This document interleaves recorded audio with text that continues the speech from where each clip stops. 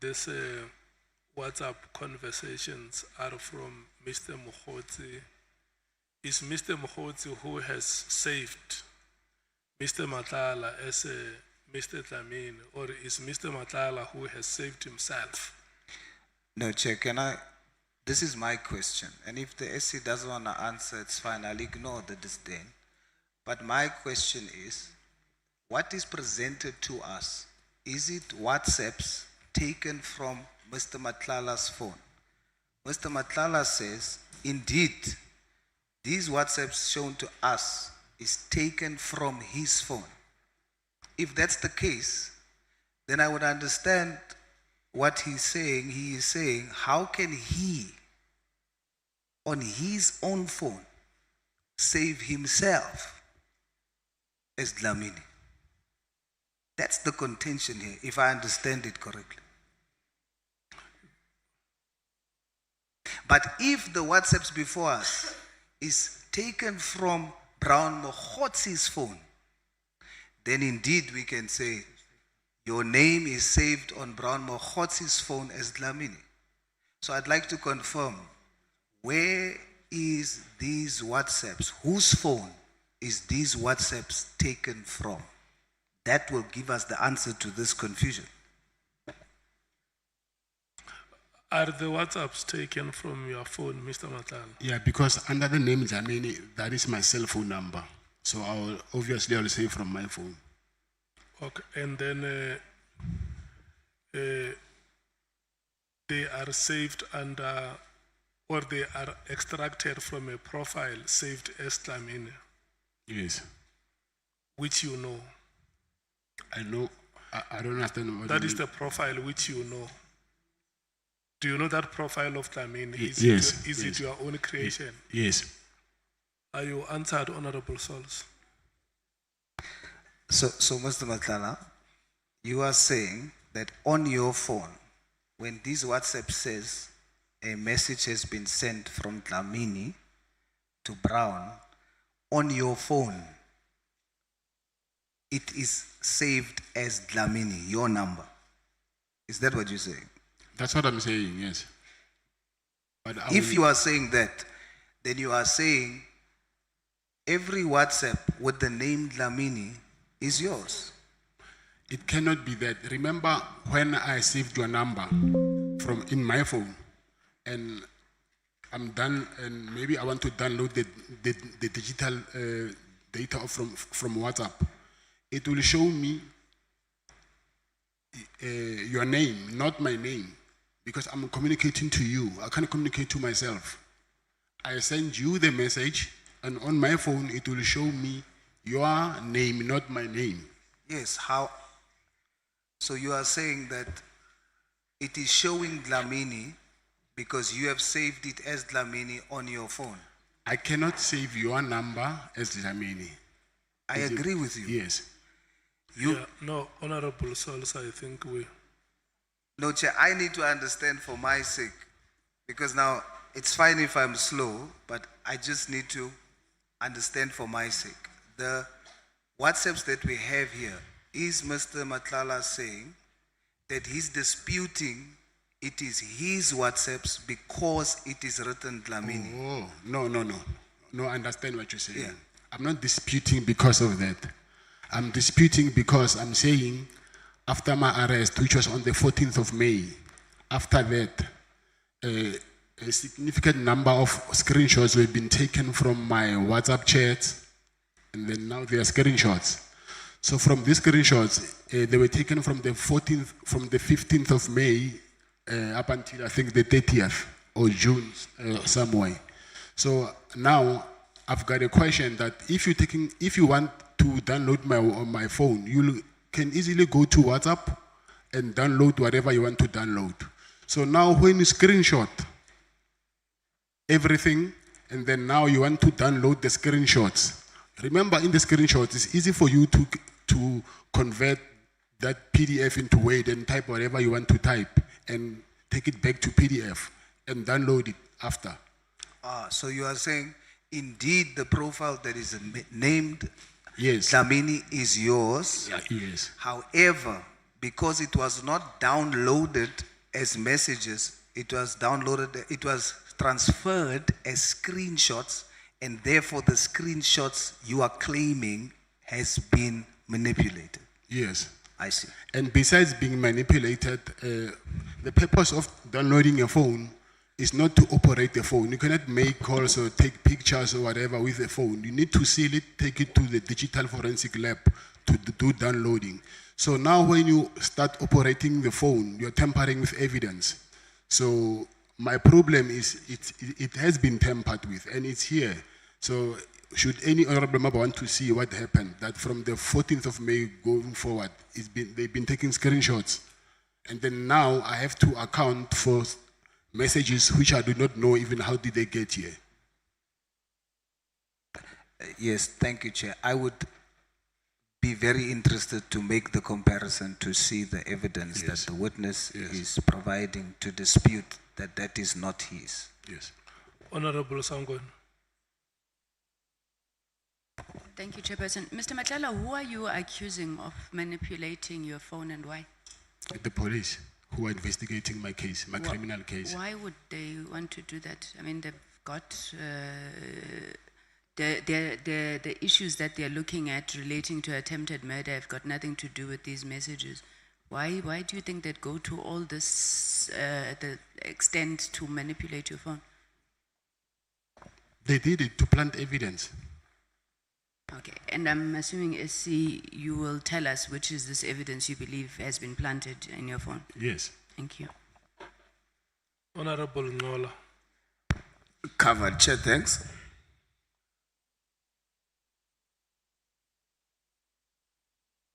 It's now 8 minutes before 1 SC. Are we going to be able to conclude? Chair, I'm not done. I mean, just on these exchanges now for the past 15, 20 minutes.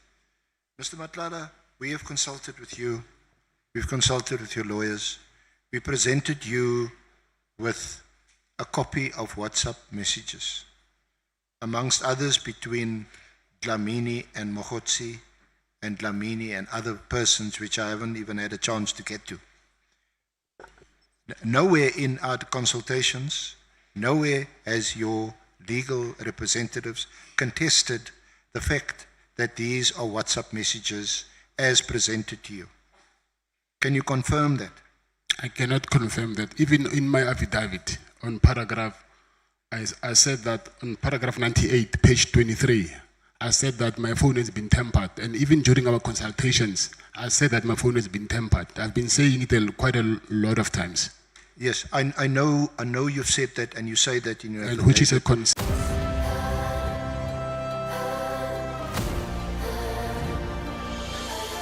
What's still ahead of us?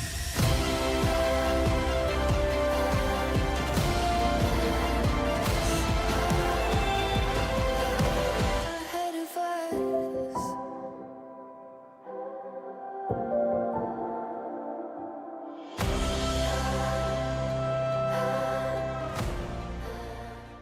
I recognize the text, I will say, yes, this is me talking to this person. I remember myself talking to him, saying these things. But some of the things that are there, are things which I've never said, but I can see them, they're here. I don't speak Afrikaans. Some of the things of the messages there, they've typed in Afrikaans even. I think they forgot to take them out. So those I understand what was this thing for. Some of the message is impossible for me to refer myself as a third person. I cannot say, talking to you, say, that guy who has won a SAPS contract, but I'm talking to I'm referring to myself. I see some of the things which are here. I think it's best, Honorable Chair, if maybe we share this phone so you can see what actually is happening there. So this thing has been tempered, that is a fact. So my problem is now to account for something which I was not even been part of. Mr. Matlala, can we just confine ourselves to what has been shared with you in consultations, what is in your statement, and what we have discussed yesterday and today? You have not disputed any I know what you're saying, that your phone has been tampered with. But there isn't any message that we've discussed today and that's referred to in your statement. Or today? Yes, Yes. that you've disputed. Yes. No, I agree with you. Yes. Yes. Yes. And you've never told us, sorry, on page 99 of the bundle of 145 pages that you've given us, you know, I don't recognize this message. This must have been inserted here by somebody. Yes. If you're talking about today's conference, yeah, then I agree. Yes. And that's all. Yes.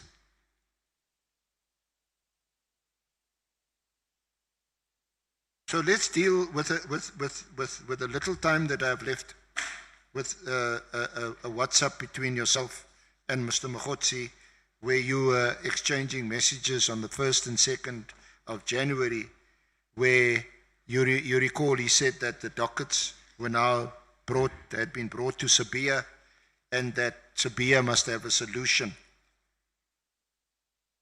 You saw that it is the WhatsApp itself is on page.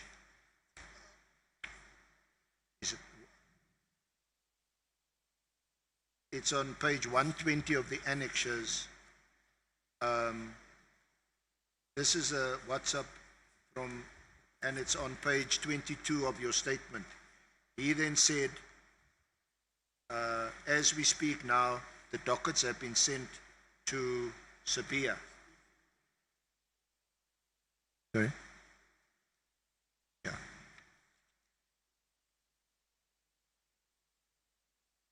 The dockets have been sent to Sabia, must have a solution.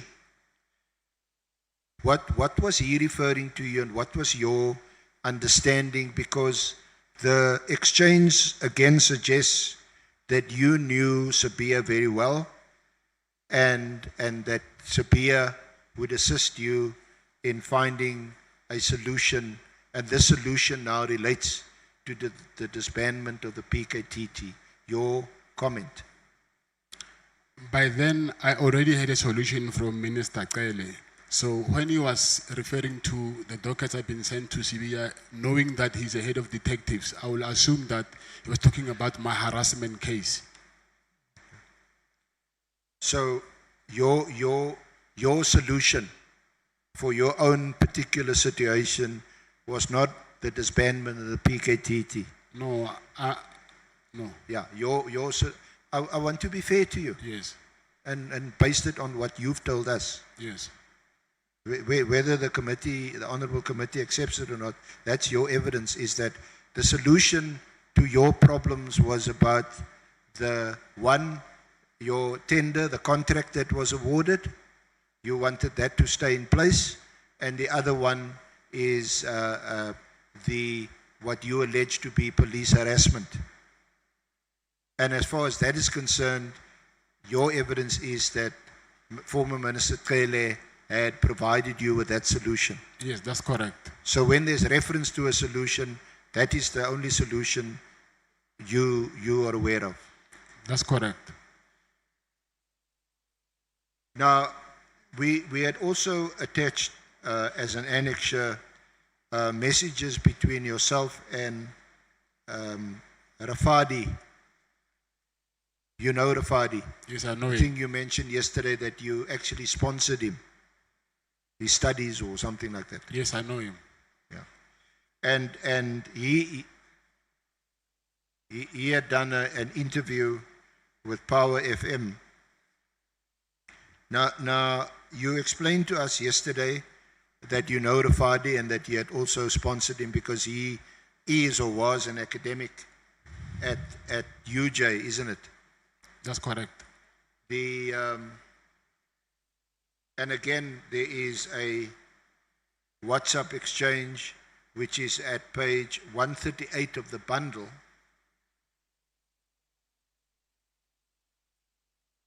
And it's again between Dlamini and Mr. Rafadi. You don't dispute this exchange with Rafadi? What does it say?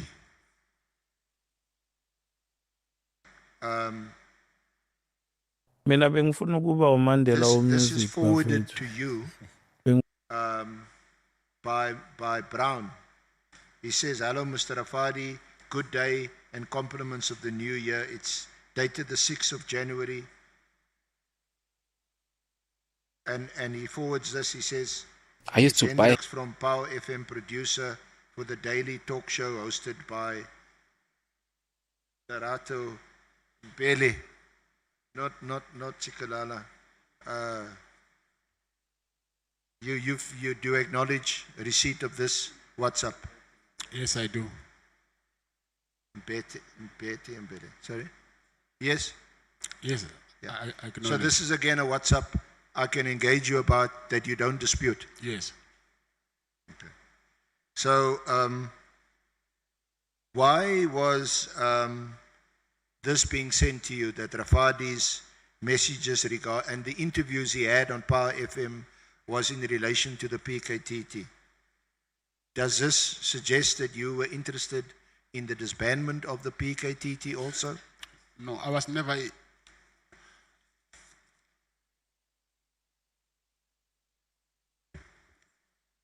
It's at page 138.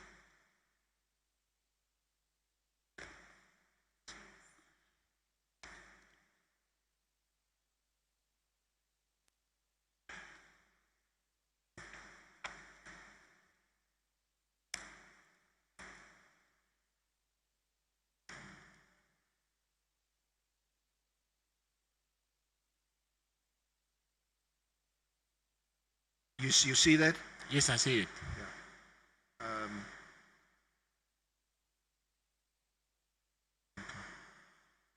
And you don't dispute that text either? Yes, I don't. Honorable Chair, shall I conclude or should I continue? Shall I conclude or shall I continue?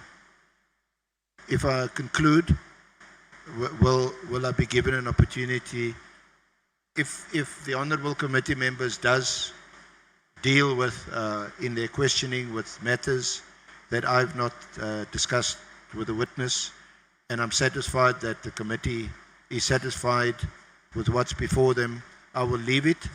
But in the event that they don't, may I raise them at the end?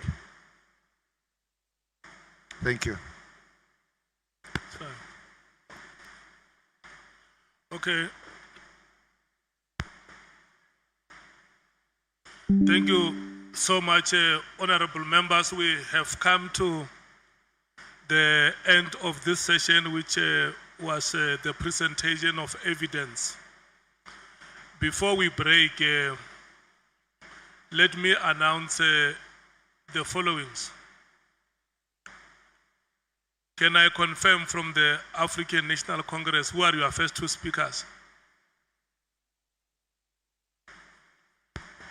Thank you very much, Chairperson. From the African National Congress, we will have Honorable Sokanyile and Honorable Ngola. We have, however, acceded to a request by the DA that they field a speaker first, and we did that understanding that they've got other matters that they need to attend to. So we will allow the DA to go before our first speaker. One speaker from the DA. Thank you, Chair. From the MKP, can I confirm you are two speakers? It will be Honorable Nomvalo and Honorable Shongwe. Honorable Nomvalo and Honorable Shongwe. Correct. The Democratic Alliance. Thank you, Chair. It will be myself and Honorable Cameron. The EFF. Yeah. Okay. Listen here, honorable members, this is what we are going to do. We are going to break now. I will come to Honorable Sols. Let me make these announcements first. So when we come back from break, it will be 14:45. So we are allocating, it will be 13:45. We are allocating 30 minutes to the full member and 15 minutes to the alternate. So we are going to take 2 speakers from the ANC, 2 speakers from the DA, 2 speakers from the MKP with that arrangement that Honorable Sangoni has spoken about. We break, and then after the 6 speakers, after break, with the 6 speakers having spoken, we will then take Honorable Malema, Honorable Matthys, and Honorable Mngwango. That should lead us towards 19 hours.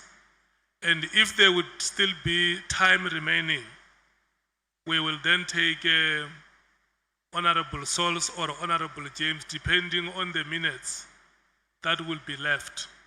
If it's less than 20 minutes or less than 30 minutes, Honorable Sols, it means we are going to take Honorable James to exploit the 15 minutes. Can I then give you opportunity to say what you wanted to say?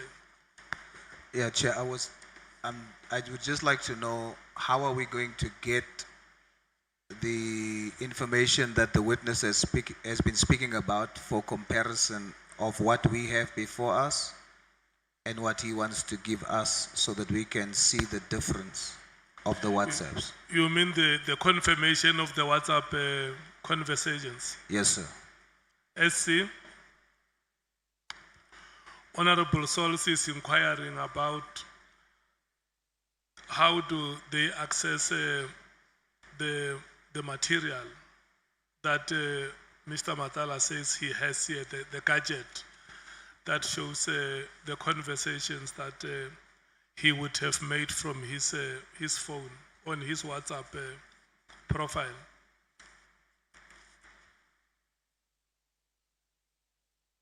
How did we access the material? How did we access the material?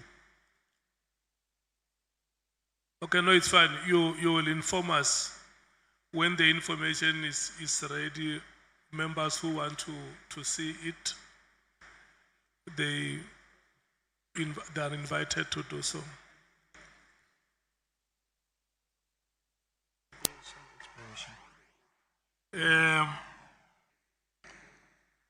Honorable members, there is nobody who will write me a letter requesting me to instruct you to stand up because it's break. I can only request you to break.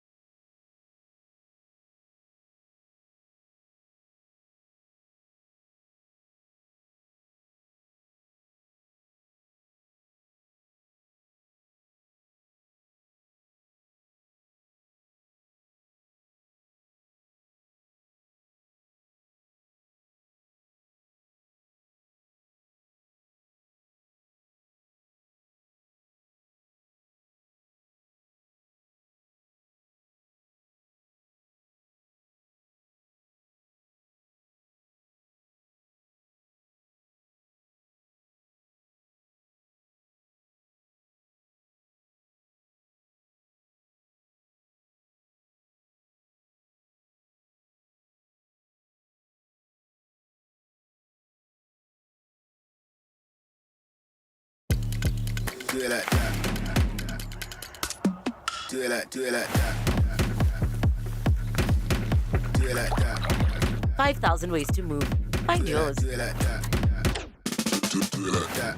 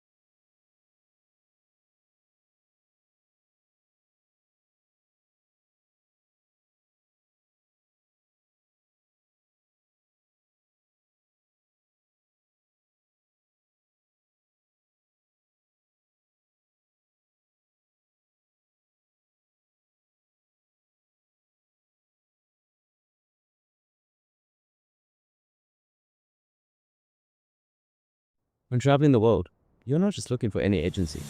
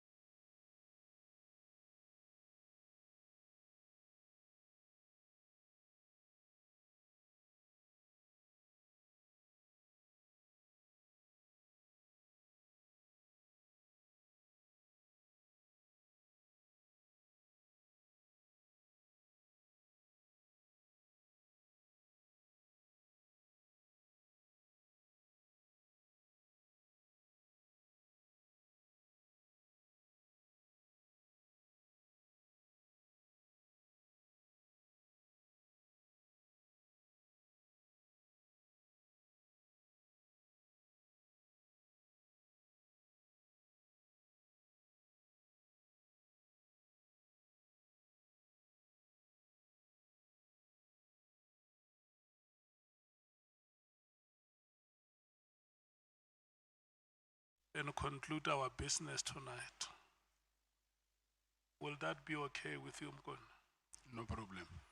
Okay. Who is starting? Honorable Sangon.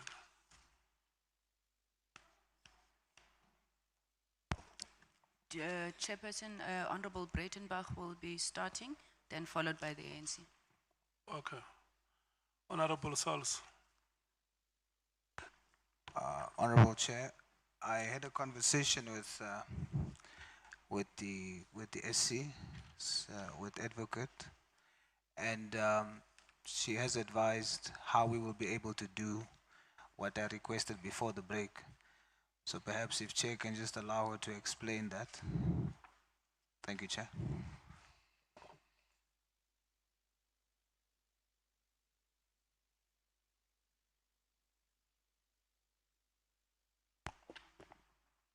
Afternoon, Chair. The request from Honorable Souls is that because the witness has indicated that in some of the WhatsApps that are included in his annexures, that some of those WhatsApps have been tampered with, that he please indicate which of those WhatsApps he believes have been tampered with, and that he then cross-references those to the WhatsApp messages that are on his phone. So give a few examples, not all of them, let's say 3 or 4, where he's identified that there has been some form of tampering, and then to show that as against the phone that he has, just so that he can be able to explain to the committee the issue that he's been highlighting about the tampering of his phone. Thank you, Chair.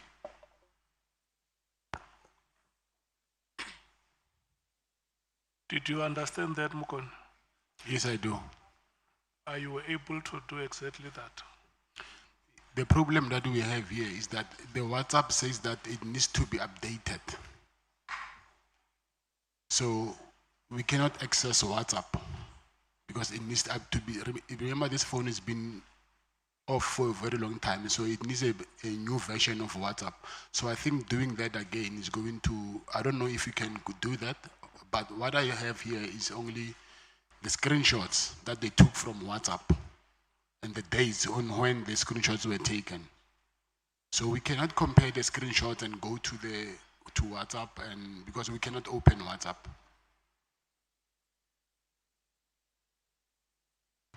Honorable Sols, do you have a follow-up? Yes, Chair. Mr. Matlala, you understand that when you make the statement to say that your phone has been tampered with, you are saying police has submitted evidence here that it has been tampered with. You have to prove that, you see? So the way you have to prove it is, you said you have on your phone your messages. My idea was I would be able to look at your messages on your phone, compare it with what is submitted to us, and in that way, we are able to see this was the message. You give us 3 examples, and this is what was submitted to us. I'm struggling to understand what you're explaining about. You can submit screenshots of when screenshots was taken. I need to understand that. But what I put to you is, in my view, if you are unable to prove your counter allegation, I will not be able to believe that. Or I can tell you directly, I won't believe it, because you have to show it. That's material evidence. The proof that I have, like I said before, is that my phone has been operating after the 14th. And the screenshots that have been taken from my phone after the 14, 15, 16, right up until June. I understand now that you would want to say that the phone wasn't in your possession after. From the 14th, I was in prison. Yes. So, but the phone was continuing operating while I was in custody. I see. So you can submit that to us? Yes. Thank you, Chair. That will suffice if we can have that. But it will only prove that his phone was operating whilst he was in jail. Thank you. Honorable Sangon. Thank you, Chair. Mr. Matlala, you remember I had asked you about this tampering, and I had thought that the evidence leader would get to a point where he would have had an opportunity to ask you what are the messages you are disowning. Now, in your testimony, you said something about messages written in Afrikaans and messages where you are supposedly referring to yourself in the third person. Yes. Are there any other messages that you have seen there that you say are not yours? Yes. Are you able to point those out to us, maybe? Yes, I can. Okay, thank you. We'll come back to it. Thank you, Chair.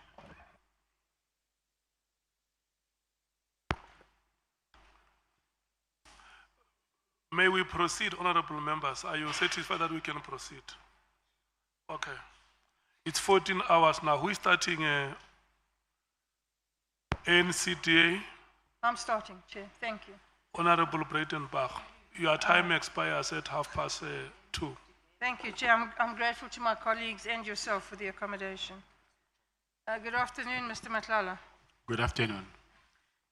So Mr. Matlala, you've had quite a history with the police and with crime and some years now, is that correct?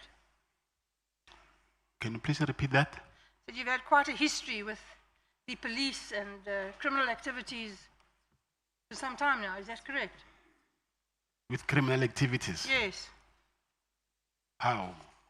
Well, in 2000, you were arrested for possession of suspected stolen property. The matter was withdrawn, you'll recall. In 2000? Yes. That's a long time, yes, but I will say yes, yeah. Yes. Also in 2000, in Silverton, you were arrested for theft out of a motor vehicle. That too was withdrawn. You recall? I don't recall, but I take it. Okay. Also in 2000, you were again theft of a motor vehicle in Brooklyn. That too was withdrawn. You recall? Yes. Then in 2001, in Cineville, you were arrested for burglary at a residential premises. In fact, you were convicted of that. Is that correct? Yes. And what kind of sentence did you get? 4 years. You served it. Yes. 2006, cash in transit. You were acquitted. Yes. 2011, theft of a motor vehicle. It was withdrawn. Yes. 2012, house robbery, possession of suspected stolen goods. Withdrawn. Yes.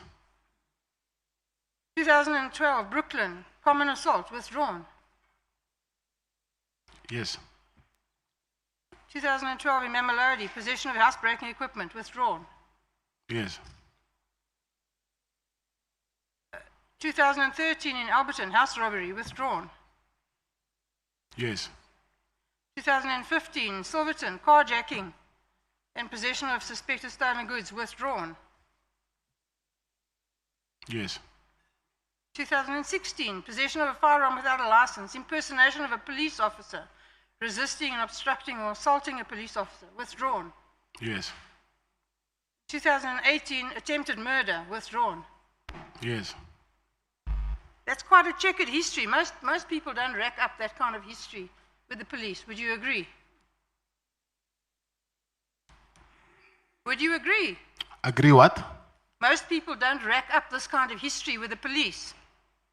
I don't know that. You don't know that. And how is it, Mr. Matlala, that you lived such a charmed life? Out of that entire list of activities, you were only convicted once. How did you manage that? Or were the rest all just nonsense charges? Nonsense. Yes, were they just nonsense charges? No. How is it that you were, everything was withdrawn or you were acquitted?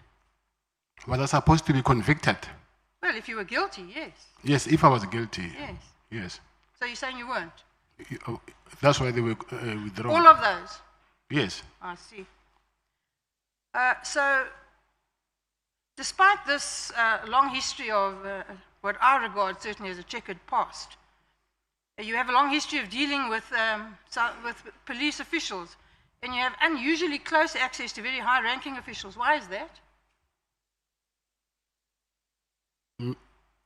Why do I have...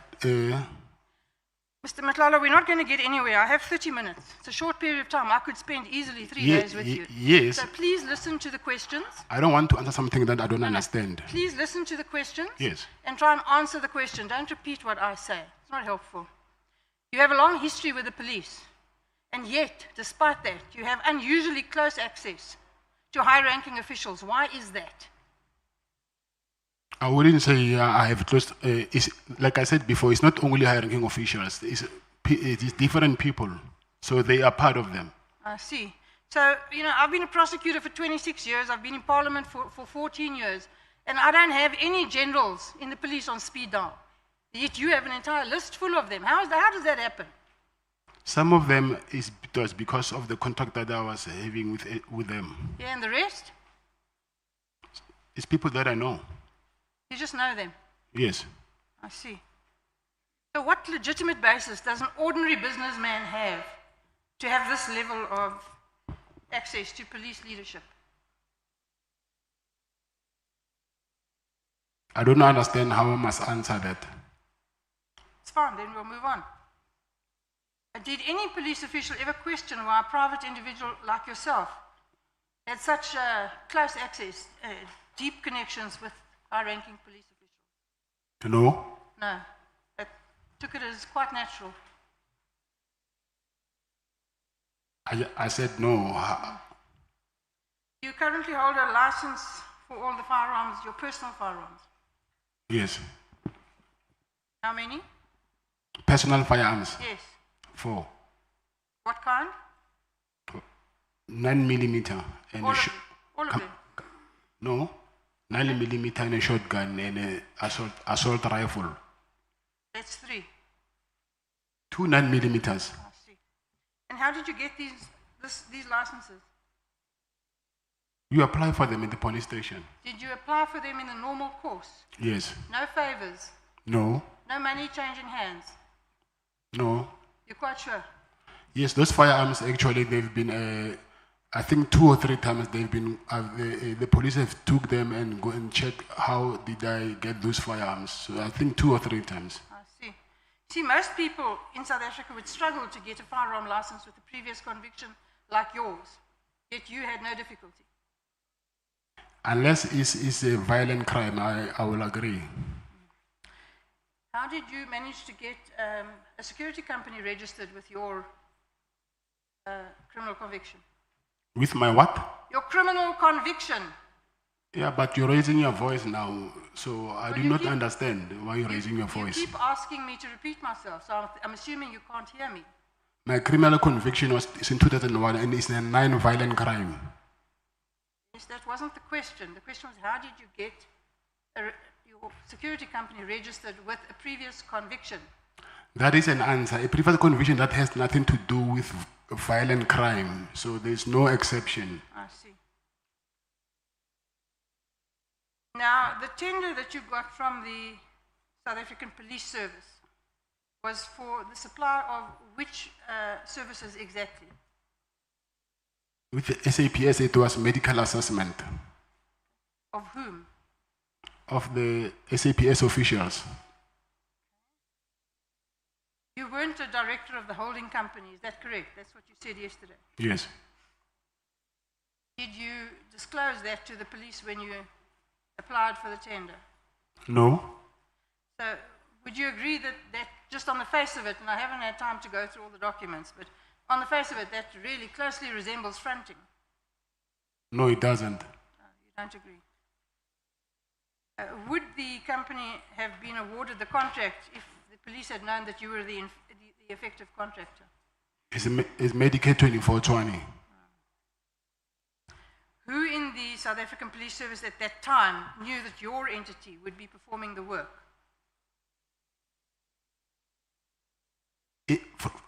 From the SAPS? Yes. No police officials are performing work on my behalf. You testified that you met Mr. Taylor for business engagements, is that correct?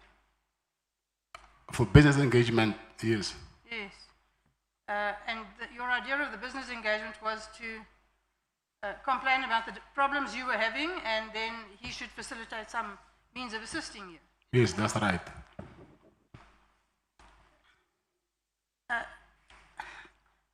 And is getting manicures part of your business protocol? Getting a manager, Manicures, having your nails done. manicures. Yes, It's part of what? your business protocol. No, it's not. No. Is it not so that you and Mr. Kele met on at least 5 occasions at Edge for Men in Menlyn, where you get your nails done, both of you? I never met Mr. Kele there. I see. And the 500,000 rand you say was because Kele asked for it, and it was in return for him having facilitated getting rid of the difficulties that you were having. So getting rid of the harassment and sorting out your problems that you were having with the police. Is that correct? Did I understand you correctly? I said to you that after he helped me, he said to me, I must give him money because he also helped me. I didn't say I gave him money because of he helped me. He the other way around. No. I accept that's what you say. But you asked him for assistance, he gave it, and then he asked for money. Yes, that's true. In return for that assistance. Yes, that's true. Yes. Now, what do you think that is? Is that a business relationship, or is it just being good friends, or? I will say he's returning a favor. It's returning a favor. Yes, I will say that. So you were returning the favor. Yes, according to him, yes. I see. And you don't think that's corrupt? No. So you don't think that Mr. Kele interfering, using his position in the police to interfere with police processes, make them go away, and then when he does that, you pay him $500,000. That's not corruption. Yeah, from his side, I will say it's corruption. But not from yours. No. You know that there are 2 parties involved in corruption. There's a corruptor and a corruptee. Yes, I agree. Okay, well, I'm telling you, in my view, in this situation, you're the corruptor. Okay. Why would any businessman just casually hand over $500,000 to a senior police official? Why didn't you report him? To who? To the police. The same police that are harassing me. Well, there are many police. I'm sure the entire police force wasn't harassing But you. there is only one national commissioner. Okay. So you paid to make your problems go away? Of course. Yeah. And I'm sad to tell you, Mr. Matlala, that is corruption. You call these payments facilitation fees. Of course. Yeah. A euphemism for corruption. You agree? No, I don't. So the lease on the property, the hospital property, you got the lease, you then got the contract, and then you complained the police were not giving you enough work. Why were the police under an obligation to give you work? It's part of the SLA. And what was that arrangement? What work were they supposed to give you, and how much? From all different work streams, from medical assessment to incapacity leave, injury on duty, any work stream that they have, a wellness. And who promised you this stream of ongoing work? It's the SLA itself. And what in totality was this contract going to be worth? 360 million. How much did you get of that? I'll say maybe 50 million. 50. Yes. So, what other streams of income do you have apart from this contract? Security. Yes, and what do you earn, just generally speaking, from that? It's not the same. It depends on how many clients you have. Yeah, well, that's why I said generally speaking, just a ballpark figure. So maybe 2 million. Is that a month, a year? A month. I see. So you're quite generous. You give away quite a lot of money. You bankrolled Kele to the tune of $500,000. You bankrolled the ANC's party on the 8th of January. Again, you must surely feel this money. I for the January 8th thing, I think I explained that why I had to give that money. Yeah, I'm not suggesting anything about the reason. I'm saying normal people would feel that money. Nobody just hands out that kind of cash. Even myself, I felt it. To the prejudice of your family, you're just handing out cash to corrupt policemen and the ANC for the birthday party. Chair, can I call a point of order? And my apology to Honorable Bredenbach, but I have a very serious problem with a sentiment or an assertion that says that Mr. Matlala's money was used to bankroll the ANC January 8. Mr. Brown Mohoti cannot and will never be the ANC. So to say the ANC was bankrolled because the money went to Mohoti is simply to reduce the ANC to an individual who had whatever kind of a relationship with Mr. Matlala. And we don't think as the ANC that is a correct appropriation of what we have understood to have been a relationship between Mr. Matlala and Mr. Mohoti.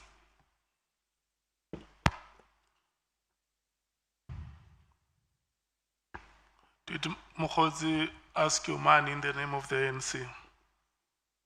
Not in the name of the ANC. He asked me money, and then he said he was working with the minister of the police, who is in the ANC. Okay. The point is sustained, Chief Whip. Honorable Malem. No, on a point of order. Mr. Matlala made an allegation that money was sourced to pay for people to go to the January 8th celebration of the ANC. And what the Honorable Bredenbach is doing is testing that evidence.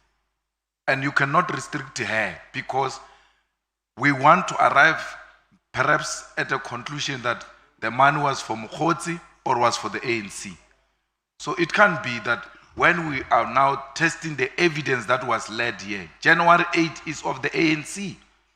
People were paid transport, accommodation, and all of that, including buying table in the dinner of the ANC.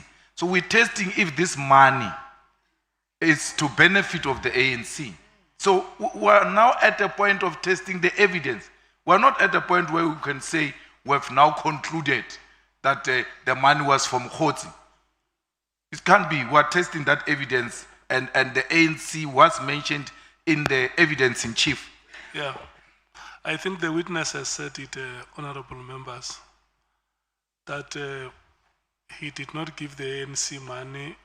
He gave money to Mohoti, who said he was working with the minister. So the matter can be probed further. For now, it has not been proven that the money was used to bankroll the ANC.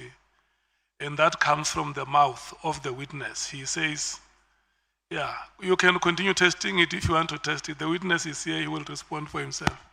But like I said, that point of order was sustained. Thank you. What did you give the money to Mr. Mohoti for? He said he wanted to entertain his friends and book them flights and accommodation. For what? Flights and accommodation. For what? For the To go where? January 8th celebration. And what is the January 8th celebration? I think it's the celebration that the ANC hold every year. Thank you. So,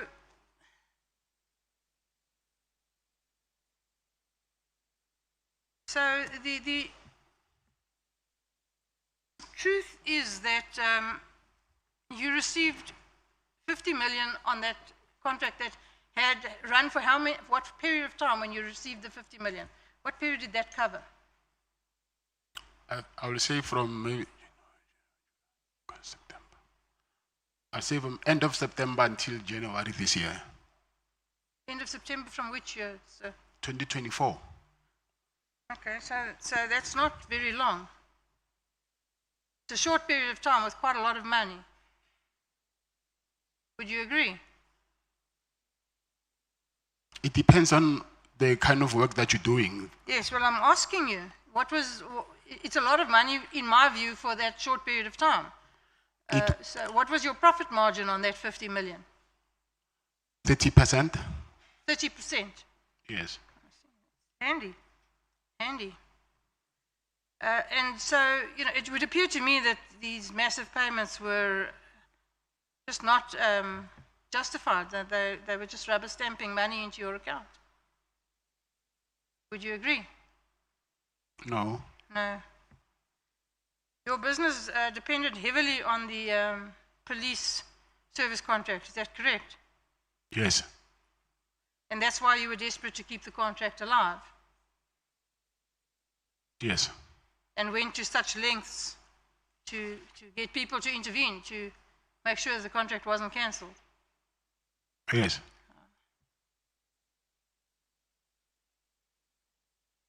And the payments that you made in order to ensure, or to try and ensure that the contract wouldn't be cancelled, are nothing more than bribes in just common parlance, is that correct? No. No. So what do you think a bribe is? A bribe? Yes. I know what a bribe is. Tell me what you think a bribe is. A bribe is to Yes, tell me how a bribe works. Is to give someone money in exchange for a favor. Yes. Isn't that what you did? No, it's not what I did. Did you not give Taylor $500,000 in exchange for a favor? If you were in my shoes, you will do it as well. No, that's not the question. The question is that not what you did? Did you not give Taylor $500,000 yes, I gave him money. For a favor? That's a bribe.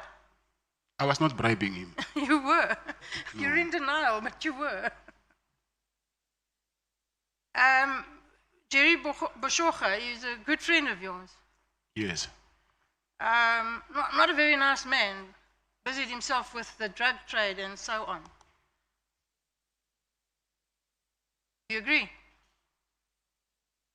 Yes, I agree. Are all your friends involved in criminal activities? No. Well, how many of them are? Quite a lot. Quite a lot. That doesn't bother you? Say that again? That doesn't bother you? You're saying how many friends I have? Yes.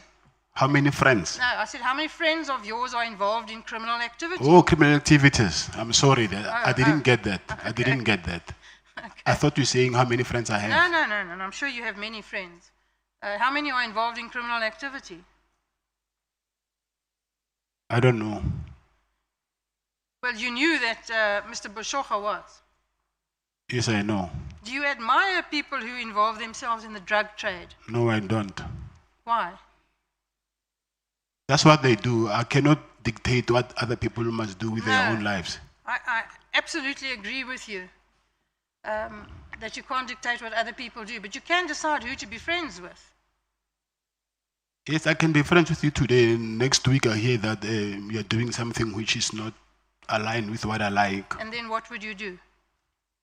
I'll let you do whatever you're doing. And you still remain friends? Yes, on conditions. What conditions? What conditions could there possibly be for remaining friends with a criminal? I can only meet you at church. Hey, Wena.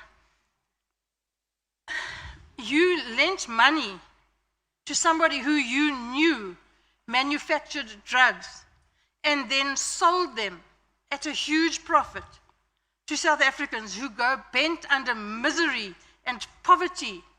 And your friend and people like him, keep them there. That doesn't bother you. It does. But you still gave him money. Yeah, but that money was not for that. You don't know. You just said yourself you don't know what it was for. Exactly. I'm saying when you ask money from me saying you want to buy bread, whether you lie to me or not, that's you, but I gave you money for what you asked me for. You know, Mr. Matlala, you're a clever man. That's very clear. You're not a stupid man. You've been around.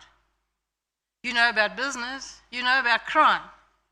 And you are not the naive person you're trying to portray. I don't believe you for 1 minute.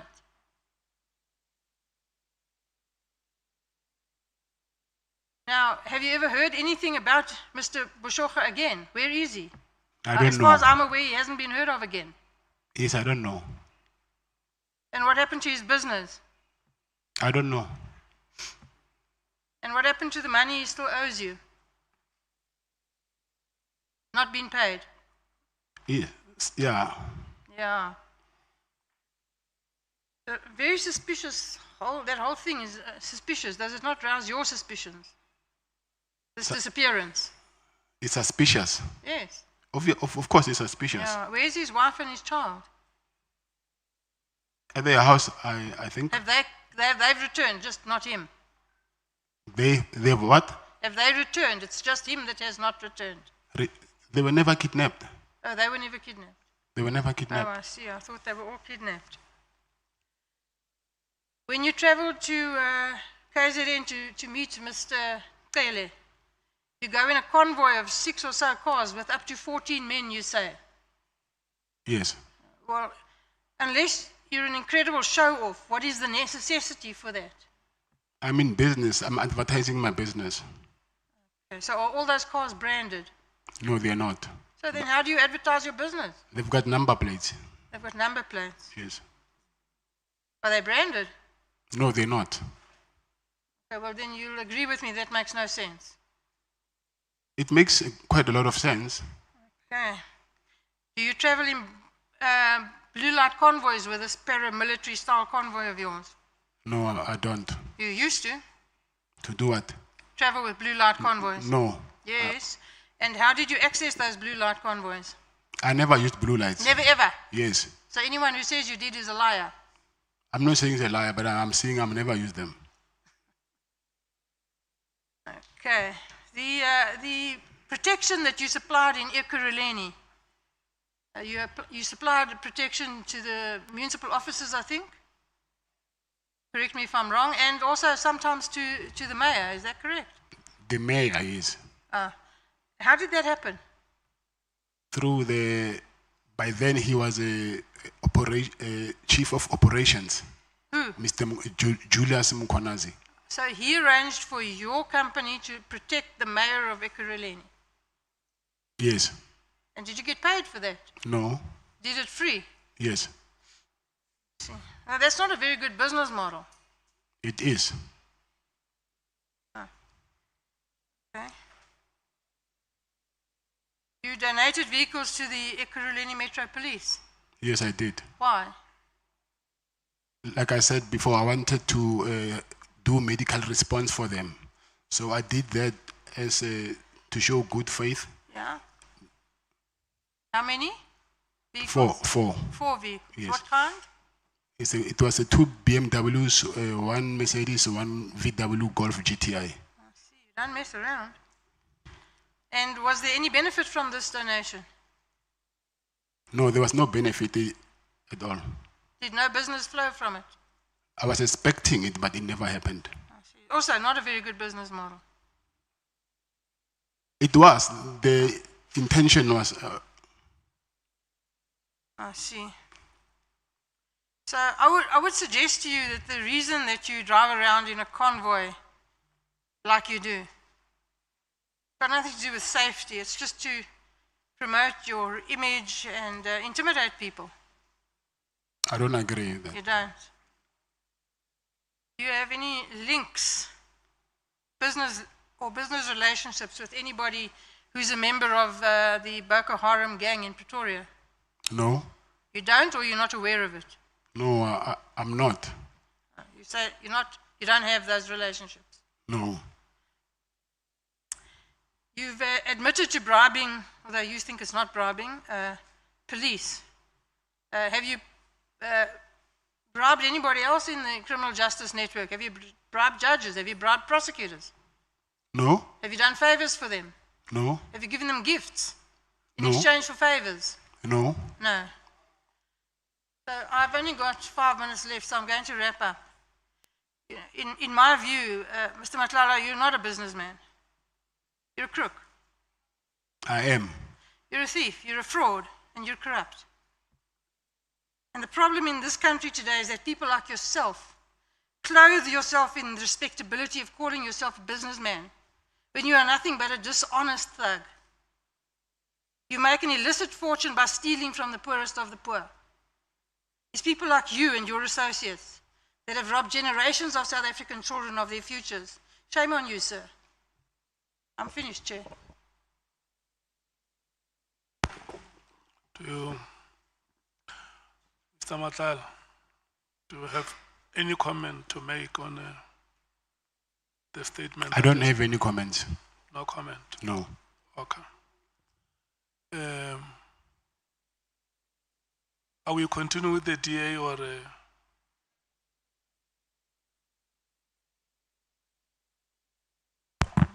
Sorry, Chair, it will be the ANC next, but I wanted to check if there's any follow-ups that you are allowing on Honorable Breitenbach's questioning. I'm not going to allow follow-ups now. I want us to run at a later stage. We can determine if we take follow-ups.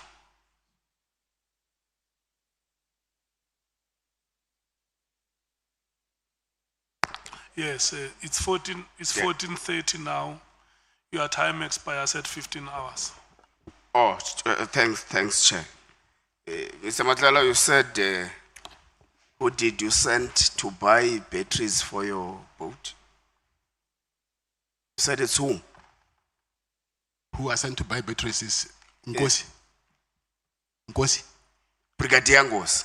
No, Sergeant Nkosi. Sergeant Nkosi? Yes. Oh, so around here, you make police officers run your errand? You are in charge? But policemen here run your personal business? But he's a human being after all, so after work he's no longer... Okay. He is a policeman, do you agree? Yes, he is. Do you agree that you send a police officer to buy yourself batteries for your boat? Do you agree? Yes, I sent him. Okay. So, do you agree that you send a police officer to run your personal errands? I agree. Okay. Do you know the relationship between Sergeant Kgosi and General Spear? I don't know the relationship. Okay, I put it to you that Sergeant Kgosi is a very, very close person to General Spear. Remember, the SC made an example of a video at Molefe's home. Yeah. But you don't know personally General Spear. You have no personal relationship with General Spear, but his right-hand man runs your errands. You also attend some of his family occasions. How is that possible? It is possible. How? Because I do not think Sergeant Nkosi only knows General Sibia, so he has other interactions with other people besides him. Know what I'm saying? In your statement, you claim not to have a personal relationship with General Shadrach Sibia. Yes. But he says you went to his office once. You say you went to his office 3 times. Yes. You have his right-hand man as your errand boy. You attend his family occasions. How is it possible that you don't know that person in person? But Sergeant Nkosi, he is not General Sibia. Those are 2 different people. Beg your pardon? I'm saying Sergeant Nkosi, he is not General Sibia. It's possible that I can... That's not what I said. But I'm just making a series of events and asking and linking them to General Spear and asking, how is it possible for you not to have a special relationship with General Spear if we have been able to be close to him in this manner? I will say it's possible. It's possible. Yes. Thank you. Who is Farmer Brown? I don't know. Farmer. Yeah, you talk about a lot of Farmer Brown, eggs this, krall this, farm this. In the WhatsApp messages with a person of Kun, what? That WhatsApp bundle, I also received it yesterday after we adjourned. Who is Farmer So Brown? I don't know anything about that thing. You don't know Farmer Brown? Yes. Would you agree with me that the conversation that is contained here is full of coding? These things that I said here are just coding what was actually happening. It's not about eggs, it's not about král, it's not about farm, it's not about everything that is said here, but it's about a particular dealing. This conversation is a coding conversation. Would you agree with me? But I cannot. At least you saw it. I cannot account on something that I do not know. Okay. Did you receive bid evaluation committee minutes on your WhatsApp? No. Do you dispute that you were part of this conversation? Yes, I dispute it. Okay. Maybe let's pass it there. Because it's quite interesting that you have got about 22 bidders for the Medicare tender, and only you receives minutes of the bid evaluation committee. I didn't receive the minutes of bid evaluation committee. Okay, that's fine. So part of what our terms of reference instruct us to investigate is an existence and the operation of a sophisticated drug cartel. Do you know about any drug cartel operating in Gauteng? I don't know. Do you know anything that is referred to be the Big Five? I've learned. I just learned about it recently. You are not part of any drug cartel? No, I'm not. Is your friend, close friend, as you say, Mr. Jerry, part of the drug cartel? Not that I know of. Okay, let's go to the listing of the hospital. You say you leased the hospital, but you couldn't access it. But going down the line, you say there was a clinic which made you know the officials of Ekurhuleni and stuff. How many hospitals or clinics did you lease or do you have? The hospital that I leased is one is inside the College of SAPS in Pretoria West. But you say Ekurhuleni municipality people, you knew them because they came to your property or your clinic to test COVID-19. Which one is that one? The clinic in Boksburg. So it's not the hospital that you leased from a public works. Yes. Okay, there's an article that was run on your name, amongst other articles, that you leased the hospital from public works, which was run by SAPS 6 months before the Medicare 24 tender was awarded to you. Yeah, but that was not true. How? When did you lease I think I will say maybe 3 years back. I've been engagement with public works. No. I'm talking about you getting the lease, not the engagement. 2024. 2024, yes. Which month? Maybe around November, December. So you leased the property after you got the tender. You got the tender in June 2024. Okay, I might be confused. It's Yeah. maybe 2023, maybe. Okay. So it's blatantly not untrue that you leased the property before the tender was awarded to you. Yeah, but before you get a lease agreement, there was engagement that took over maybe, I'll say, more than 2 years. Yes, we agree. Yes. But we're saying you are accused of leasing a facility with public works before you got awarded by the tender. Yes. And you are accused of having been a tender prophet. That you prophesy that you are going to get a tender in the near future, so you need this facility. That's what the media is saying. So we're giving you a right to reply to that. Yes, but first of all, even that hospital was not for that. By then, I did not even know that I was going to be awarded the tender, because that tender also, I've applied for it before, and then I didn't win it. If I was a prophet, then I knew I could have gotten the first time. 3 years back before, I attended for that same thing. So this was my second time bidding for that tender.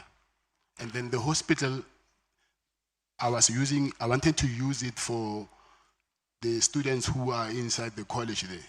So it's two different things. It had nothing to do with the tender. Okay, so General, is it General or Brigadier Lenono or Sergeant Lenono? Brigadier, yeah. Brigadier Lenono. Yes. Was part of the bid evaluation committee. Yes. An evaluation committee that evaluated, amongst other things, your tender documents. Yes. And you later offered her a job at your, Yes. at your company. Yes, that's true. Why? She resigned from SAPS, and after she resigned, she went to join Metropolitan, the same company that was rendering services for the same thing that I was doing. But no questions were ever raised about that. So after Metropolitan, she came to me. Now it was a problem. So I did not know why there must be double standards there. And anyway, if we talk about association, the head of HR, she went to a wedding of a Metropolitan executive. Here's her photo. I didn't attach it there. I didn't have time.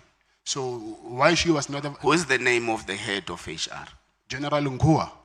General Nkua. Yes. General Nkua is the head of HR that was coordinating the project that was run by Metropolitan in SAPS.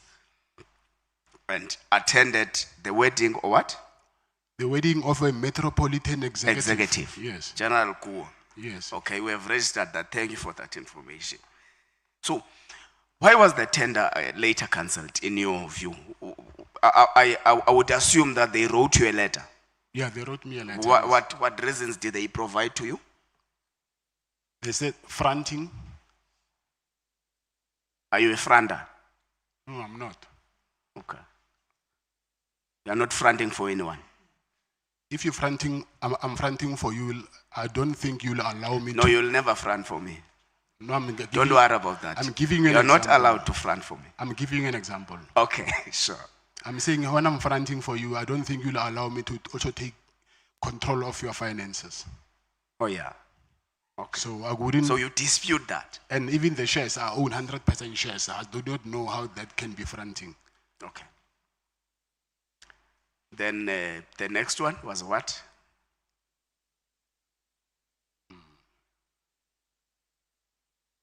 Was there no supply chain irregularities that they mentioned? Yes. They did. Yes. Then the supply chain irregularities Yes. are the process that was run amongst other people by General Lenono you offered. I mean by Brigadier Lenono you offered a job. Brigadier Lenono, first of all, before I offered her a job, I asked her because of, I saw her when she came to the clinic to do the, they used to come, when they did the due diligence, I was not around, but they came for the second time, and I saw her, and I asked her, I know that you were working for SAPS, then won't it be a problem if I employ you? And she said to me, That's not the question. What is the question? The question is, part of what was written to you by SAPS she was. Is supply chain irregularities. Whose irregularities? Some of the people were part of the process is Brigadier Lenono, the one you offered the job. Brigadier Lenono, she was not part of the adjudication committee. No. She was part of the BEC. Yes. Remember, the adjudication committee is supposed to receive a report from the BEC. So she is deeply part of the process. The evaluation process of any tender is the most important process. So she was part of the bid evaluation committee. Okay. So you offered her a job after that? Yes. Okay. But now again, if she influenced my contract, then I will blow my cover by hiring the same person who. So that will be very stupid of me. Okay. I will hide her. I wouldn't. She will get her money while she's sitting at home. Okay. Did they mention poor performance? Yes, they did. Okay. So, do you agree? I don't agree. Okay. Allegation ran that you may have given money to the people who were running the supply chain process. What is your response to that? I've given money to people who are running the supply chain process. Yeah. No. It's incorrect. No. So the only person who gave money is in the SAPS circle is General Pigton. That's the only person. I will give people money, but not because of their in supply chain. Not in supply chain. But you gave police officers money, but they are not in supply chain. Yeah, not police officers, yeah, but I'll say maybe people that I know. Oh, okay. Okay, let's take it back to the raids. There were items that were confiscated from your property. There is an allegation that has been set in the committee that part of what happened after the raids in your house was that you were made to go and open a case against the PKTT under the pretense that a Rolex watch was stolen and some other item, a necklace, I'm not quite sure of the, yeah, and all that. But it was alleged in this committee, in this setting, that was a pretense. There was no such a thing. You were made to open a fake case and all that. What is your response to that? That is not true. It's not true. Yes. Tell me why, if you believed that robbers entered your house and took items, you only went to the police station the next day. Why? It was early in the AMs. I went the first thing in the morning. Okay. They enter your house. They harass you, as you claim. They steal from you. They have balaclavas. Then they leave. It's only the next day where you can be able to go to the police station. Not the next day, the next hours, few hours. Okay, that's fine. So Brown Mokhotsi pretended to you that he's from the minister's office. He said he's doing what then? He just said he's working from he works from the office of the minister. He didn't tell me his job description. So you didn't ask as well? I didn't. Okay. Because usually one would call and say, I'm so and so, I'm this and that in that particular office. So with you, you didn't even bother to check or verify whether the information you are given by this person you claim to not know is correct. Yes. You just moved with the flow. Yes. Okay. Don't you find that funny? No, I don't. You don't? You say in your paragraph 29, you got disturbed by all this when you were starting to pursue a legitimate business. What do you mean? What do you mean you were starting to pursue a legitimate business? Paragraph 29. Yebo.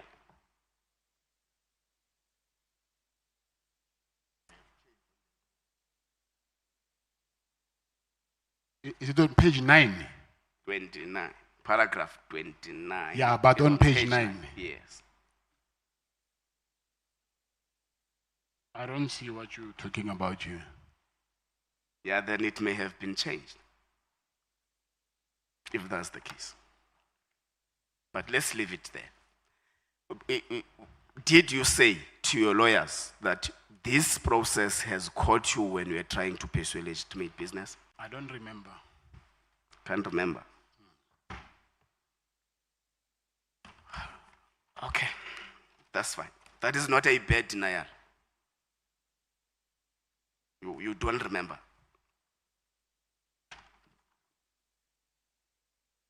Yes. It's 30. Yeah, it has been changed to 30 now. Pursuing a legitimate business. Yeah, it's paragraph 39. What do you mean you were starting to pursue a legitimate business? Because I said before that my business was informal. Informal? Not registered, yes. What business was that? Like buying and selling of goods. Of? Buying accident damaged vehicles, repair them and sell them, but whatever I was doing was not registered. No. But the raid started when you had a legitimate tender with SAPS. You got the tender in June 2024, the rates were in December 2024. Yes. So you already had a registered business at that particular time. Yes. So what do you mean by saying all this is disturbing you because you were starting to pursue a legitimate business? Isn't that a concession that you have been engaged into an illegitimate business? No, I think it's a wrong choice of word. So you apologize for legitimate? Yes, I do. Okay, that's fine. Apology accepted. Part of what you paid Brown for was to pay investigators. So did he tell you what are they investigating? Who are these investigators? Why should they be paid and all that? Not paying them, paying for their accommodation. That's what he told me. No. There's an issue about paying investigators. It was supposed to be Yeah, a I paragraph 35. No, it's supposed, okay, we'll come back to it. It's fine. So, did Brown ask money from you? Yes. To pay investigators of your matters? I'm saying he said he asked money from me to pay accommodation for investigators. For investigators. Yes, yes. So he did not give you detail of these investigators. What are they investigating? How much must they be paid? Why should they be paid? I'm saying again, not paying them, paying for their accommodation. That's what he said. He want money for accommodation, not to pay them. Okay. So you also say you don't believe that Brown Mokgotsi knows the minister is fake. He's trying to make himself important. Yes. Do you know that the chief of staff of the minister came to the committee and said he has been, that he has received the conduct details of Brown Mokgotsi from the Minister of Police? Contract. Conduct details. I don't know. You don't know that. Do you know that the chief of staff of the minister, Mr. Nkabinde, said he has actually been requested by the minister to arrange meetings between the minister and Brown Mokgotsi and local leaders? I don't know. Yeah, so according to the evidence that we have, it's not true that Mr. Brown doesn't know the minister. Yeah, that was my suspicion. Okay. I think Honorable Sangoni tried to touch on this matter yesterday, and I didn't really got satisfied with the response. There is a consistent message you get from former Minister Begicel that don't block Brown Mokgotsi because he may lead you to Minister Mkhulu. And what was your understanding of leading to Minister Mkhulu? He told me himself that they want to arrest Minister Mkhulu with his team. So they wanted to get something that they can use to arrest him for. Then who's they? Minister Kele and his team. Oh, he didn't mention the team. Yeah, but he didn't have to, because I already heard when he was talking to one of the team members, like Lieutenant General Kumalo. Okay. So, Brown also sent you a message that we need to fight everything that comes to you. To me? Yes. In part of the WhatsApp conversations, that's part of the things Brown sent to you. That we need to fight. Yes, I know the fighting part, but whether it was to me, I don't know. But he says that comes your way. That's what he says. Okay, I will take the message as it is, but I don't think it is what you're saying exactly. But anyway, yeah, but anyway, it's on inverted. Yes, I'm not commas. disputing that. Yeah, it's on page. It's on the WhatsApp conversations between you and Mr. Mkhotsi.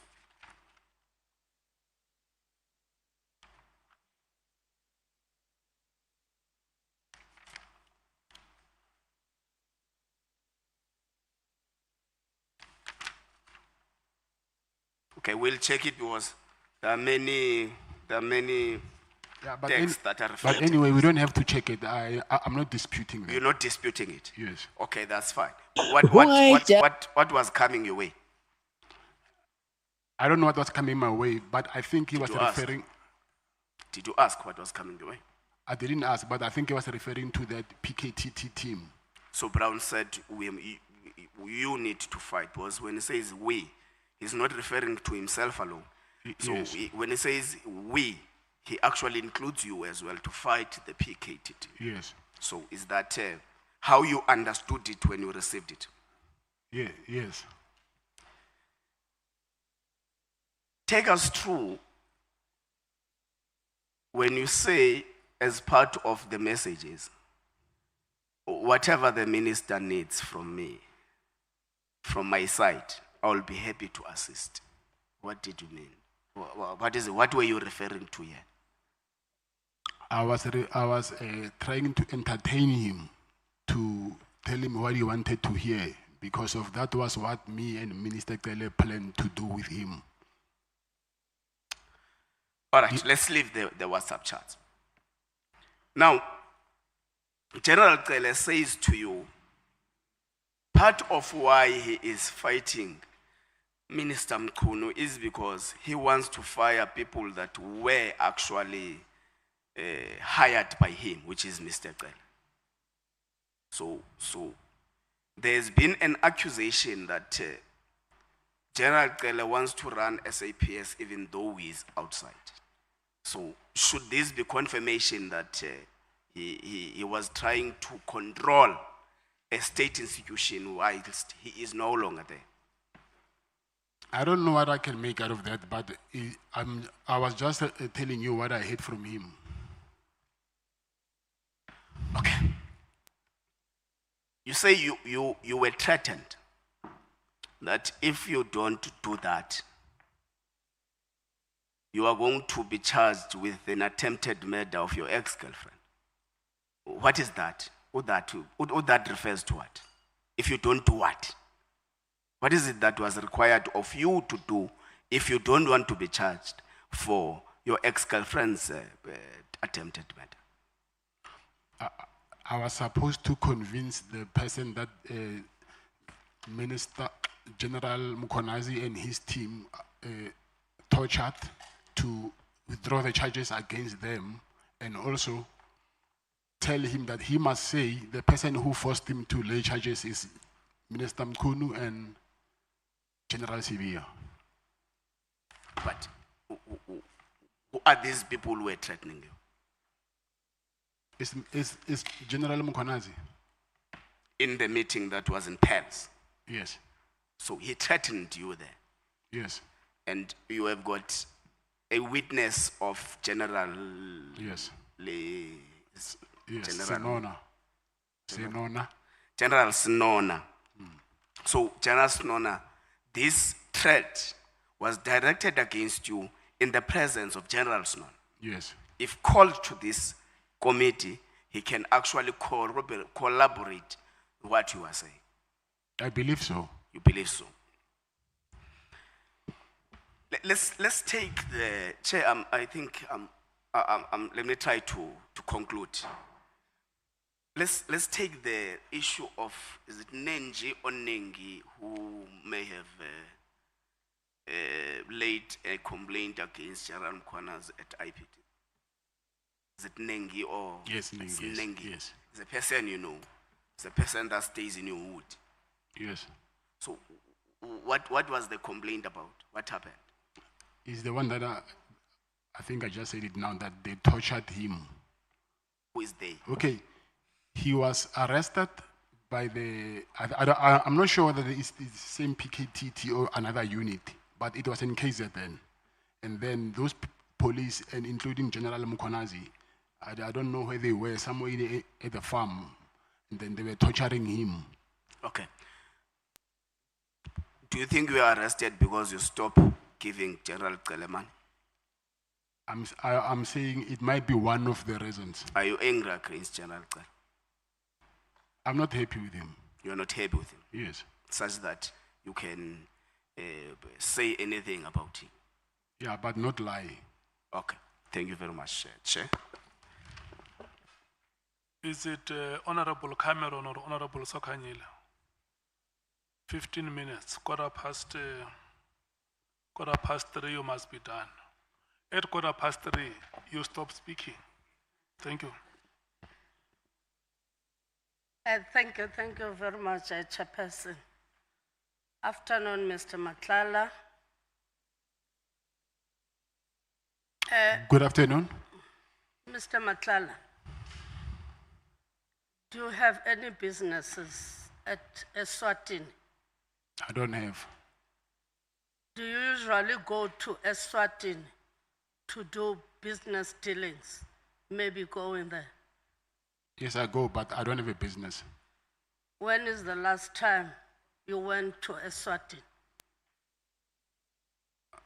19 April 2025. Came back when? 20 April. 20 April. Yes. So meaning that you have Eswatini or you have a passport? I don't have a passport of Eswatini. You don't have a passport? No, I don't. How do you enter Eswatini? With a South African passport. Okay. You don't have an ID that says Vusimuzi Dlamini. I saw the ID, but it's not mine. It's not yours. Yes. Even the date of birth that is there? Yes, I saw it, yes. You saw it? Yes. In one of the WhatsApp messages, there is a message that says you instruct your wife to bring the ID. Yes. You know that one? Of the Eswatini ID. Yes, I know the alleged message, yes. You know that, is it yours, that message? No, it's not mine. So it has been imposed. And then, do you know a person called Radovan Kresha? That He's name. in the same center with me. Huh? He's in the same center with me. Which here? Yes. Why? I'm saying he's in the same center where I'm being incarcerated with me. With you? Yes. So But the relationship do you with know him? him? Yes, I know him. We are in the same center. The same center, meaning the prison. Yeah, okay. I'm saying CMEX. I don't know what to call it. Oh, okay. Oh, it's Simex. Do you know that one of your associates, the reports, they revealed that he was once arrested with the hitman? Yes, I know. Who's that? Is it Tabiso? Tabiso who? Tabiso Ledwaba. Okay. Not it- Kagiso. Kagiso, yes. It's Kagiso. Okay. Then yesterday, when you were introducing yourself, being asked by the senior counsel, then you reflected only about this conviction of buying and selling the stolen goods. Yes. Why didn't you reflect about the other offenses that Honorable Beltenbach has reflected? Those are not convictions. I was referring to a conviction. So, But you didn't reflect about the offenses. Hence, even myself, I'm saying that it's an offense because most of them, they were withdrawn. yes. Why didn't you reflect about them? Because I was not asked about my offenses, I was asked about my convictions. So those are two different things.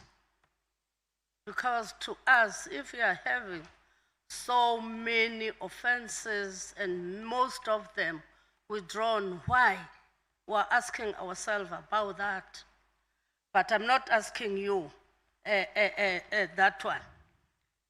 Then the meetings that you had with former Minister Cele, whereby at some point you said you gave him money through a Woolies bag. You know that Woolies bag now, it will be known as Minister Cele's bag, former Minister Cele's bag. They will call it like that. Did you enter that apartment carrying that Woolies bag yourself? Yes. Then it means that through the cameras, we can see it. Exactly. If we can say that we want to see when you enter that apartment carrying yes. that Woolies bag. Yes. And those. Then, let me check now. You said you withdrew as being a director in one of the companies, but you instructed your sister to go and withdraw money from the bank. Am I correct? Yes, that's correct. Then is that not saying to us that your sister is engaged in money laundering? Are you not bringing a testimony to us to say that your sister is engaged with money laundering? And the reason for that is because she's withdrawing money from the bank. What is the reason for what is the reason for that? A huge sum amount of money? Then meaning FNB must be charged for money laundering as well. Why do they allow us to withdraw money? So they must first charge FNB for allowing us to withdraw that money. No, I was asking. It cannot be money laundering because that thing is illegal. You go there, you order money, they give you your money. So if it was illegal, I don't think the bank will allow us to get that money. But taking it from your mouth now to say that you went to buy or to give people for what they've done for you, not working for you, not paying salaries, but it's for other dealings that we're thanking the minister and other people. You can't say that it's money laundering. I think Because if you can come and give me that huge amount of money, the 500,000, your sister brings that to me. I think laundering it has something to do with to clean money. So when you launder money, meaning you want to clean money so that it can be legitimate money. So withdrawing money, let's say for a bribe instance, it cannot amount to laundering. That's why I'm saying that if your sister goes and withdraw the money, and that money you are not going to pay salaries, how can you describe that money? To me, as a layman, I can say that you are giving us an evidence that your sister is engaged in money laundering. I think we don't understand the term. Myself and you, we don't understand the term in the same way, because I'm saying to you, money laundering, when you say laundering, you're talking about cleaning something. At the laundry, they clean, they wash. So you wash your money. Okay. So maybe it can be another offense, but not money laundering. Okay. So can you say that it can be regarded as an offense? Maybe bribery from my side, not from her side. How can we say that it's a bribery from your side? Because if it has been withdrawn by herself, not you. Yes, but I'm the one who instructed her I'm in control of the money because I'm the shareholder of the company. Okay. No, it's fine. Are there other people whom you have given money, like former Minister Cele? Is it only Minister Cele that you have given the money? I've given money to my wife. No. I'm saying you can give your wife, your kids, and apart from Cele, and this... Yeah, these are some friends that I gave money to. Who are they? I have to remember them. Because Boshocha, you lend him that money. It was not given because former Minister Cele was not given that money. He was not given. He was given that money. Yes. People like what you have done to former Minister Cele, are there other people?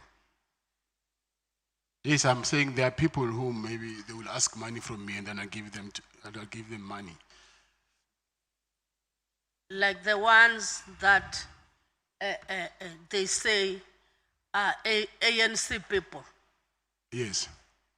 Because Not those ANC. are not ANC people who yes. can give other people Yes. some money. And do you know that there are political parties that can go to an ANC gala dinner, an ANC January 8th, just to copy what ANC does or what the ANC has said? Do you know that?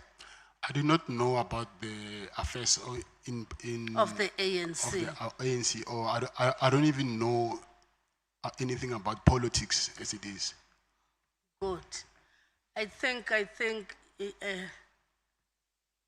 maybe my colleagues, they were asking that. They were asking that because some of the people can go to an ANC rally just to look so that they can improve their own rallies. They can go there. Also, you said you met General Sibia 3 times. But looking at the WhatsApp messages with Brown Mokgotsi, it means that he was connecting you with with General Sibia, Lieutenant General Sibia at some point. No, he never connected me with General Sibia. Okay. In another message, you are very much disturbed to say that you sent a message to Mokgotsi, to Mr. Brown Mokgotsi, saying that morning, just to let you know that my contract was cancelled yesterday. I see you have been avoiding me, and you are saying that you are not going to let that thing lying down. You are going to be very much brutal. What did you mean about that? And to who were you going to base your anger? To Brown. I was frustrated and then I was angry. Then I took it out on him because of the cancellation of the contract. Then in another message you say, I hear that you told Mr. S that I told you that I gave him some animals to keep at his plot. So I wanted to hear from you if is there any truth in this. Who's Mr. S? It's Mr. Sibia.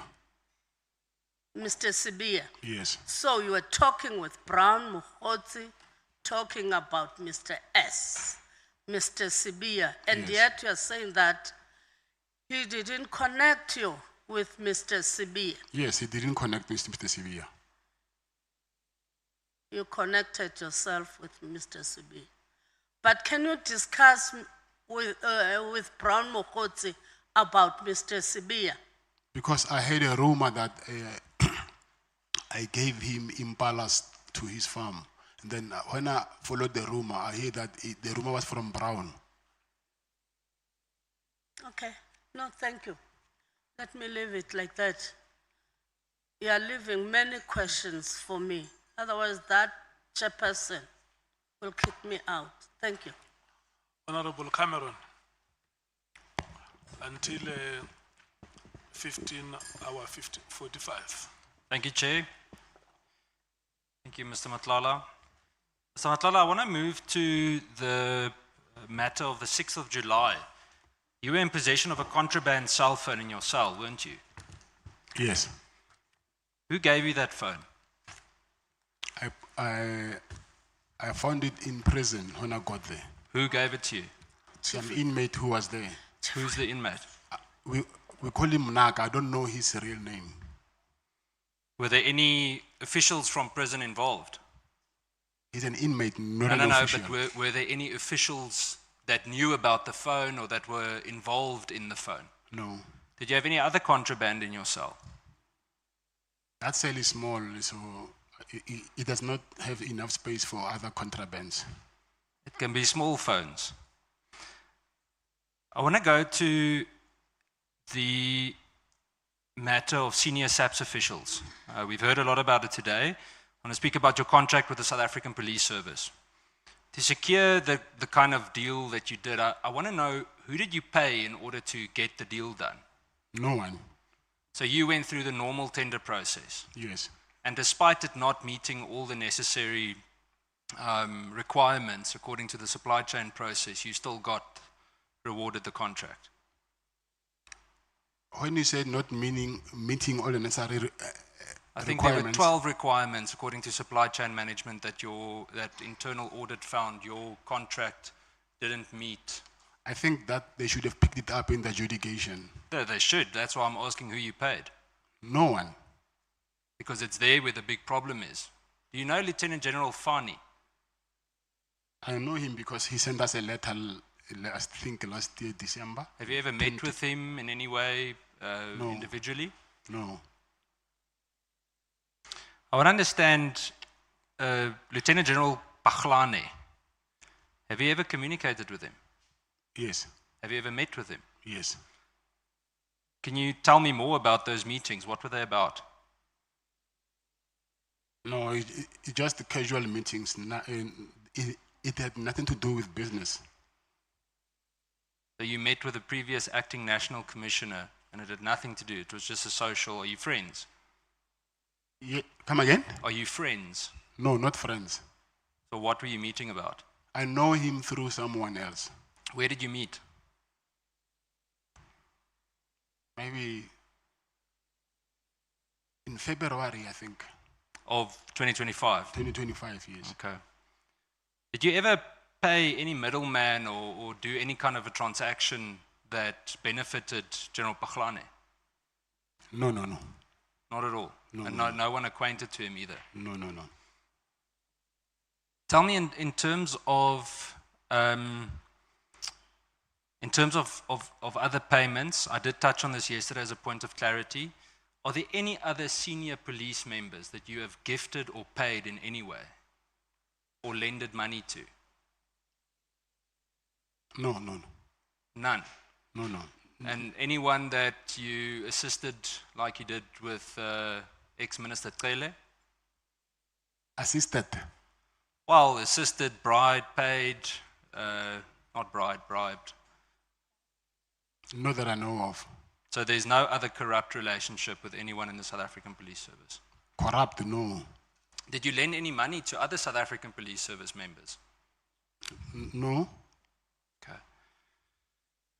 In terms of your relationship with Minister Becky Cele, why, explain this to me. I mean, we've heard your different theories today, but why would any legitimate businessman, as you call yourself, hand over R500,000 in cash to a, let's call him an ex-government official, if it's not a bribe? I know the Honourable Breitenbach touched on it, but explain to me in one sentence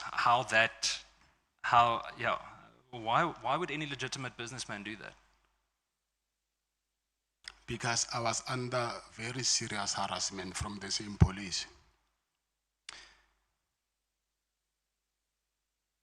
I want to understand, or make you understand, that aiding and abetting is when a person assists, enables, or finances someone else to engage in unlawful or criminal conduct. It includes paying someone to use illegal influence or authority. Do you understand that?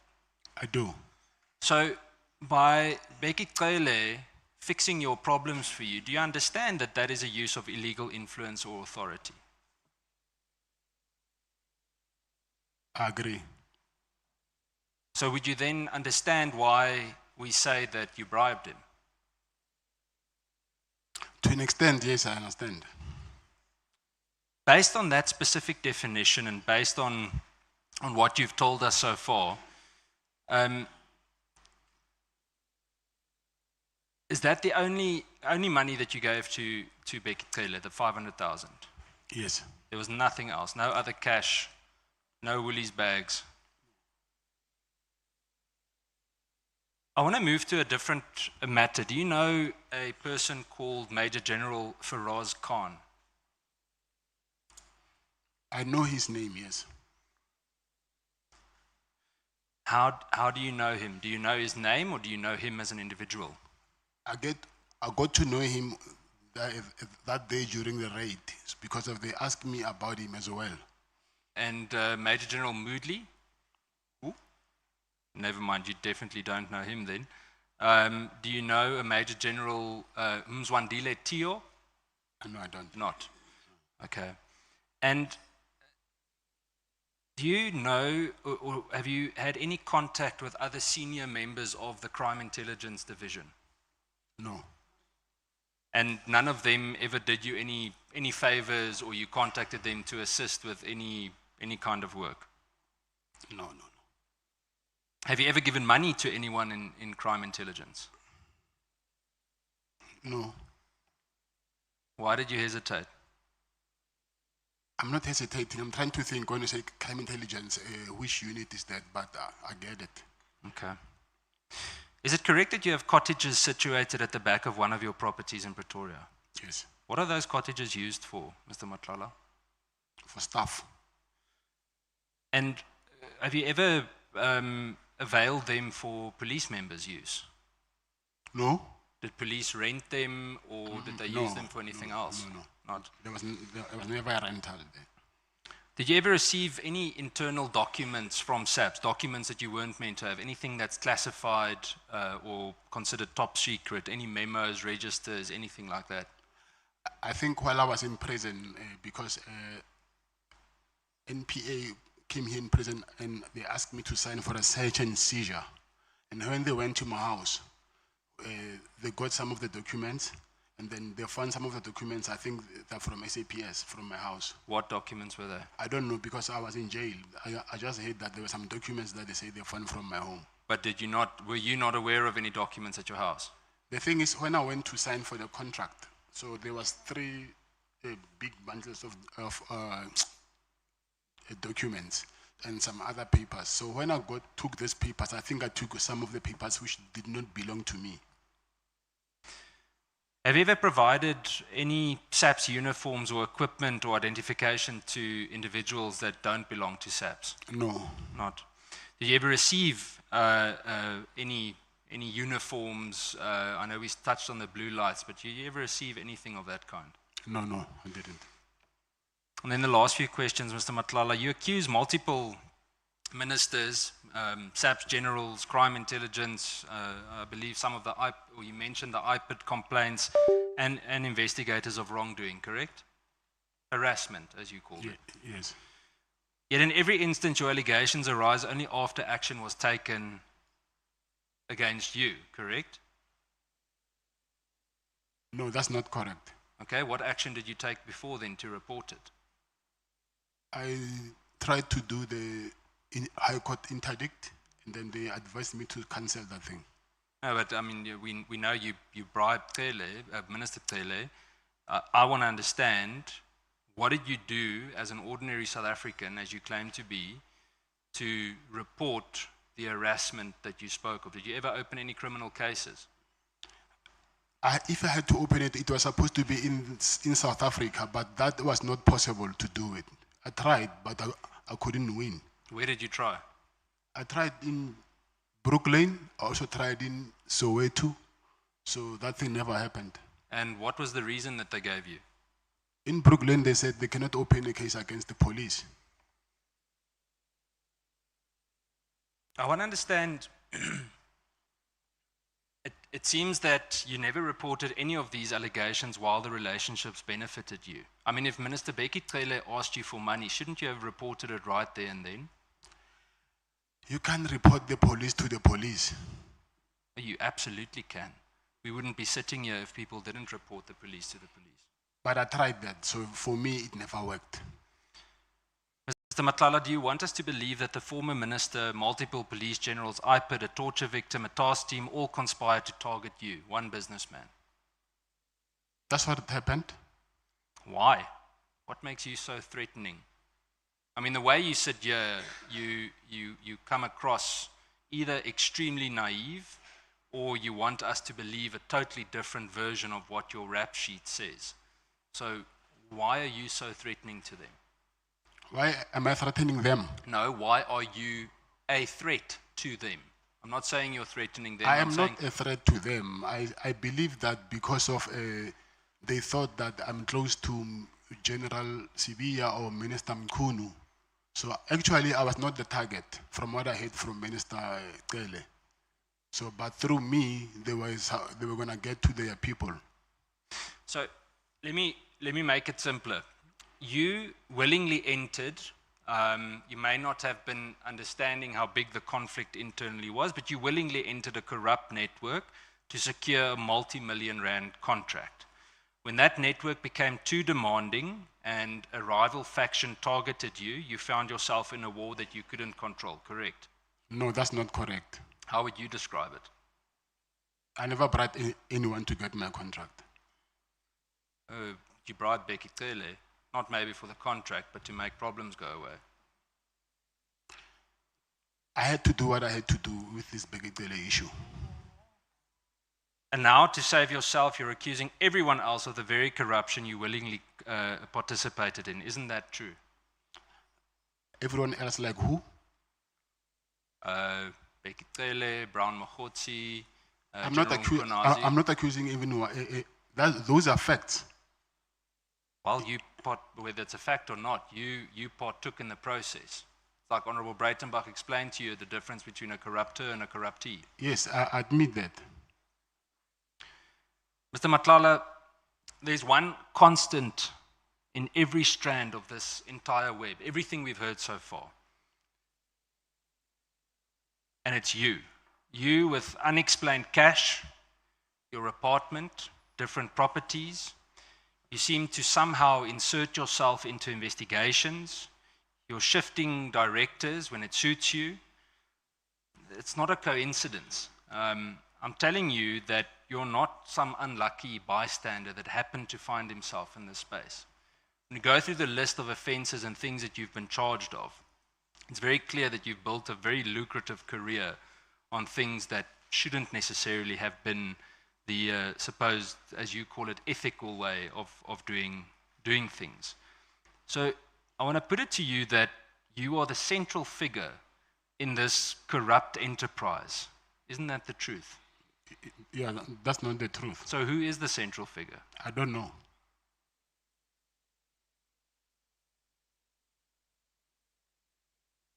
I think, Chair, as a closing statement, I want to emphasize, Mr. Matlala, that you've caused significant damage with your dealings, whether you willingly or unwillingly gave people money and knew or didn't know what they were doing. I said this to General Sibiya, and I'm going to say it to you. There's an Afrikaans saying, and I know the committee laughs about it, me repeating it very often, but the saying says, "Meng jou met die semels, dan vreet die varke jou op." And I said it's very ironic that I'm saying it to you today, because I said it to General Sibiya as well. And it means that if you mix with pig feed, then the pigs will eat you up. And that is exactly what you're doing. Thank you, Chair.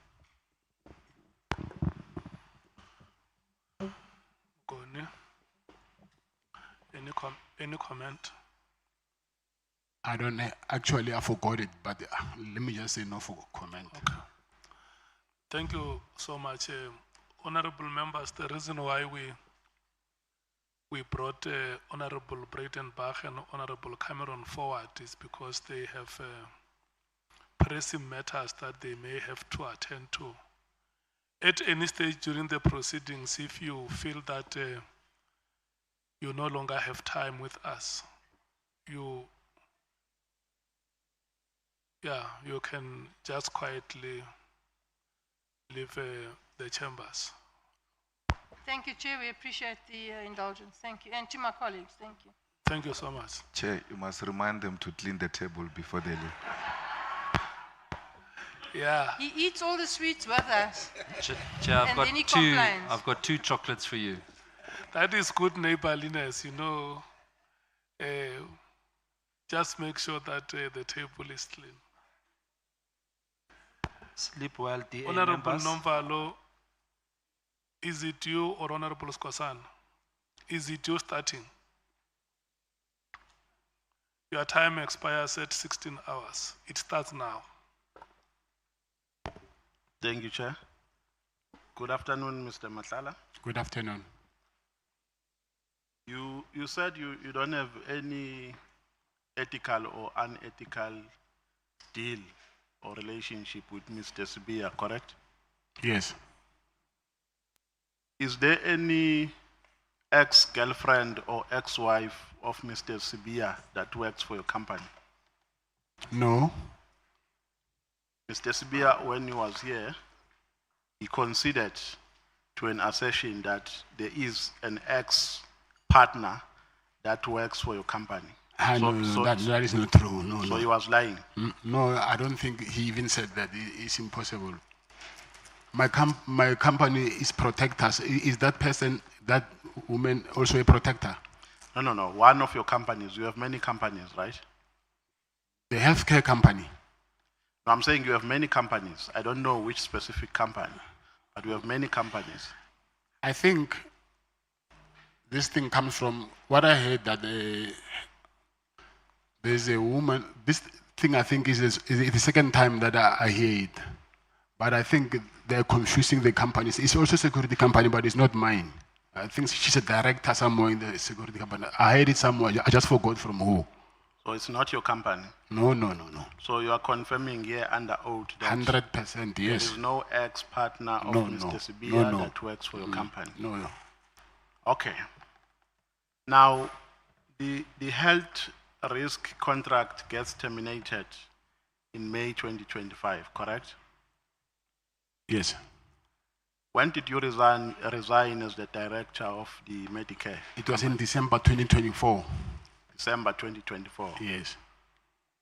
In May 2024, after the termination of the contract, you wrote a WhatsApp message, correct? 2025. 2025, my apologies. You wrote a WhatsApp message to Brown Mokhosi, advising him that the contract has been terminated, correct? Yes. Now, you were writing this message as who? Come again? Were you writing this message as who? You were writing the message to Brown Mokhosi telling him that the contract has been terminated between Medicare and SAPS as who? Because you are no longer the director of the company, correct? Yes. Now, when you say, and you went to an extent of threatening him, Yes. that if he doesn't fix this, then heads will roll. I'm not quoting you verbatim, but I'm saying in terms of what you said, I view it as a threat. Now the question is, as who? Because you are not the director of the company. Yes, but I still own it. You still? I still own the company. Who is the director in terms of the CICP document? The director is just an appointment, so you don't need to be a director to own a company. So you can own a company even when you are not a director on Yes. paper. Yes. So the director is just there, is just a person, you are fronting with that person. No, I was not fronting. What is the role of the person who appears as the director? What is his role in the company? Executive role?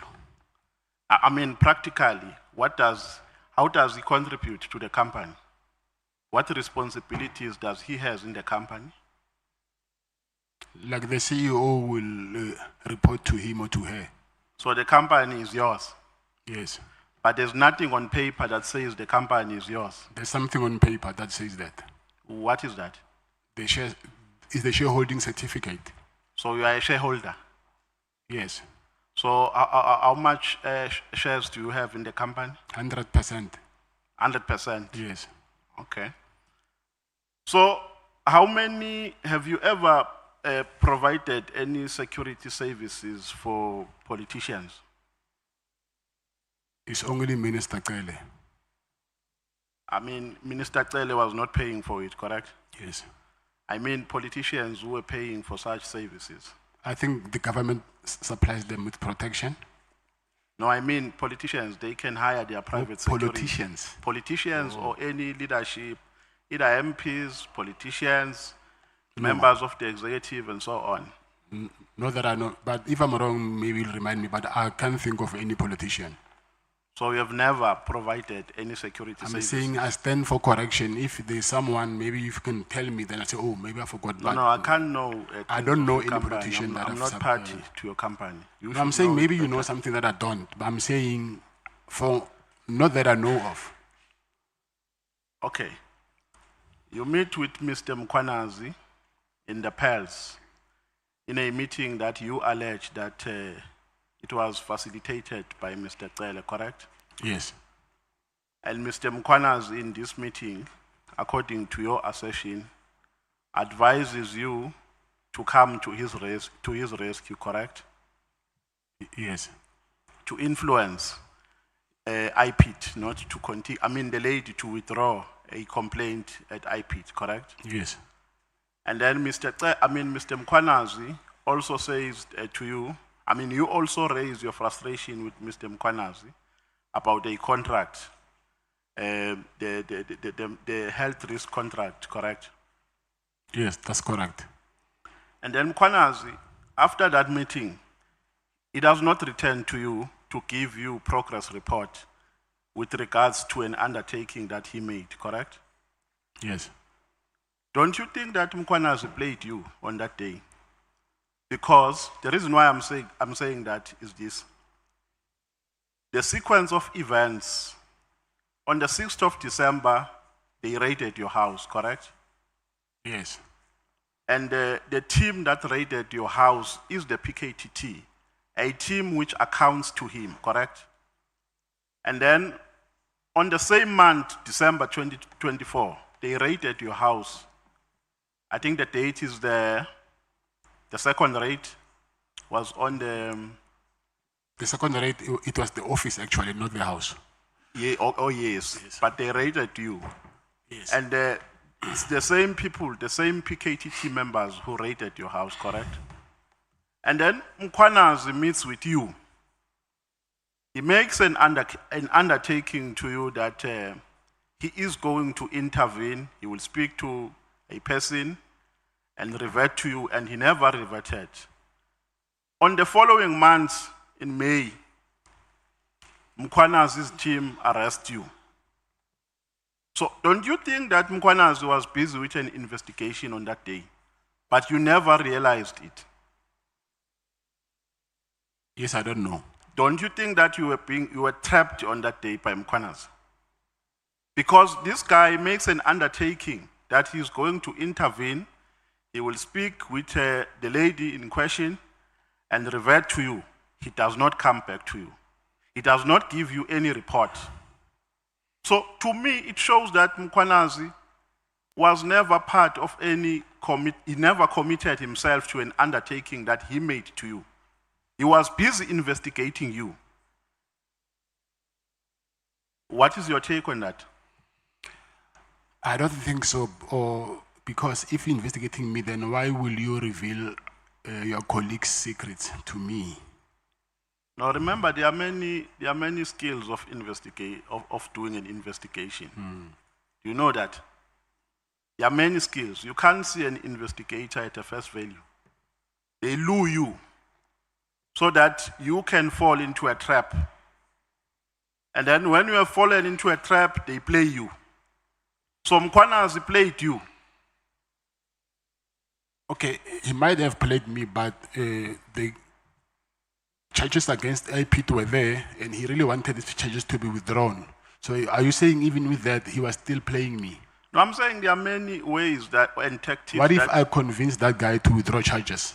No, but I'm saying there are many ways or there are many strategies and tactics that you use to catch the mouse. That I understand, yes. Yes. So I'm saying my observation here is that Mkhwanazi undertakes to rescue you, but he does not come back to you to say, Mr. Matlala, this is how far I've gone in addressing your matter. I suspect maybe there was a change of heart because there's a lot of things that happened during that period. Because on Tuesday, also, I got a cancellation letter from SAPS. On Wednesday, I sent them a letter of demand, and then the following day, I was arrested. So I will say... Yeah, because this person is heading a team which raided your house twice. And even after you met him, they still continue to arrest you. Because if he expected a favor from you, he was going to stop his team. He was going to use all the tactics to stop the arrest against you. But because in my assertion and in my proposition, which I'm putting to you, but because Mkhwanazi is still and was investigating you on that day, but you never noticed that, they arrested you. So it might happen that on that day, you gave them what they want. And you didn't notice that. No, I do not agree with that. Yes, you can continue. On what basis are you not agreeing? Like I said before, he asked me to convince this guy to withdraw charges. If I succeeded and that guy really withdrew charges, so was he going to say, no, tell him to reinstate the charges? I was investigating you. Let me move on, Mr. Matlala, because I'm trying to save my time. When you were responding to a question here, you said you are honest. I think you were addressing the chair because you were requested to be honest. So I want you to be honest when you respond to this question. Did you kidnap Jerry? No. Are you a loan shark? No. When you borrow people money, or let's talk about Jerry. When you borrowed him money, what were the terms? There were no terms. No, but you can't just give money to a person and say, you can bring it back at any time. At least there must be time to say, during this period, my money must be back. Friends don't do that. I can even tell you that whenever you have it, you'll give it to me. Pardon? Friends don't do that. I can So you just give money? Yes. And they will bring it back when they like? Yes. Oh, okay. So at the time when Jerry disappeared, you said he was owing you how much? I'm estimating at 100 and something, maybe. 100 and something? Yes. Okay. Now, let's go to Minister Cele. You are saying, on a statement that we were using yesterday, you are saying on on page 120, you say, open quote, my arrest on the charge is a direct consequence of my refusal to continue being extorted and manipulated. Now, before this question, who else extorted you besides Cele and Mokgotsi? Because in your statement, the people that you pointed out to have given money is Cele and Mokgotsi. Yes. Who else? Yeah, it's only them. It's only them. Yes. Now, this statement, if what you are saying is anything to go by, means that the reason why you are here today, you have been arrested, is because you stopped giving them money. Is that what you are meaning? One of the reasons. Yes, but I'm saying in terms of this sentence, Yes. it doesn't say one of the reasons. This sentence says, my arrest on this charge is a direct consequence of my refusal to continue being extorted and manipulated. Now, the following question is, so Mr. Cele influenced your arrest and Brown Mokhozi? Not Brown Mokhozi. Mr. Cele? I suspect him, not Brown Mokhozi. Yes. Now, how do you suspect he influenced it? The timing of my arrest and me not ignoring his calls. No, but I'm asking, how can he do it? How can he practically do it? At least you have a leverage because you have worked with to a particular extent. You have worked with him. You are alleging that he made calls to Dumisani Khumalo. So you know his links, you know his network.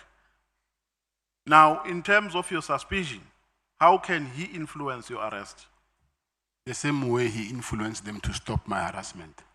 So he can use the same connection? Of course. Okay. Now, Mr. Cele gives an instruction to Khumalo that they must withdraw charges.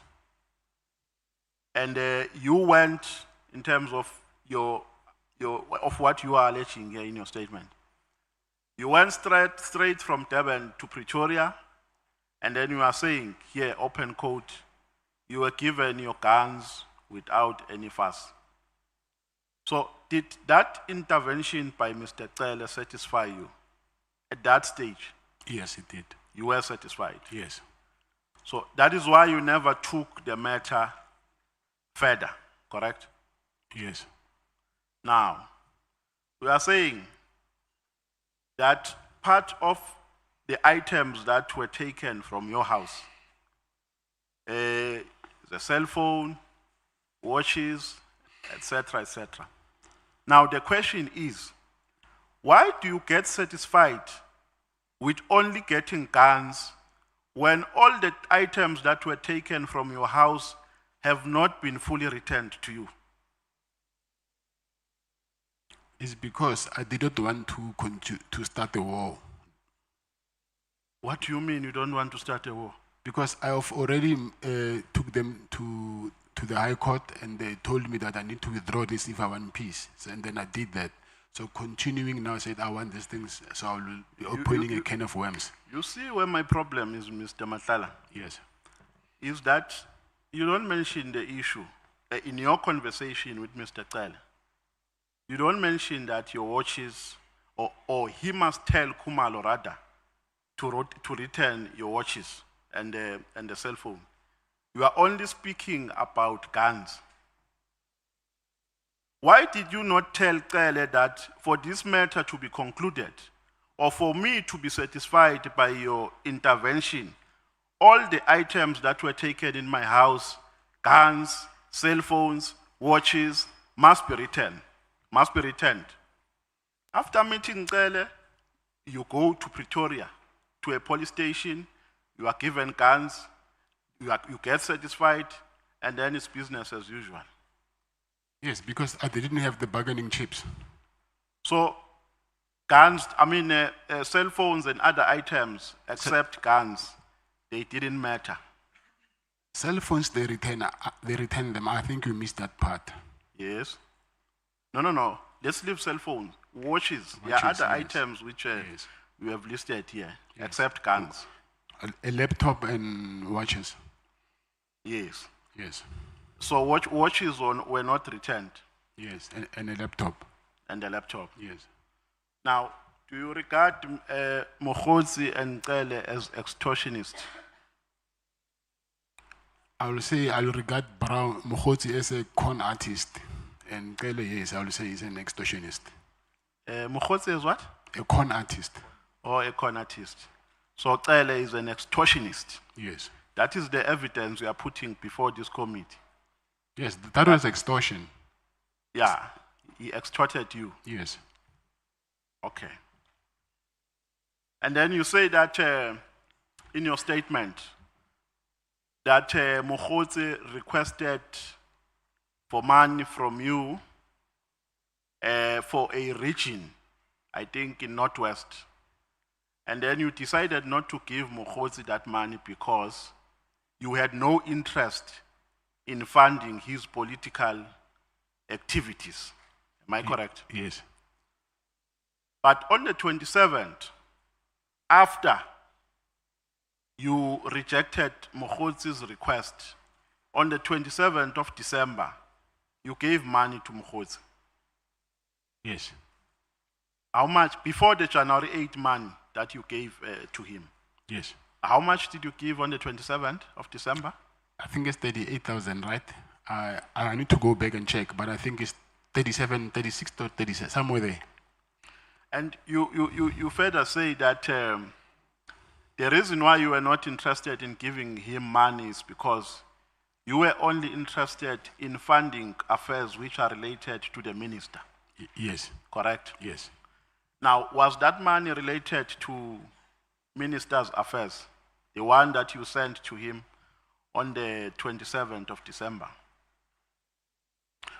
When you say the minister, you're saying the former, No, are you referring to Minister I Kele don't know or whether he's suspended or he's on leave, but Mr. Mkunu. Mr. Mkuno? Yeah. Yes, anything that has to do with Mr. Mkuno, that's what I was entertaining. That's what you were entertaining. Yes. Now, the money that you gave on the 27th of December, what impression, under which impression did you give that money to Mr. Mokgotsi? I need to check what was that money for, because I made different payments. So for me to answer you, I need to go back and check on that day what was that payment for. Maybe if you can refer me to what the payment, what page is that payment in? Yeah. Now, there's a question here which has been asked by Honorable Ngola, and he did not reach the level which I want us to reach. He asked you about the Medicare. In fact, let's start from the lease agreement between yourself and Public Works. For which activity was this lease agreement obtained? It was for the trainees that were in the SAPS college. For the trainees? Yes. So it had nothing to do with the health risk contract? No. It had nothing to do? No. Now, we are saying on paragraph 4, in fact on paragraph 10, page 4, you say you secured a lease agreement with the Department of Public Works. You further say that as far, okay, you are saying you secured it in 2022. And then, in your meeting with General Sbia, according to what you are saying here, you are saying that General Sbia advised you to produce the appointment letter. Which appointment letter was he talking about? Not appointment letter, lease agreement. No.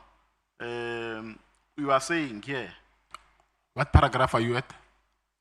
No, you are saying, let me look for this paragraph, but you are saying, Mr. Sbia advised you that in order for you to not confront problems with regards to securing the building, you must produce the appointment letter. Yes, I'm saying, what paragraph is that? Okay, no, let me look for the because paragraph. I think you no, let's go to paragraph. Let's go to paragraph 10, page 4. Page 4.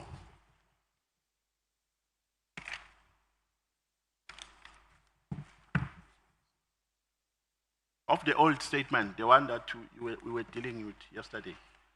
I only have a new one. Pardon? I only have the new statement, but I think it's the same. Oh, you only have the new one? Yes. Okay. Where you are talking about your meeting with Mr. Sibia under the lease agreement.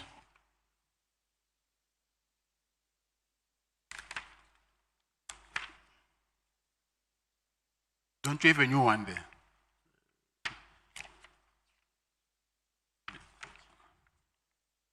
I've got a new one, yeah. No, let's go to paragraph 10. 13, 13, paragraph 12, paragraph 10.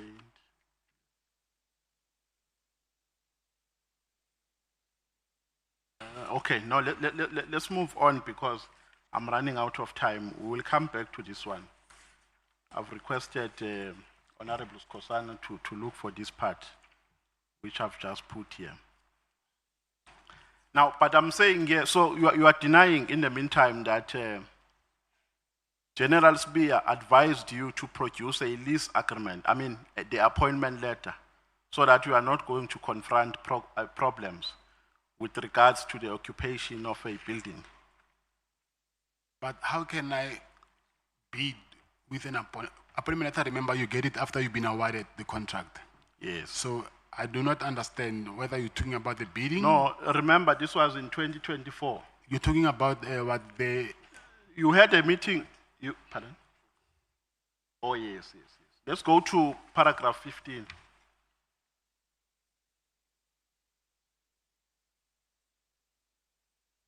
With the new... Yeah, this is what paragraph 15 says. About 1 or 2 months later, I met with Lieutenant General Spear again at his office. At the meeting, Lieutenant General Spear told me that it would not be possible for me to take occupation of the hospital, despite that fact that I'm reading it as it is written here. Despite that fact that I provided proof of 1 award of lease contract from the Department of Public Works. So what is your understanding of what is entailed there? No, it says, can I read it for you? Yes, you can. It says, about 1 or 2 months later, I met General Sibia and at his office, and at the meeting, General Sibia told me that it will be not possible for me to take occupation of the hospital, Yes. despite the fact that I provided proof of the award of the lease contract from the Department of Public Works. So it's a lease contract. Okay. Now, let's go to paragraph 20, page 6 of the old statement. I only have a new one here. Oh, sorry, my apologies if you have the new one. Let me not overly burden you. But the CFO, when he was here, he said your company was underperforming. That is why, and they received complaints in that regard. Are you aware of that? Yes, I'm aware of the complaints, yes. Yes, was it underperforming? No, it's not. I also have proof here. Was it addressed to you by SAPS officials that your company is underperforming? Yes. How was it addressed? Through email. When was that addressed to you? I think it was addressed in 2024, December. December. Yes. So what issues were they raising in relation to your performance? The medical assessment. Yes. Yes. So did they give you an opportunity to cure that underperformance? Before the contract was terminated. What about it? No, I'm asking, did they say to you, here we are detecting an underperformance and we are giving you this period to fix it? No. There was no warning. There was no way. They just sent me, they just sent me a letter stating that I must give reasons why they must not terminate the contract. And I gave them the reasons, and after that, they terminated it. So who sent you a letter? It's the National Commissioner. The letter was signed by the National Commissioner? Yes. Did you attach it here? There's no attachments there. Of the letter? So the letter is not attached here? Yeah, there's no attachment. I have the letters here, but I'm saying because it was commissioned this morning, so there was no time to attach them, but I have the letters here. Okay. You are saying there are members who visited you, and while you were in, what's the name of this police station? Pretoria local prison. They visited you and they tried to influence you, to implicate Senzo Mchunu and Kumalo. Senzo Mchunu and Sibia. Yes. Who are those members? It was the same team that is investigating my criminal case. Can you identify their faces? Yeah. Or do you know their names? Yes, I know their names. Who are they? Sergeant Korombi and Sergeant Sitole. Let me write down. It's Sergeant? Korombi and Sergeant Sitole. Korombi and Sergeant Sitole. Yes, and there's also a letter that we sent to the state advocate to tell them to stop coming. Mr. Matlala, please stop speaking. Can we pass the microphone to the next speaker? That is how we manage time in this committee. Honorable Shongo, is your time. You have 15 minutes starts now, 4:15.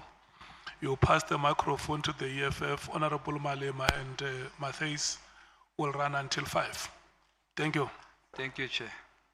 Sorry, Chair, can I just take 2 minutes to go to the bathroom, please? Okay. Thank you.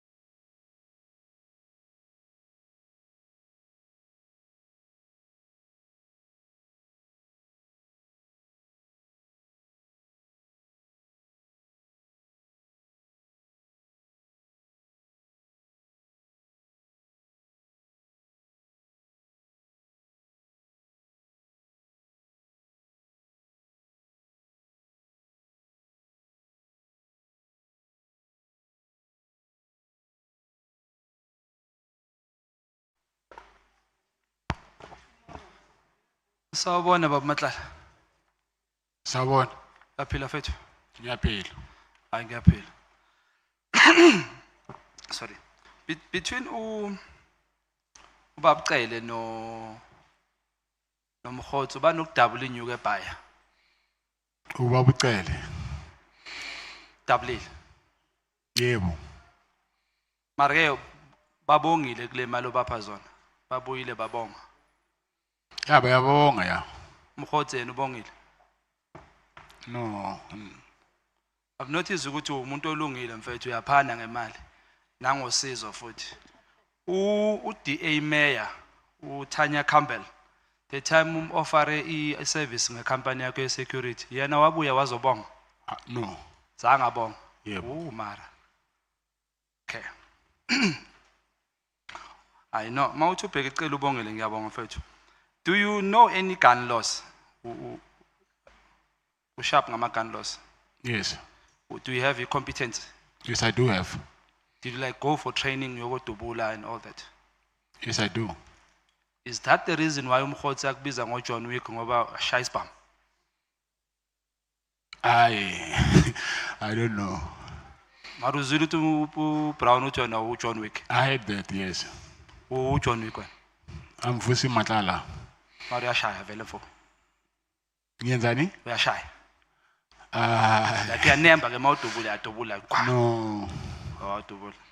Okay. No, which I'm asking because emamelodi bayakusaba mfethu. Kune ruma lokuthi ayawinsizwa udlala. Why do you think bakusaba kangaka? Wenzani lengaka? Hayi mina ngazi ukuthi bangisaba ngizwa ngawe. Angizwa ngabantu namfethu ngiyisithe ikhona ora yikho ngokwazi kwakho. Yaqala ukuyizwa. What would be a reason yokuthi uhambe nge-security engaka at some stages? Is it because unama enemies or khona abantu oxabene nabo or you were involved in some businesses that put you at risk? First of all, is because of business to advertise your business. That they need to see it to operate kanjani. Okay. That is the main, yeah. What is your educational level?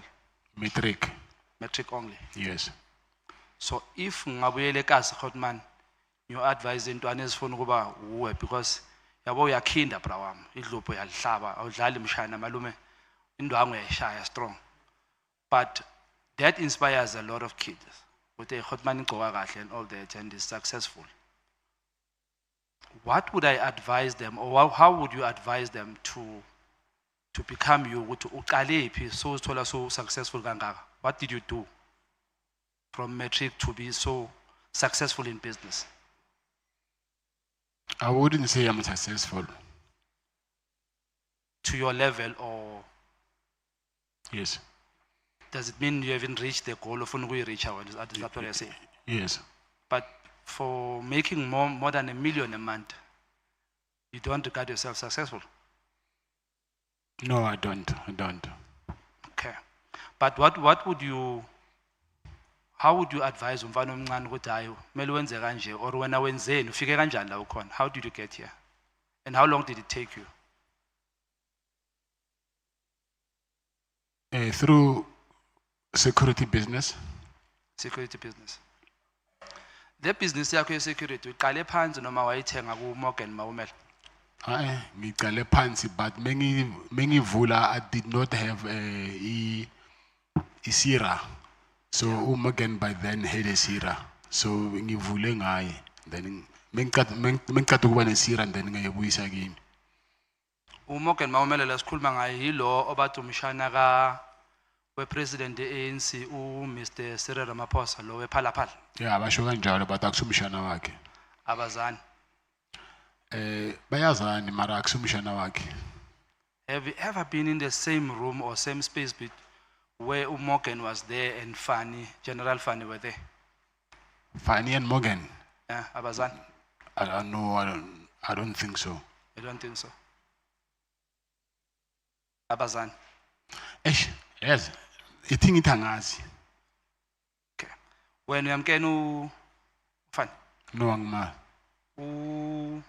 Dimpani, General Dimpani? I know her because i-CEO bengibhatalwa uye. Okay. CFO, I'm sorry. CFO.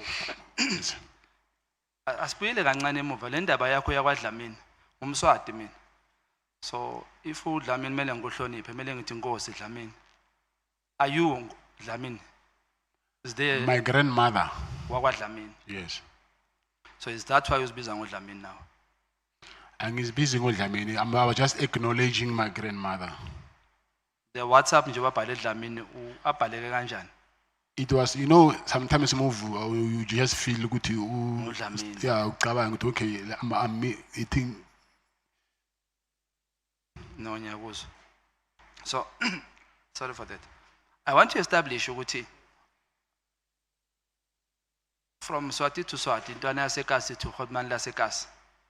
So it was for me Godman ukuthi angeke yenzeke into yokuthi according to ama specs afunakalayo to for one to get a tender of that magnitude, with what has been said about the company yakho ukuthi at certain stages it didn't qualify. Certain? But at certain stages of qualifier for this tender, it didn't qualify, but you ended up getting the tender. And kasi to kasi mfethu, you know ukuthi hayi azihamba zinombori manje. Does it mean bakuhlanganisele somewhere Godman? Lento leyo ayikho leyo, angibelieve leyo. Should uthole content liqondile? Yes. But manje mase baliflega bathi khona into ezingahlangani kahle kuwe kuthini lokho? Into nami ngizibuzana ukuthi why lento lo bangayibonanga mebayenza ama evaluation wabo. Did you do a follow up yokubabuza ukuthi ebafethu nishaya into yami kandine niphasisile and nithe ngiya qualify? Yeah, inama letter maningi la. Ngizowashare nani? Abuza lezi zinto lezo. Ublame abani kulento yokuvalwa kwethenda lakho? Ucabanga bakushayeleni? Ubani okushayisayo? Grandgranddad ubani wena nekwali naye? Ubani lokuhlasela kanje bra? Mina honestly I think abanikazi bale tender they want it back. I-Metropolitan le. Yes. Uthi wena i-Metropolitan le tender ilithole kayi-3. Ngoba even now bayithumele kubo futhi as we speak. Ibuyele back kubo. Yes. I-owner ubani le Metropolitan? Ngisaba nokukhuluma igama. Mfethu. Ngeke bakwenze next usesimex bro ngiyakutshela geneki la. Nama ngikhona ugena. Amanye amagama akakhulunywa. Ucreature njengoba ninonke lapha esimex uyakhona ukubona. Ubani? Ucreature. It's impossible. Anibonani? Unokumbona uya ku legal visit. Uyambona uma uya ku legal visit? Yes, only that, yeah. It's impossible ukuthi umbone. Angithi mina I'm awaiting trial and then he's sentenced. Okay. Yes. So yabona ukuthi nalo umnikazi wemetro uma ungaveza igama lakhe ngeke kwenze next ngoba ngeke khona ukukuthola. That thing is easy. You can check it on Google and check the shareholding. Cat Matlala usaba umnikazi we-Metropolitan bra. Yeah, ngiyamsaba. Godman.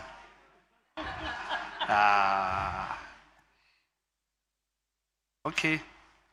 So ngocabanga kwakho mfethu njengoba this guy this Metropolitan got it, you say they got it 3 times if not 4 times. Do you think babahlanganisele? Asikhulumele phansi. I think he's the preferred I will say he's the preferred vendor maybe ba prefer yena ukuthi uyithole kanjani that I don't know, but into engibona ukuthi ba prefer yena ngoba mengibheka nama amount lawa they say 360 mara yena bampatale 1.9 billion. Mara do you think ingamla lena ne? Angifuna ukukhuluma ngomuntu lo. Yamqaya Godman. Yeah. Ngicela ukubona umuntu omsha kanje. So Godman ubracele makada apartmentini yakho. Uhlale for how many days? Okay, it's different occasions angithi. Akazanga kayi-1. How? Maybe it was 3 or 4 times, I don't remember well. Okay. But maybe sometimes ulale kayi 2 days, sometimes 4 days kanjalo, so akazanga kayi-1. And all this time makaza lapha kwakho uvane fro or uphethe stock? Yazi uze nefro kayi-1 mara mina angazi ukuthi stock or fro mara ngizwe ngalomfana lo ashonile ukuthi unomfazi lapha. That day azangayi. The day uya wena mawuthi awukho busy uyomcheka bekabambile. Bekafasile. Bekafasanga. Bekayi1. Udla nje bahleli lapha ya. Angithi uyo angithi lapha kune restaurant phansi and then bamlethela ukudla ya. Order from your room service. Yeah. Yonke lento ibhadala uwe. Aphinda acela imali makaceda lapho futhi. Injalo. I have out. Yo. I have akho. Ukhonela Nkosi lo othumekayo. Lo othumeka kakhulu lo bomthuma ibattery. Umthemba kangakanani? Angimthembi. Sorry? Angimthembi.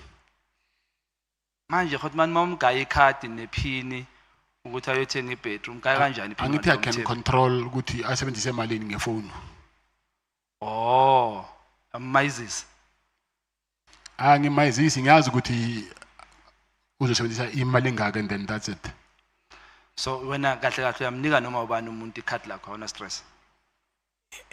Vele kunezinye izinto I can't do them myself. I understand. But why ungamtransfereli mhlambe ke ikhadi? Le khadi leli momgaya lona ulithathe nini le khadi? Angisakhumbuli. La behleli kuye so or uyeza azolithatha ahamba yothenga bese uyabuya letha. No ngitho alande ngithe bamdropele lona beliphetho iPA yami actually. Yeah. Ngithe iPA yami amnike ikhadi and then ayothenga and then ayenze. Uyalibuyisa kodwa yena ubuyisela kuwe or ku PA? Yeah. Okay, ibike yakho uthe yini lebova ngayo? Mina bengiva ngevi road mfethu. Imasi lokho nje. Ina special. Beku GSXR 1000. BMW. Isuzuki ngithi. Isuzuki yeah. Okay. So naye uyiride Nkosi? Yeah. Oh okay, so nitibane emabhayikini? Kwenzani? Nitibane kuphi amabhayiki noNkosi? No ngithi ngihlangane naye kuba bomsibi mara bekathanda ukuza kakhulu ngebike ya. Oh okay. But uyathumeka yena ne? Angazi ukuthi moya thumeka ngithi abantu abafani sometimes omunye angamtshela into ukuthi ayenze into angayenzi. Umthumeka yi1. Ngimcela that time ukuthi angizele into le ibattery ya. Oh waviola ndikhaya. Ngoba bakathanda angithi bike nama jet ski into eyi1. Yeah. Do you have a sister or shade na somebody or yi relative ye minister? Upink sister. Ubani? Minister Pink. Do you have a sister or? Oh yeah, uye lo boku director lo. Mara awucacise nje yonke ngoba angikho mnandi kahle bo. Boku boyfriend akusiya babashatanga. Boku boyfriend. Yilo mfana lo udlala ibhola lo wathubani. We Sundowns. Grand Kekana. Utraya no sister lakho. Yeah. So have you met the minister through? Awukazi. When have you met minister? Bahlukene nokuhlukana. Bahlukene. Yeah. Ubani wrong ile out or umntana kini? Anguzwa? Ubani beka wrong ile out or umntana kini obe wrong? Angazi angizingeni. Awuzingeni. No nyakuza hotman. No, mfethu lilonke mfethu. Kubhlungu ukubona umuntu omnyama wakithi ehuca ama change ngawo mfethu. It's very painful ukubona udonsa ama chain ugcoke kahle. I would have wished ukuthi umuntu omnyama abe as successful as you are. I hope impilo yakho mfethu iphele makuwukuthi bayakusukela bonke laba bakusukelayo sidile nabo. If it happens ukuthi you get a chance mfethu ukuthi usitshele ezinye izinto eziqiniso zalabantu abasimoshela ikhantri kabuhlungu nje. The likes of lezinto eshiyo ngabo babucele. We trusted babucele kakhulu. Makakhuluma ngesiphoyisa udlula onke labantu abababiza ngabo minister o minister Mchunu no Khashalo Shem kuyazizamela kodwa akulungi. But we want you mfethu ukuthi empilweni yakho kule gasi yakho ushiyele iqiniso eliyosilungisela ikhantri. Ngiyakuphaphatha mfethu ukuthi izingane zakho nesibongo saka Matlala nesodlamini ingathi ungasebenzele ekuthenini makubukwa wena kubukwe emuva kuthiwa no ekugcineni le ndoda yaliphakamela ikhantri la kubo yayolungisa yabaveza abamoshayo ukuze silungise singazitholi siyikhantri eliphelele. Ube sharp mfethu. Ngiyabonga. Ngiyabonga kakhulu. Thank you so much the EFF until 5 minutes past 5 for the two speakers. Thank you very much, Chairperson. Mr.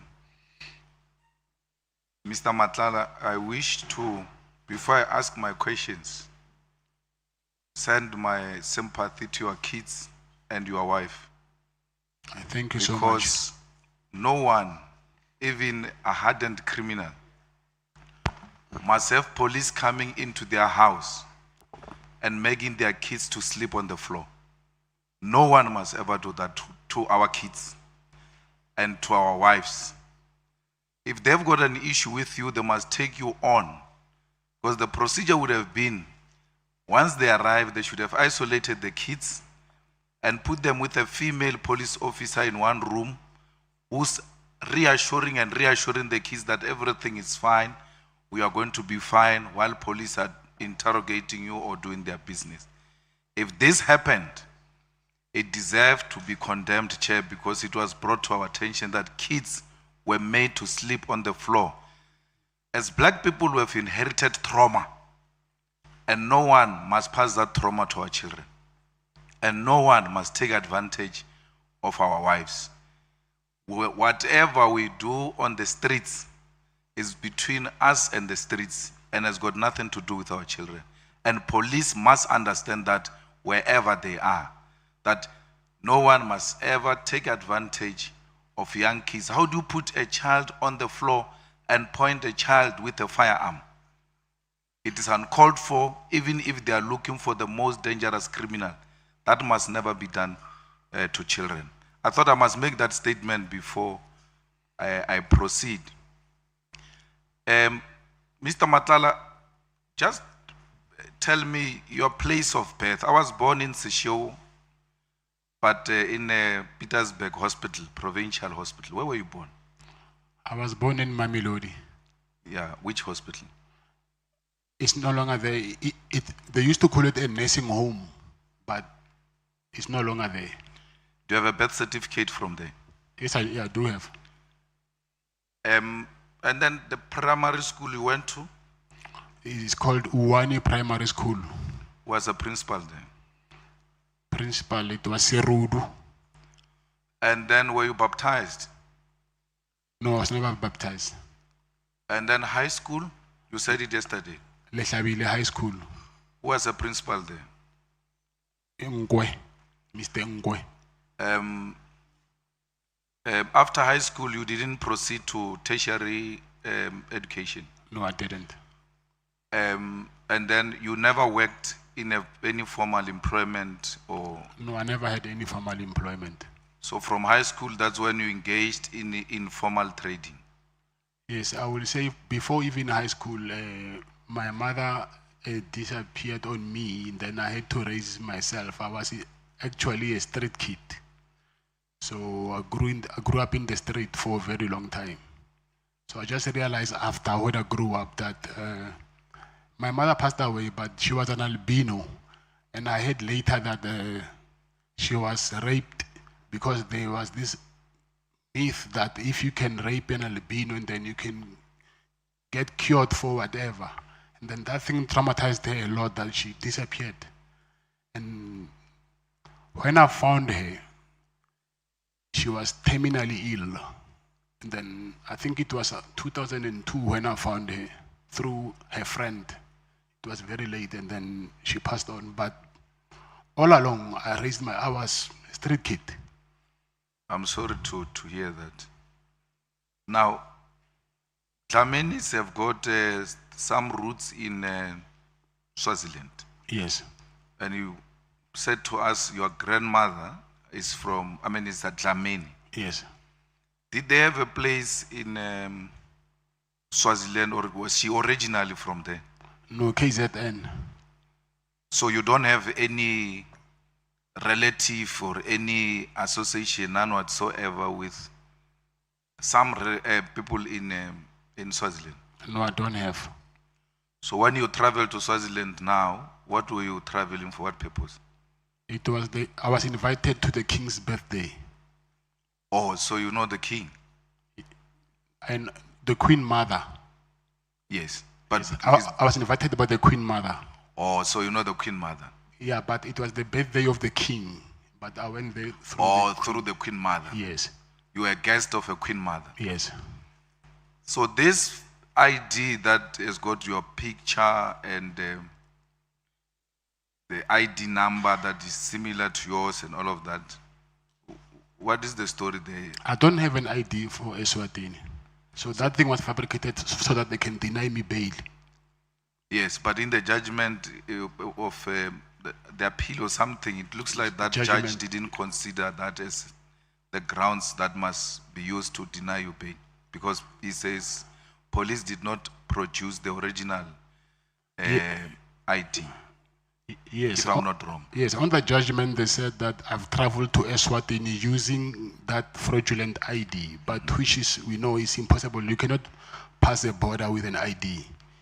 That thing is not a traveling document. So they said that, and another thing is when I came back, unfortunately, they didn't stamp my passport.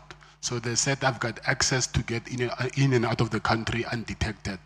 Because my wife's passport, my passport, and my protector's passport were not stamped.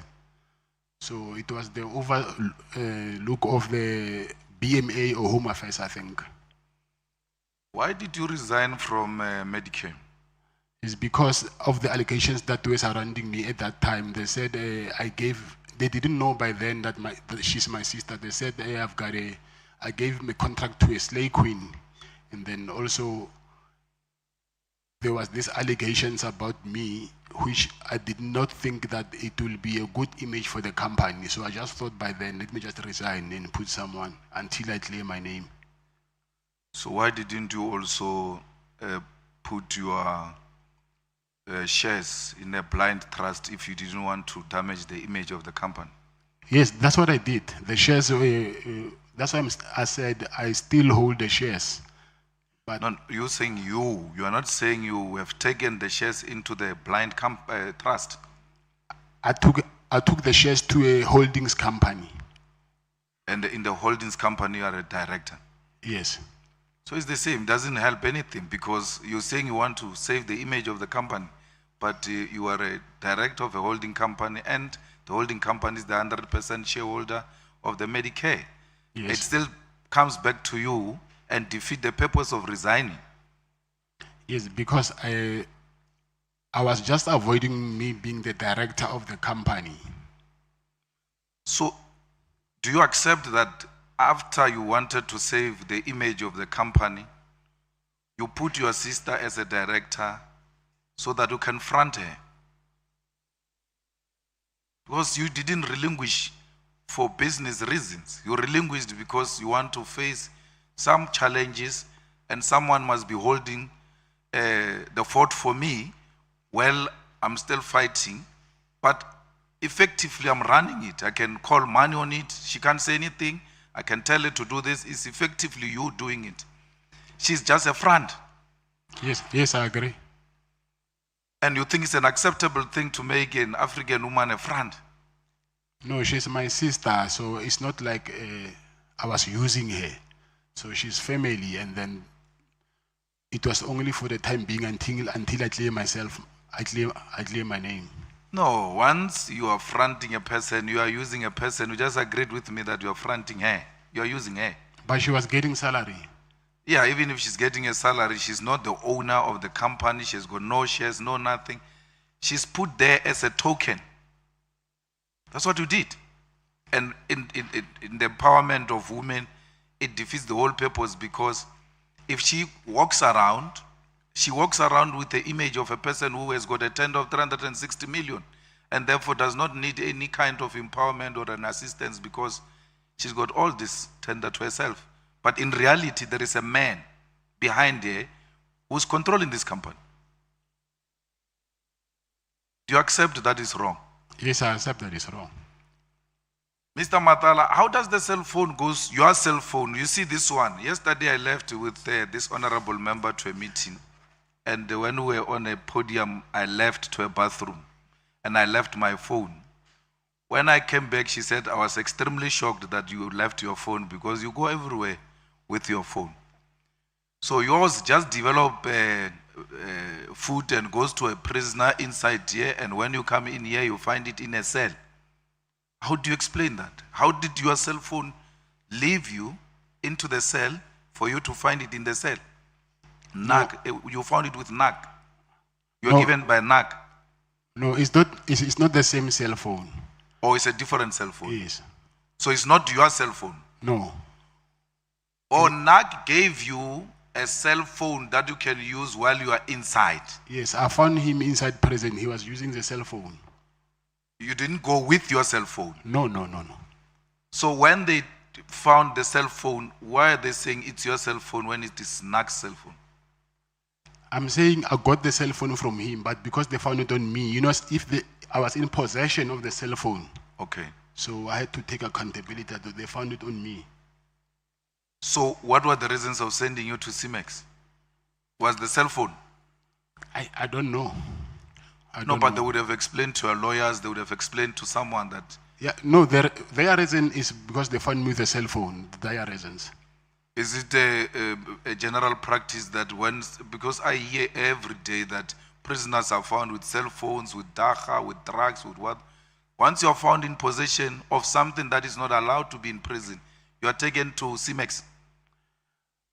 No, it's not. I think they will have they have their preferences, I assume.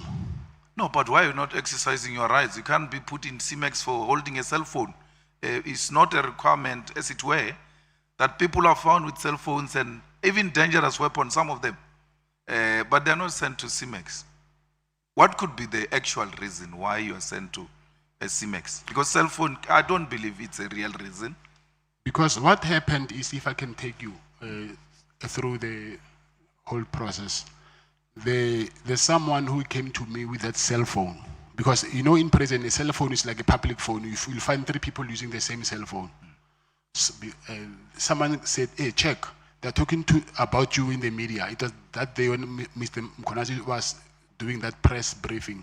So when I held that cell phone, that boy left. Immediately, the members of the task force of EST, they came to my cell. And then the same day, those guys from intelligence and PKTT, they came to prison.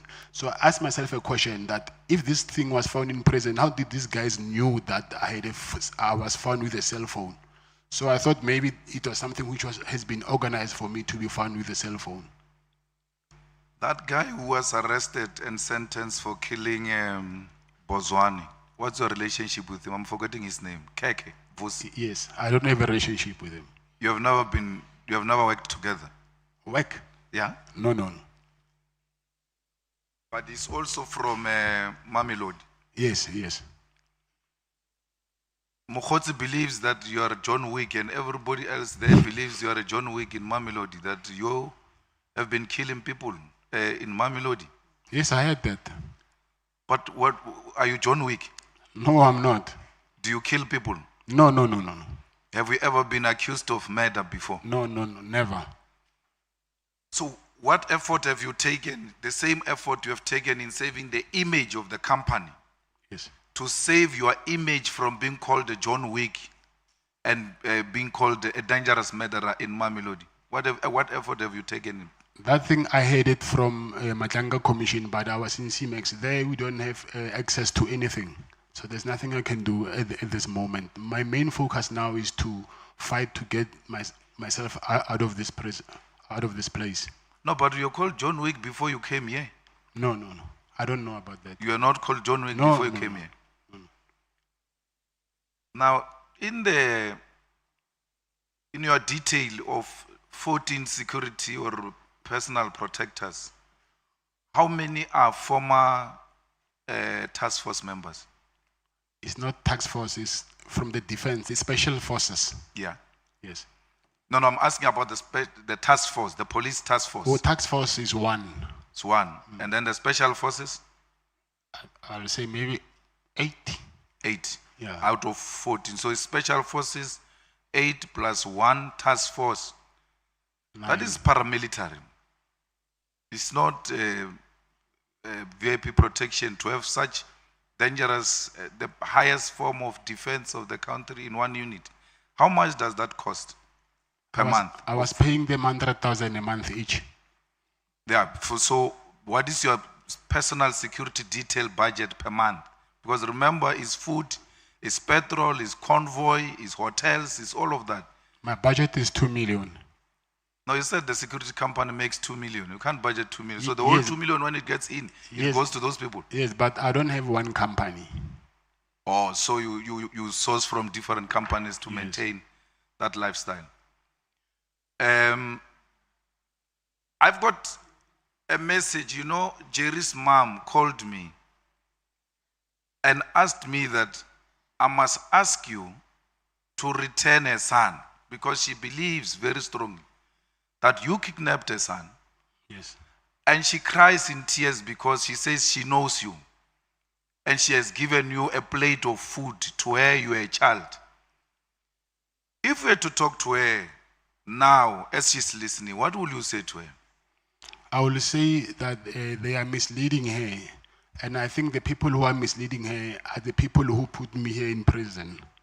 Because I think they even went and told this same thing before the mother to Jerry's wife. So I will say she's being misled because they know very well I'm the first person who woke up at night there, and then I was the first person who was looking for Jerry everywhere. So when they say I kidnapped her, it's because maybe of my suggestion that rather let's tell the police the truth. And then they were not comfortable with that. And I said to them, it's either we do that or we never find him, because if we don't give them a clue, then how are we going to know how the police are they going to know where he is? So they were emphasizing that we need to save their image, his image. So me and them, we ended up not agreeing on one thing, because even myself, I was tired of looking for someone, but we must lie to the police on the other side. Yeah, but I'm saying I'm given some limited time and I'm allocating it to you. Speak to her. Talk to Jerry's mom. She's listening to you now. She's watching you. Talk to her. Her son has been missing for so long. Yes. And she feels very strongly that you took her son.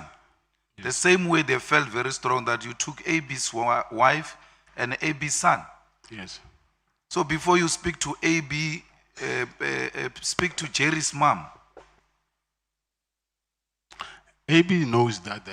I think wherever he knows that thing, he knows very well that I've never done No, that. leave AB. I'm saying, Jerry's mom is watching. Talk to her. I will say, Mama, you know very well, me and your son, we are very, very, very close friends. We've done a lot of things together, traveled together, me and his wife and my wife, and there was nothing that I will do to harm your son. Actually, your son was like a young brother to me. So there are people who are getting between us, trying to convince you that I took your son so that you might think of me as this boogeyman that people paint me to be. But from the bottom of my heart, I've never and I will never, ever do anything to harm your son or your family. Thank you, sir. I'm sorry. Thank you. Now, did you have a business deal with Jerry in some comfort installing solar system? Yeah, but it was his business, but I'm the one who got it for him. So you worked together, and whatever the money is that you were supposed to transact at that level, yeah, you sorted each other out. Yes. Now, just before Jerry disappeared, and then I think Jerry disappeared a week or two, and AB's wife disappeared 2 weeks after or so, but it was within a short space of time. Yeah, I think a week in between or so, yeah. They say Jerry and AB were in your office. You wanted them to do some tender in Limpopo of a CID. You called AB because he had a CIDB 9. Yes, that's and true. they both declined to do that business with you. And that's where their problems started. He actually accepted AB, and it was not in Limpopo, it was there in Silverton, where there's a Ford plant. And then he accepted. The thing is, he was supposed to go to a briefing. I think he missed the briefing or something. That's why the thing didn't happen, but he never declined. So now, do you know anything about AB's son and AB's wife? No.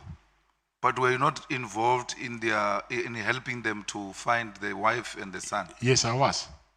And then what were, as from a security company perspective, what were your suspicions or your findings, as it were? Actually, there is this Pakistani guy whose employee was kidnapped. The Pakistani guy, he's a Muslim. We will go to the same mosque.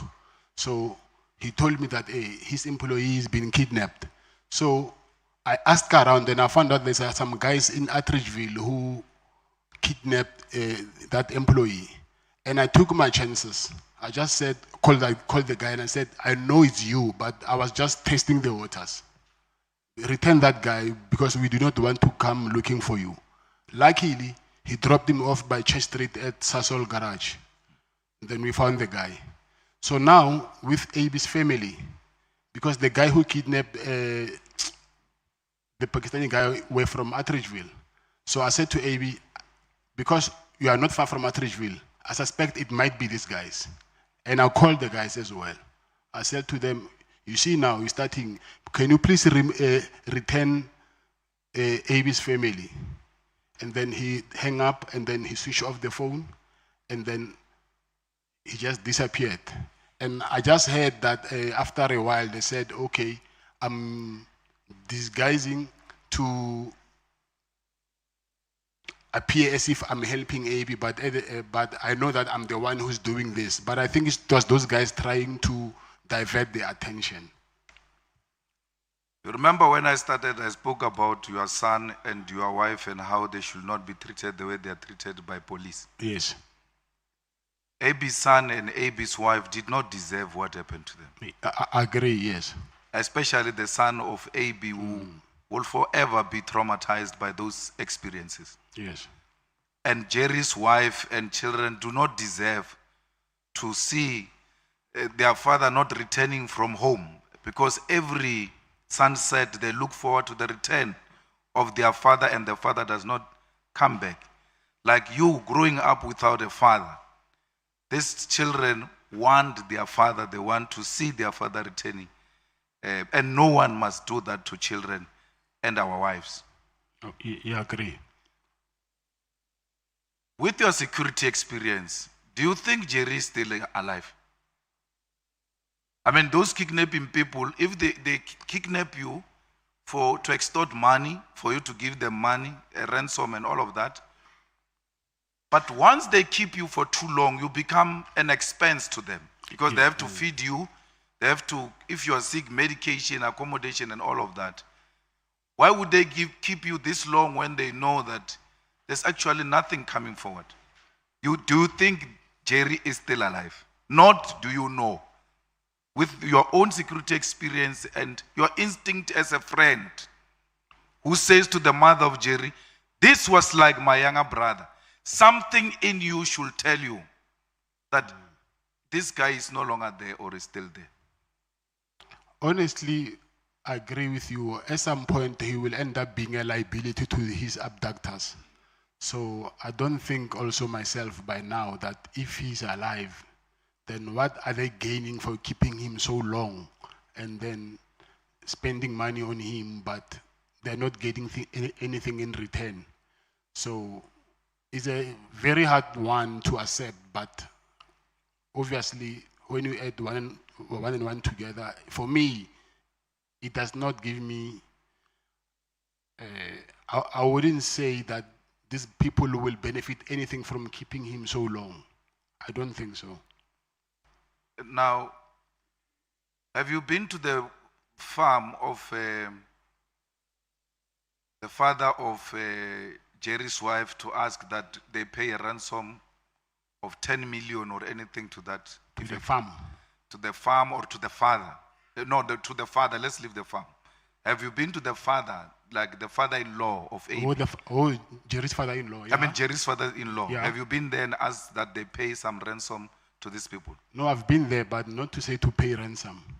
Yeah, but what were the discussion between you and the father-in-law? Because the story now is Jerry has kidnapped himself because he wants to extort 10 million from the father-in-law. And to a particular extent, you went to say to the father-in-law, please pay something because it looks like the father-in-law is well off. He's not well off, but that's what they're saying. So actually, I volunteered to pay 5 million myself. And I said, if you guys can raise 5 million, I'll pay 5 million myself so that we can get him. So I went there to speak to his father-in-law and say, listen, let's go 50-50.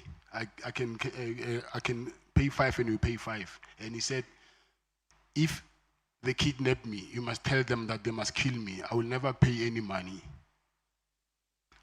Speak to the Jerry's kidnappers, your younger brother, and plead with them. For sure they are listening. They knew we were coming to speak to you. If you're to speak to their conscience, what were you going to say? I will say, what we need now is closure. So whether they have them, they must just release him because he's diabetic. So I don't think wherever he is, he's in a good health. And also, if they did something to him still, let them give us a sign somewhere to at least have a closure to know, because it's not nice every day sleeping, not knowing what happened to your brother, your father, your son. So what can at least comfort us now is closure, whatever it is. So at least we can know going forward what to do. Thanks. Julius Mkwanazi, what is the story there? You installed the blue lights he installed the blue lights in the cars that are owned by your security company. I donated cars to his to EMPD to him. So they took them over. Yes. They were not belonging to you. No. But there was a News 24 article that showed a lady saying Mama Cat is taking his kids to school in style, and they were playing with blue lights like they are playing with yo-yo.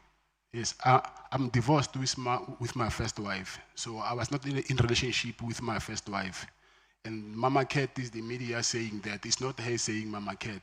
So she's living her life, and then I don't even, and those are not my cars. So my cars are BMWs. I think everybody knows. I use BMWs.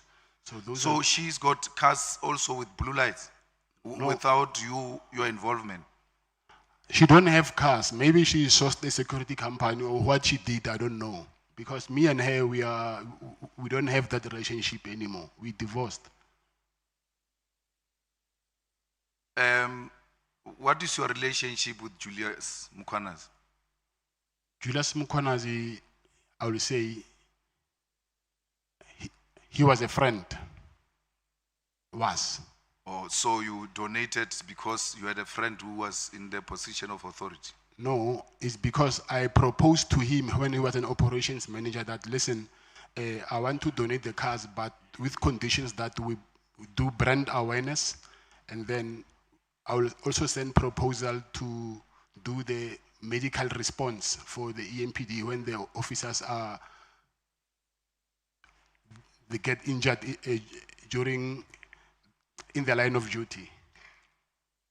So Tanya was protected by you? No, not by me. I went there when it was only once, and it was when it was state of the city address. It was only once. Yeah, but you went to fetch the mayor of the DA with your cars. Yes. And they had blue lights. I don't know if they put blue lights on because I was not there. Was it not your protection that was driving the cars? Yeah, on that day? They came as backup.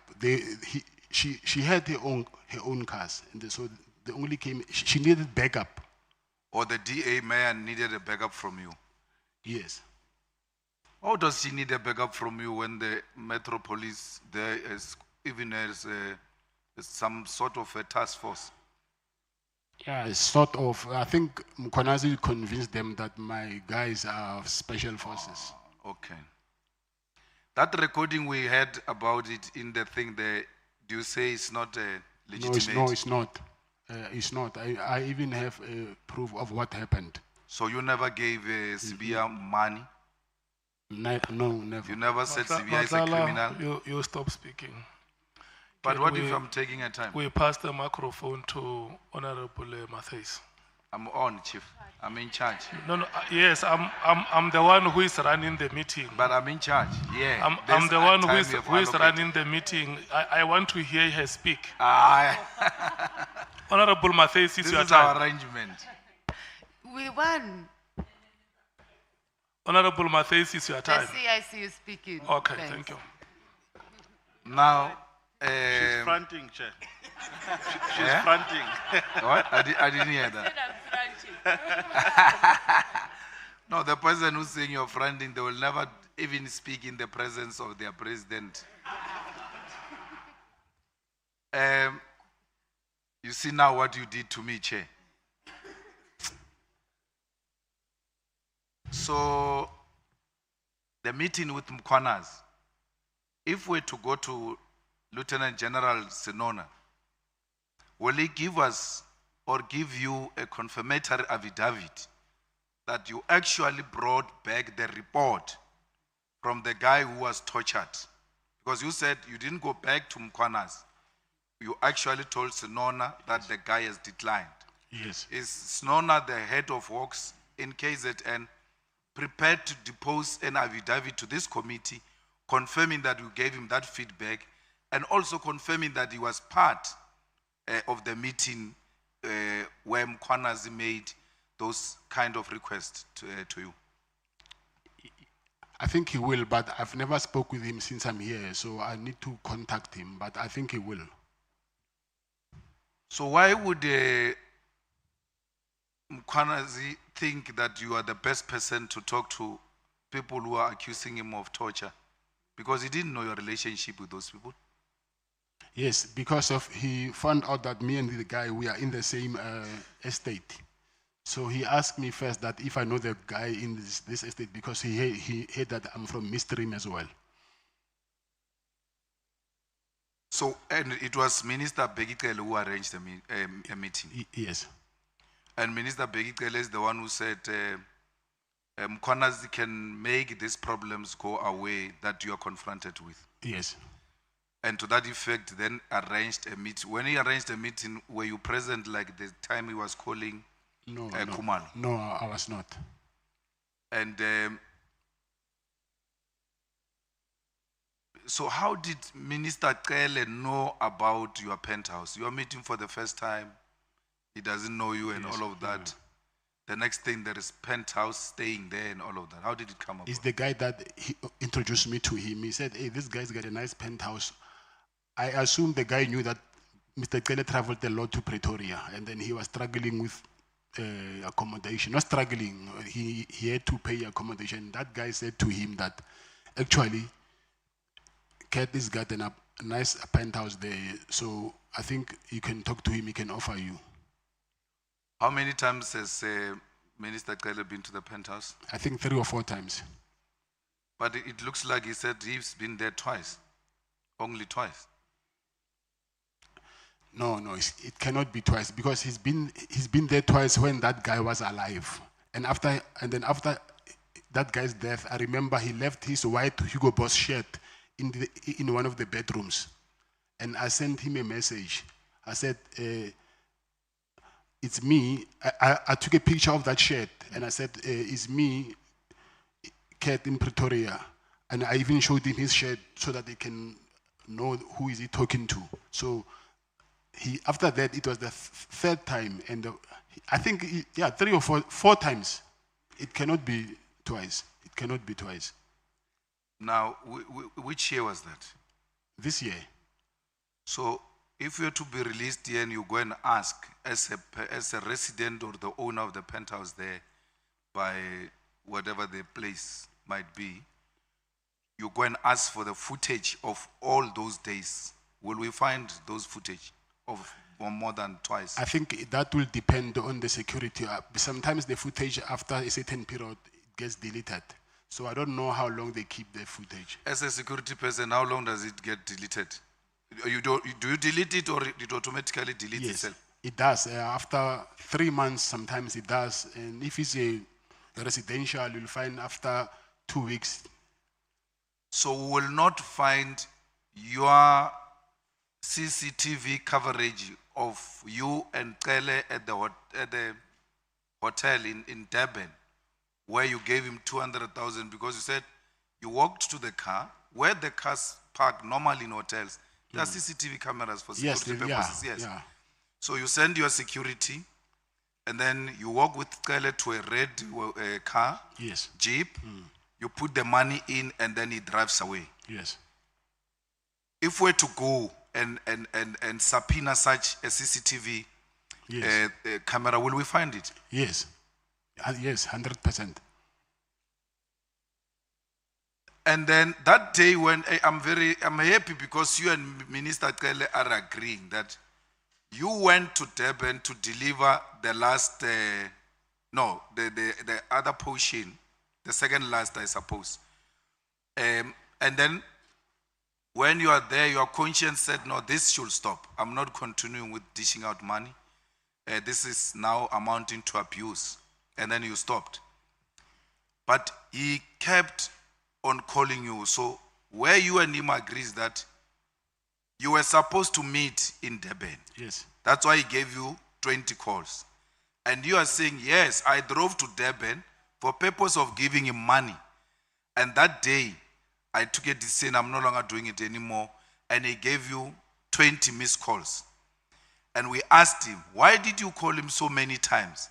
He says, we were supposed to meet. Yes. So on the meeting part, you and him are agreeing. What we need an evidence of is this portion of the exchange. Even if it's not visible money, but as long as we see the Kele money from you, the Kele bag from you to his car, that's prima facie enough.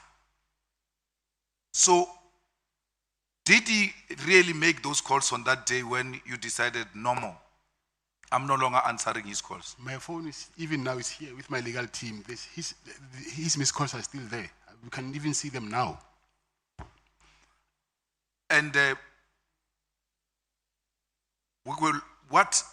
we need some, even if it's smaller evidence that demonstrate that you indeed exchanged money, because the problem is that Mabonga is dead. Yes. And the protector that went to fetch the Woolworths bag, is he still alive, and will he be prepared to dispose an affidavit that you send him in the presence of Minister Kele to go and fetch a bag? And obvious, if he's a personal protector, meaning a bodyguard, he will walk with you or behind you as you walk to the car with Minister Kele, and then you putting, will he give us some affidavit? Yes. Yes. I'm worried, Mr. Matlala. 12 cases withdrawn, 1 guilty verdict, 1 not guilty verdict, 1 acquitted. And you've got police around Pretoria here who are sent around as your eyes boys. Why would the police go and fetch a car to, your story is actually making this, the case of that police officer even worse. Because you take a card from your PA, you give it to a police officer. What stops a PA from taking the card to go and buy a battery and bring it to you? Because generally that is the work of the PAs. And here police are being converted into PAs in the absence of the PAs. They're actually being given the job by PAs that they said, I must give you a card to go and do what I'm supposed to do or I'm employed to do. What should we take of this kind of a relationship you have with police? And the next thing, cases are withdrawn, and meaning the people who have actually complained in these cases have never experienced justice, because this will somehow, the reason we're asking you about this police officer is to determine your proximity to the police in this area and to determine whether police are actually under your control. No, they're not under my control. Yeah, but why would you send the police? And he's probably older than you. No, he's not. Or is a small boy. He's a lighty. Okay. So you were sending a lighty policeman to run around. Not a lighty. You know, when you, like a little brother, I will say that. So not a lighty in a defamatory way, manner. Okay. So I'm saying, sometimes, yes, you might be a policeman, but at home, you are a brother, you are a sister, you are a father. So when you are at home, whether you're a policeman or not, or you're a judge, if I'm your older brother, I can send you whatever, then you will do that. So it's not because of I'm undermining you as a police officer or as a judge or whatever. You can send a judge to go and buy a battery. Now I'm saying if he's your younger brother. Your younger brother judge. I'm saying, no, I'm giving an example. Yeah, but I'm saying you can send a judge who's your younger brother to go and buy a battery. Oh, bread or whatever you want. Yeah. A judge. Your brother, I think he will, when he's at home, he'll call you Abuti, whether he's a judge or not. So that respect will always be there. Thank you, Mr. Matlala. I want my sister to have an opportunity to speak to Kat, even if it's not too long. Let's go. Thank you, Mr. Matlala. Just quickly, this thing of your lifestyle is quite bothering, right? So you have, like 14 guards. You have 14 guards, personal security. Yes. So President has said the expense that just comes with that. You said you've got like about 2 million that you generate from one of your security companies, but you also have other businesses. Your lifestyle is large. It's large. It's large. 14 guards a day going around. Just talk about the guards. Then you said you got 9 kids. I'm assuming most of them, if they're still at school, they all go into private school. I'm sure you live in a very huge flash. I'm just talking your lifestyle alone. Does not quantify the amount of income you're saying that you received from your legitimate businesses. So I don't think, and maybe you must talk to it, is that one of your best friends, you've said, is a producer of drugs. How is it that you're not part of selling drugs when your best friend is that? You've just spoken to his mother. His mother has even said he's given you a plate of food. How are you supporting your lifestyle? With my businesses. But there is proof in my bank statements where the money, you can trace where the money comes from. It's not like it's a cash deposit from private people. So you can see that it's this company and then there's an invoice. So you can trace where the money comes from. So you'll be open to having a SIU investigation into your lifestyle to match? They're doing it now as we speak. Okay, so I guess we'll have to wait for that to come. This is also bothering me. So when you're going through passport, do you have special treatment? Because how is it that when you're going through border control, you don't know that passports are not stamped? It's not possible. I'm saying it's an oversight. No, it can't be. There's no way you're there by the passport control. So do you go to passport control or do you sit in the car and you have handlers go through, stamp the passports, and then they go through? Because you're there at border control. You sit there and you see, like, you'd know that your passport is not stamped. So, but it's not only my passport. I can... So that's why I'm asking. Yeah. Did you personally go through border control? Yes. Or did you have handlers do it for you and you were standing on the side? The car will park next to the office and then they'll want to see the faces. Obviously, I'm inside the car and then the BG will take all our passports and then the authority will come and then they want to see our faces first before they can compare with the passports. So they do that. So what happened, I really don't know. On both sides, both the South African border side and the Lesotho border side. No, it's only, just didn't... they've noticed it on the 19th when I went to Eswatini, and when I came back, it does not show me coming back to South Africa. From whose side? Exiting or entering? Because you have to get to... Entering South Africa. I've never seen that. They stamp, and I don't think which border did you use? Because I don't think you do it through the car. Okay. And then this John Wick reputation that President was talking about. You've just explained on how you have that John Wick reputation, because when we were talking about the issue about at one of the kidnappings, you said you took chances and you called whoever this person was, I missed the name, and you said, Mr. you Matlala, don't want me to you come stop for here. you. And the You person stop was talking. released. Stop That's speaking. confirmation of John Wick. Thank you, Chair. Honorable members, we are coming back at 20 minutes past 5. If we can listen here. The next 5 speakers will last for 2 hours, 30 minutes. 2 hours, 45 minutes. So 20 past 5 when we come back is Honorable Bangazita.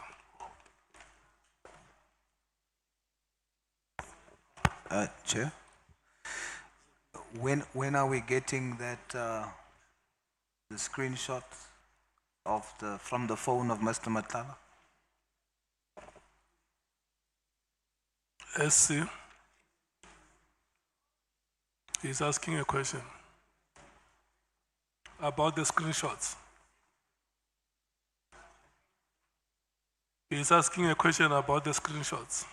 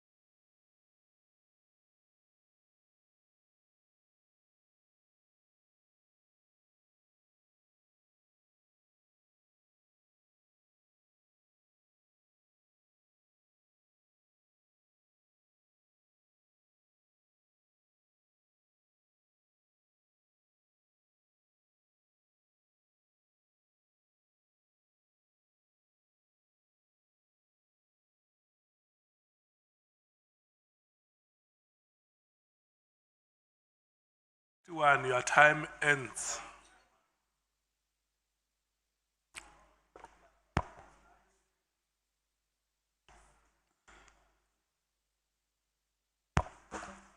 Well, thank you, Honorable Chairperson.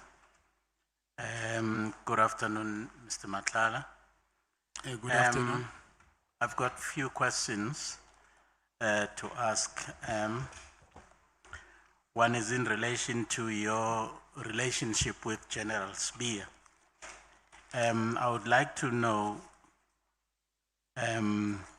whether you actually knew General Spear before you had a meeting with him in January where you actually met him in his office together with your lawyer. Did you know him before that? No, I did not know him. Okay. So how was that meeting actually arranged? Who arranged that meeting between General Spear and yourself for you? I asked my office to get his details on the internet, and then we arranged a meeting through his office. Because why did you want to meet General Spear? Because the matter and the issues that you discussed with General Spear actually did not belong within the purview of his work as the Deputy National Commissioner. You were discussing issues that were actually relevant to the supply chain management division. Why specifically you chose to meet General Spear? I think if you can check also on his affidavit, if you have it, his statement, it actually falls within his department because I wanted him to do investigations of the corrupt nature of police officials who don't want me to occupy that hospital. So investigations falls under his department. Because when he was here, he actually did not say that you were there to ask for his assistance in investigating. In fact, he said you had actually solicited his assistance to persuade the finance section to actually pay your invoices because they were not paying you. No, I have his affidavit. It does not say so. In his affidavit. I beg your pardon? I'm saying I do have his affidavit. It does not say so. Okay. I think maybe the committee also has his affidavit. We can share it and check what he was saying. Yeah, for your information, there are lots of things that General Spear said that are not in his written affidavit. Yes. Yeah. But were you invited to the engagement party of his son, Karabo? No, I was not invited. Why not? When your wife was invited? Yes, my wife was not invited by him as well. Was the invitation specifically for your wife, not for you? No, I'm saying even my wife was not invited by him. I didn't get that. I'm saying, can you hear me? Can you hear me? Yeah, can you hear me now? Yeah. I'm saying even my wife, she was not invited by him. My wife was invited by her friend who was attending that event. Invited to attend somebody else's party? Yes. Okay. All right, can we actually look at the harassment that you actually suffered under the hands of the police? In fact, after your unsuccessful attempt to open a case in Brooklyn Police Station, you then suddenly received a call from a gentleman who introduced himself as Mr. excuse me, Brown Mohotsi, wanting to assist you. Where did he get the information from that you were in trouble with the police?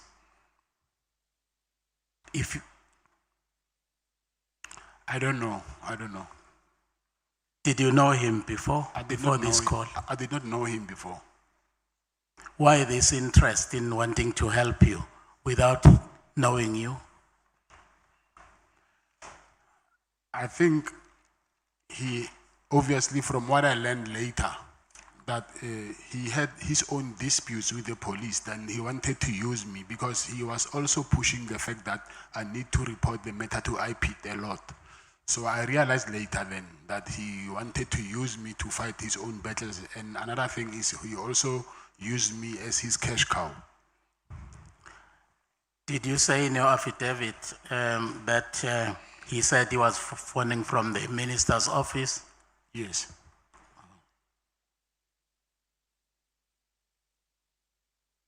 And did he ask you for money to pay for the investigators? And you paid and you gave him? Yes, I did. Where do you know Bongan Pungase from? I knew him from his friend. Who is his friend? He's a guy called Shubi from KZN.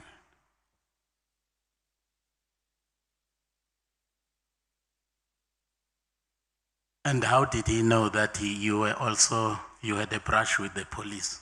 Because immediately after you have had a discussion about your predicament with Mr. Mohotsi, he also came into the picture through a telephone call, offering his assistance to a point of wanting even to facilitate a meeting between you and Minister Cele. I think the matter is because I will assume that he saw it from the media because of it was all over the media. Did you pay him for this facilitation that he actually did for you?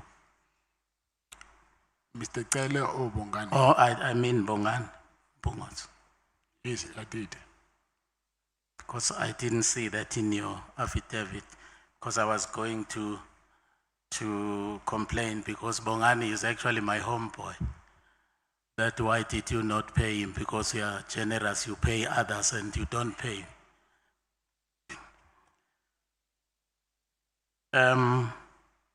Mohotsi, on the 19th of December, you sent him pictures of the raid that actually had taken place in your office. What was the purpose of this? Why did you send Mr. Mohotsi pictures? What did you want him to do with the pictures? At that point, I believed that he was working from the office of the minister. So I wanted him to check if they can find out who these people are and then what do they really want from me. Yeah. Can you confirm your WhatsApp conversation with Mr. Mohotsi regarding the January 8th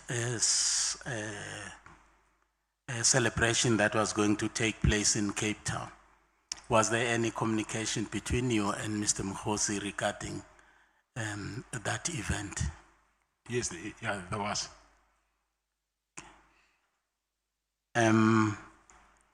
Mohotsi actually wanted you to assist in actually providing finance for some people or a group of people who had wanted to attend that function in terms of transport and their upkeep when they were in Cape Town.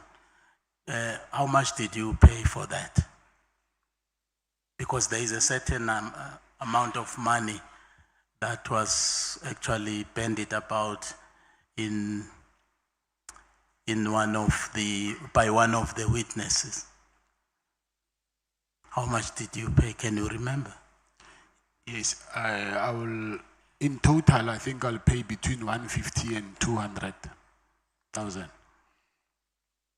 Okay.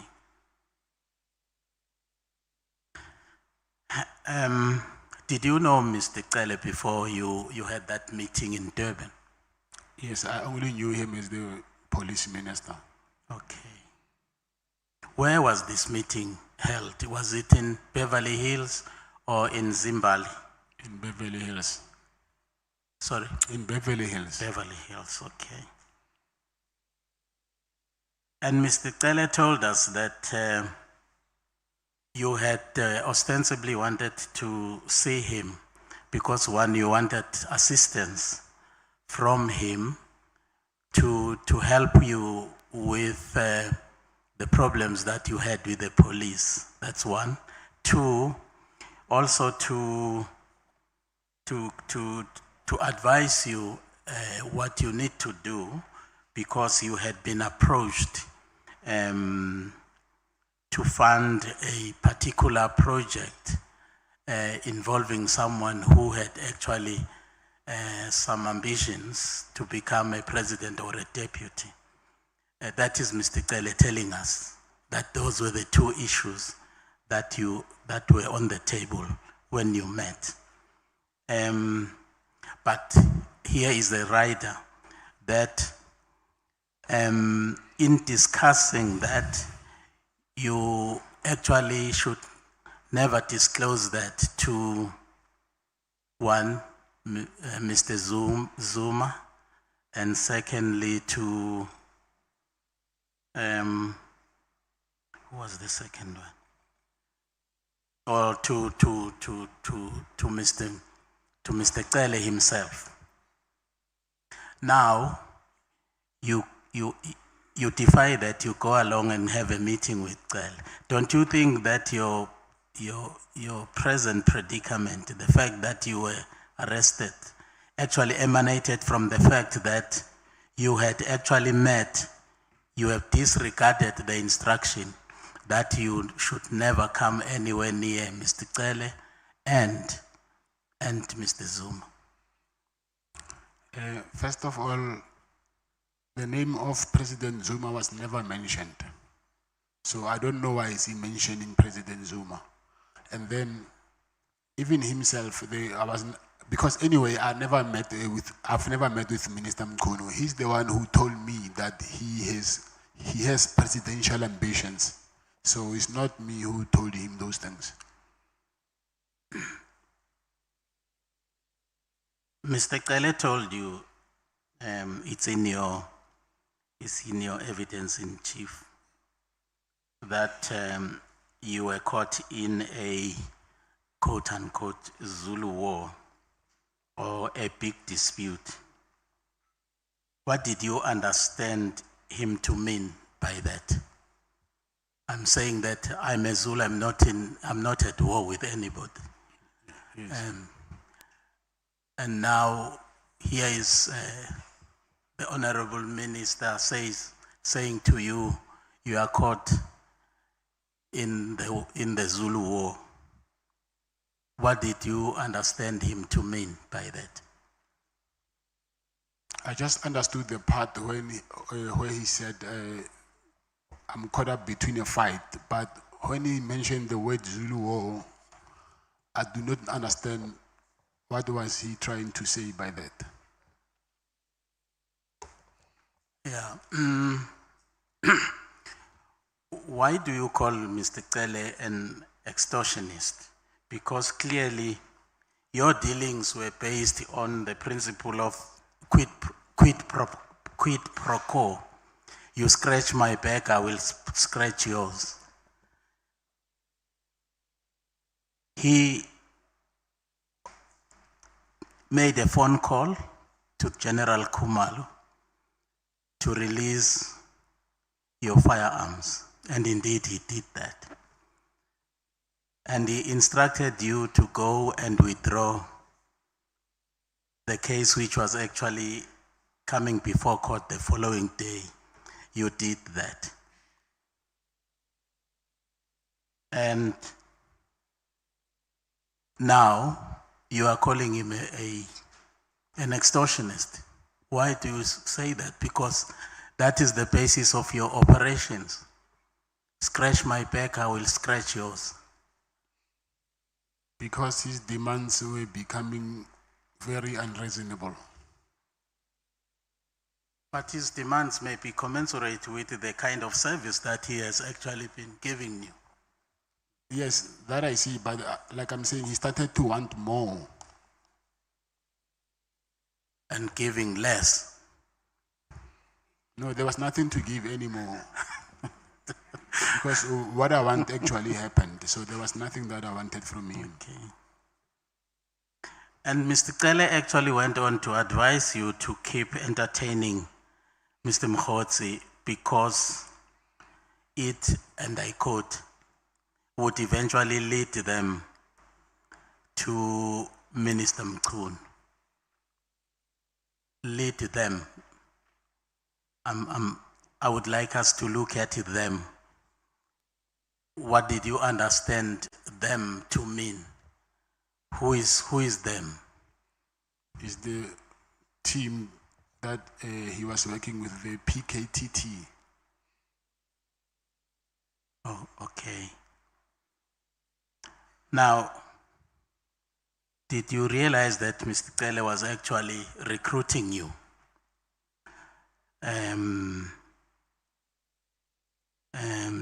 To aid and abet the conflict between the two factions by saying that keep entertaining Mkhozi because it's going to lead us to eventually, to reach the minister in whatever way.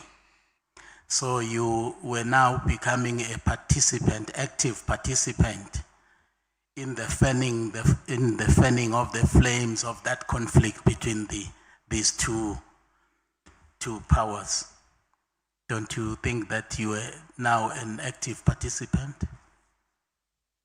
Yeah, I believe so. Okay.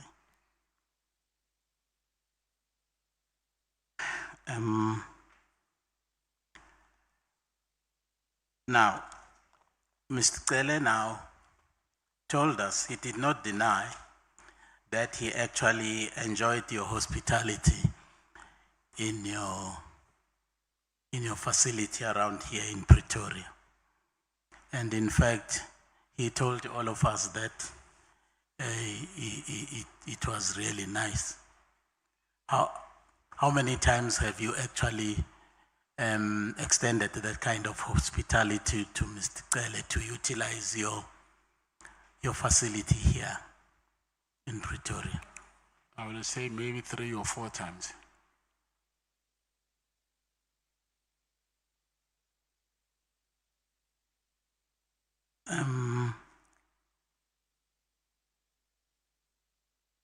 The payments, you actually said that you can actually substantiate that allegation that you actually paid these 2 tranches of money to Mr. Kele, namely 300,000 and 200,000.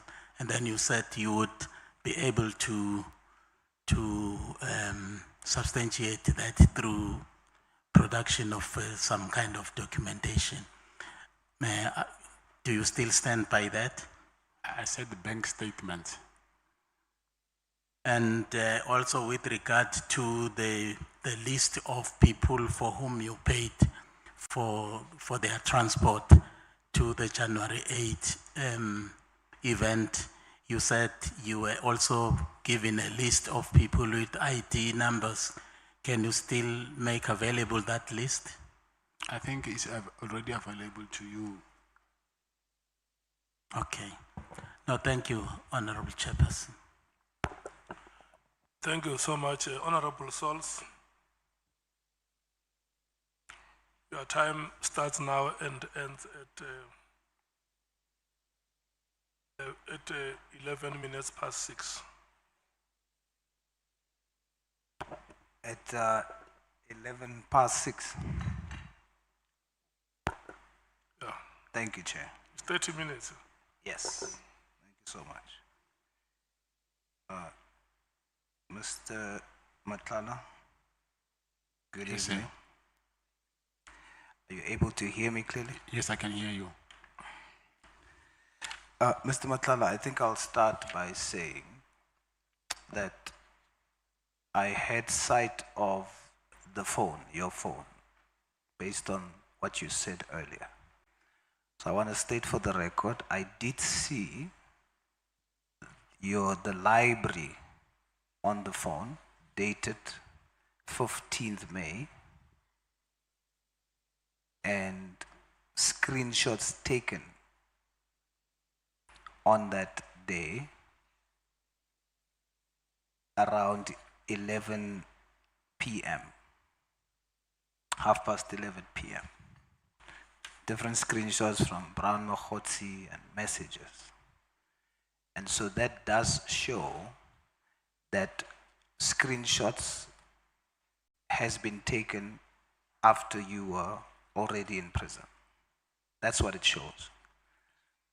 But I must say to you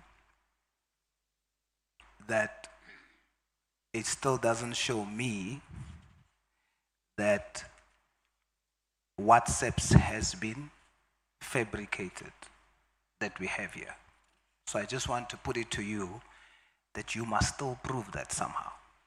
But what you can prove based on what I've seen and I have is that indeed in your library, the phone's library, on the 15th of May, there are screenshots. Okay? Okay. Let's start with the questioning. How well did Mr. Cele know the gentleman that arranged the meeting for you, between the two of you? He said to me he was friends with his father. Yes, but how well did he know him? How well Mr. Cele knew Bongani? Yes. Yes, I'm saying he was friends with Bongani's father. Yes, but I can be friends with somebody's father and don't know the son well. So okay. I'm asking that for a particular reason. Do you think that Mr. Cele knew the son well, the late Bongani well? Yes, I can say that. Why would you say that? Because I couldn't sit with Mr. Cele for long because I had nothing besides what I came to talk about. After that, I would leave. I wouldn't have a casual chat with him. But he will stay long, and when he came to visit here in Pretoria, he will stay long with him, bring alcohol for himself, Bongani, and then maybe he will come with two of his friends, and then they will leave at 10, 11. So I assume that for him to stay that long with him, obviously they had things to talk about, which I didn't have that relationship with him. So you are testifying that they had a very close relationship? Is based on what I'm just yes. Yes. Yes. And the reason why is because Mr. Cele testified that he didn't know him that well. He only knew his father. You testified that you sent a text message to Mr. Cele with a picture of his shirt. It was a WhatsApp message? Yes, it was a WhatsApp message. Did Mr. Cele reply to that WhatsApp message? No, he didn't reply. Did you and Mr. Cele ever exchange, apart from that text message that you sent, did you ever exchange text messages where you send to him in text and he replies to you in text? Yeah, I think he did once. Only once? That's what I can remember, yeah. That I can say in certainty that this really happened. So you are testifying that there was a time when Yes. Mr. Cele sent you a text. I'm asking that because Mr. Cele testified that he never sent WhatsApp messages or text messages, so he would never have sent you a text. But you testifying he did send one. I remember that because I think if you can remember, I said at some point he was in Senten Hotel and he asked me to send my protectors to take him and the wife to the wedding. So that day, that's when he sent me the text of the where he was. So I can forward it to the guys. But as soon as I saw the text, I knew the place. So I just told them that they knew the place as well. Yeah. All right. I want to jump on the Zulu war thing as well. When Mr. Cele called General Khumalo, you testified that he said to General Khumalo, he's not a danger to us. He's just caught up in a Zulu war, correct? Yes. Who do you think he was referring to when he said us? We already know us would mean himself and General Khumalo. Who else do you think he would refer to? I will think maybe that whole unit. Which whole unit? The PKTT unit. Are all of them Zulus? No, I don't think all of them are Zulus. So the war is just... Some of them within them, yes. Would you think potentially that the war would be because you testified that Mr. Cele told you to continue talking to Mr. Mokhotsi so that you can get information that they can use against Minister Mkuno, correct? Yes.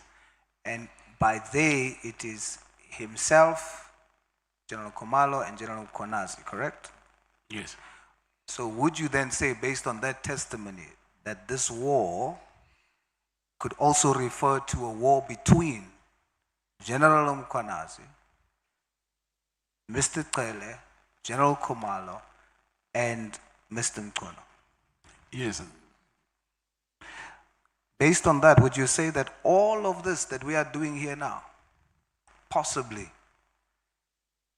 all of this taxpayers' money that we are using to deal with this, your testimony would mean that we are doing all of this because we too are caught in the middle of a Zulu war? I don't know about that. But would it make sense? I can say that you're caught up in a Zulu war. Okay. You testified that after that call was made, you got your firearms back. Did you get your jewelry back too? No, I didn't. So as we stand now, the call just ensured that you got your firearms back, but not your jewelry. Yes. Yes. Why do you think it's that? Why do I think that I didn't get? You didn't get your jewelry. Didn't you want your jewelry back? I wanted it, but I saw that I will now start to irritate the guys that I'm fighting with. I see. Do you think that when the meeting between yourself, Mr. Cele, and General Mkwanazi, that meeting, do you think on arrival of that meeting, General Mkwanazi knew what your problem was? Yes, he knew. You think Mr. Cele told him about your problem? Yes, he did. And he agreed to meet? Yes, he did. So, Mr. Cele, at the time, had the power to instruct or call General Khumalo, and he followed the instruction. And he had the authority to call and set up a meeting with General Mkwanazi. So both of them listened to Mr. Cele.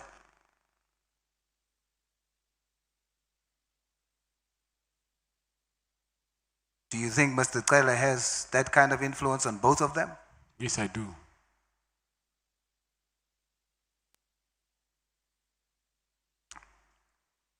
So we know that you were going to get something in exchange for what you were asked to do in that meeting. to go and speak to the guy that was tortured. In return, you're going to get your contract saved. We know what you were going to get. But the guy whom you went to talk to withdraw the case, what was he going to get in exchange for withdrawing the case? Nothing. So General Mkwanazi sends you, ask this guy, and the guy must just withdraw the case. He gets nothing in return. Nothing. Nothing.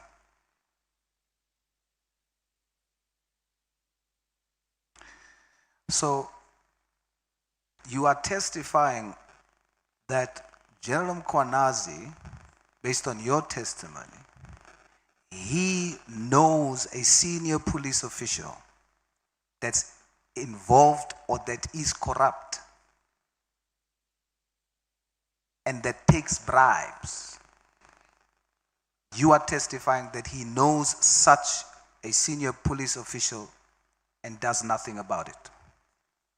Yes, because he even gave me the address of one of the properties that she owns, that he alleges that he bought with the money that he got from that service provider. So you are testifying he knows what she does, he knows it's wrong, and he does not arrest her or do anything to stop it. Yes. Furthermore, are you testifying that not only does he know, but he also facilitated an arrangement so that you can participate in the same kind of corruption? Of course.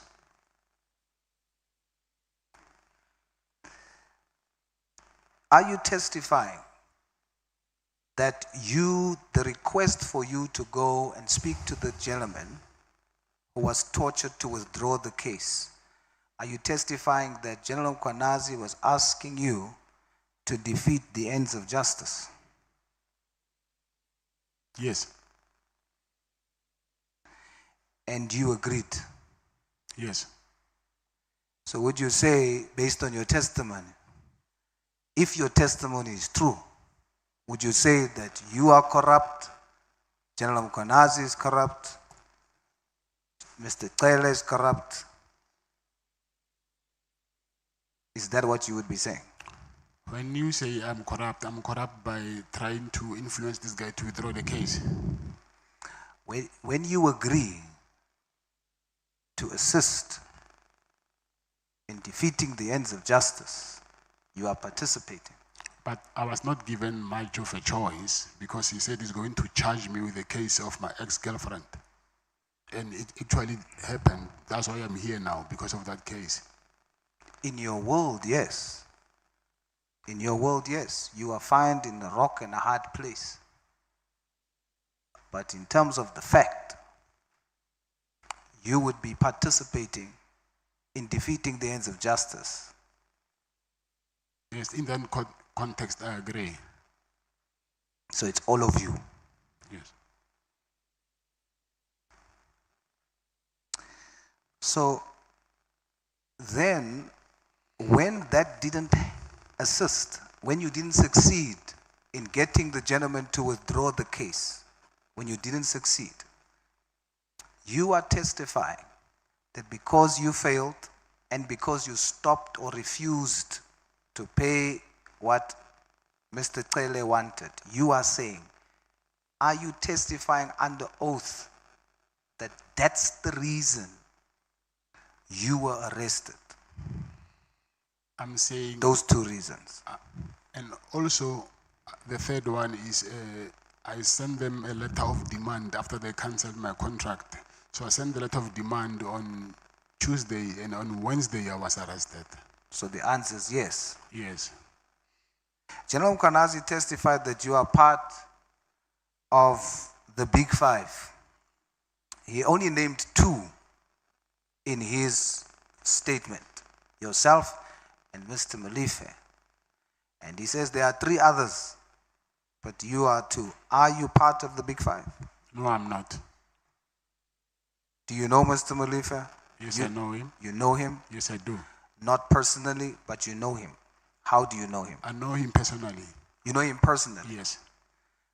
Do you work together in this Big Five arrangement? No, I know him because of he used to come and visit someone who was my client, and he was very close with that person. So when I say personally, I'm not saying he was a friend. I'm saying I can see him, I can be with him when he was visiting my client. So you are testifying that there's no such thing as a Big Five. You are not part of the Big Five that does robberies and trafficking and drugs and armed robbery. That's what you're testifying. But General Mkwanazi testified that you are. So who's lying under oath? I'm not saying it does not exist. I don't know about it, the Big Five thing. But the fact that you are part of, you are one of them. Yes, I know that I'm not part of it. So who's lying? I'm not part of it. Who's lying? I don't want to use the word lie, but what I can use a word, because now I have to decide. We've got two versions of the same thing. Yes. We can't take both. So I need to hear for the record. Are you saying that General Mkwanazi is lying, or are you saying you can't say he's lying? I'm saying if it's not a positive, then it must be a negative. So I'm saying I don't know anything about that. I'm not part of that. So he's lying. What he's saying, I don't know how. I think he's the one who needs to prove that. Based on is it untrue? Yes, untrue. Okay. Mr. Matlala, do you love money? Yes, I do. Sorry? Yes, I do. You know, there's a scripture in the Bible that says the love of money, not money, the love of money, yes, is the root of all evil. Do you know that scripture? Yes, but I'm not a Christian. Sorry? I'm not a Christian. That's okay, but you know the scripture. Yes, I know the scripture. My religion says that we must enjoy everything that God has put on this earth, but legally and in a way that we don't tend to be greedy about it. And I agree with that too. It's basically saying to you, stay away from evil. Yes. And now this scripture I'm talking to you about says, what is the root of it? What we see is the fruit, but the root of it is the love of money. You say that you love money. Yes, I do. Now I have with me something that was given as testimony or as evidence, allegedly from busportal.gov.za. And it states that for your business, the CAT security, Mr. Hangwani Morgan Mayumela was added as director of that company in 2017. Is this true? Yes, that's true. Now, it's very widely reported that he was the one that spearheaded the network who benefited from the contracts at Tembisa Hospital. And your company, as you testified and is in your statement, received RFQs from those contracts or from the hospital because you were registered as a vendor and you received RFQs. Yes. Babita Diakoran, she reported that that's how this corrupt acts was happening at Tembisa Hospital.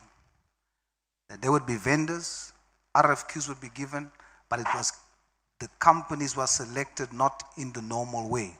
And we now know that you are one of the companies that benefited, and the man on the top is a director in one of your companies.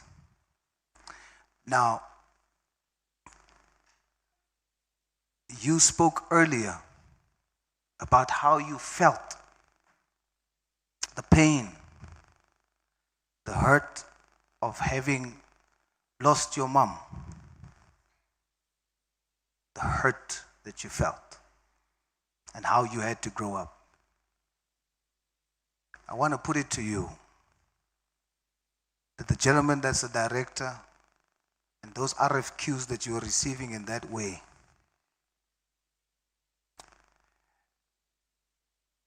Babita was shot 12 times in front of a yard. You see that feeling that you had, or maybe still have? She has a 12-year-old daughter who's now going through exactly the same thing.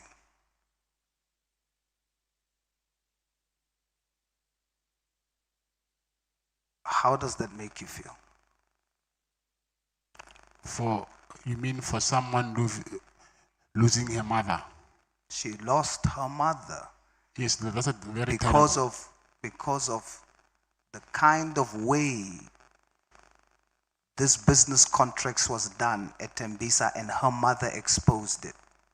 And she was shot. Now that's evil. Yes, I agree. And do you know why that evil took place? You might not have been there that day, but that evil took place that her mother exposed because all those people, including what you participated and received benefit from, was due, the root of that was the love of money. That evil, the root of it is the love of money. Mr. Matlala, I respect all faiths, even yours. And one thing I know, Allah Akbar, God is great. And I tell you today as I close, God has entered the ring. God has entered the ring to fight this evil in our country. All of you are going to lose. You see what you see here? It's not just personal vendettas. It's God entering the ring. You know, scripture speaks of the number 12. And you see my colleagues making fun of it. But I put it to you. That child is 12 years old. Was 12 years old at the time. She was shot with 12 bullets. The number 12 speaks of a new governmental order. Babita, her blood is speaking from the ground. There's a new governmental order coming. And all these whistleblowers that are being victimized, they are going to win. And those involved in evil is going to lose. Are we?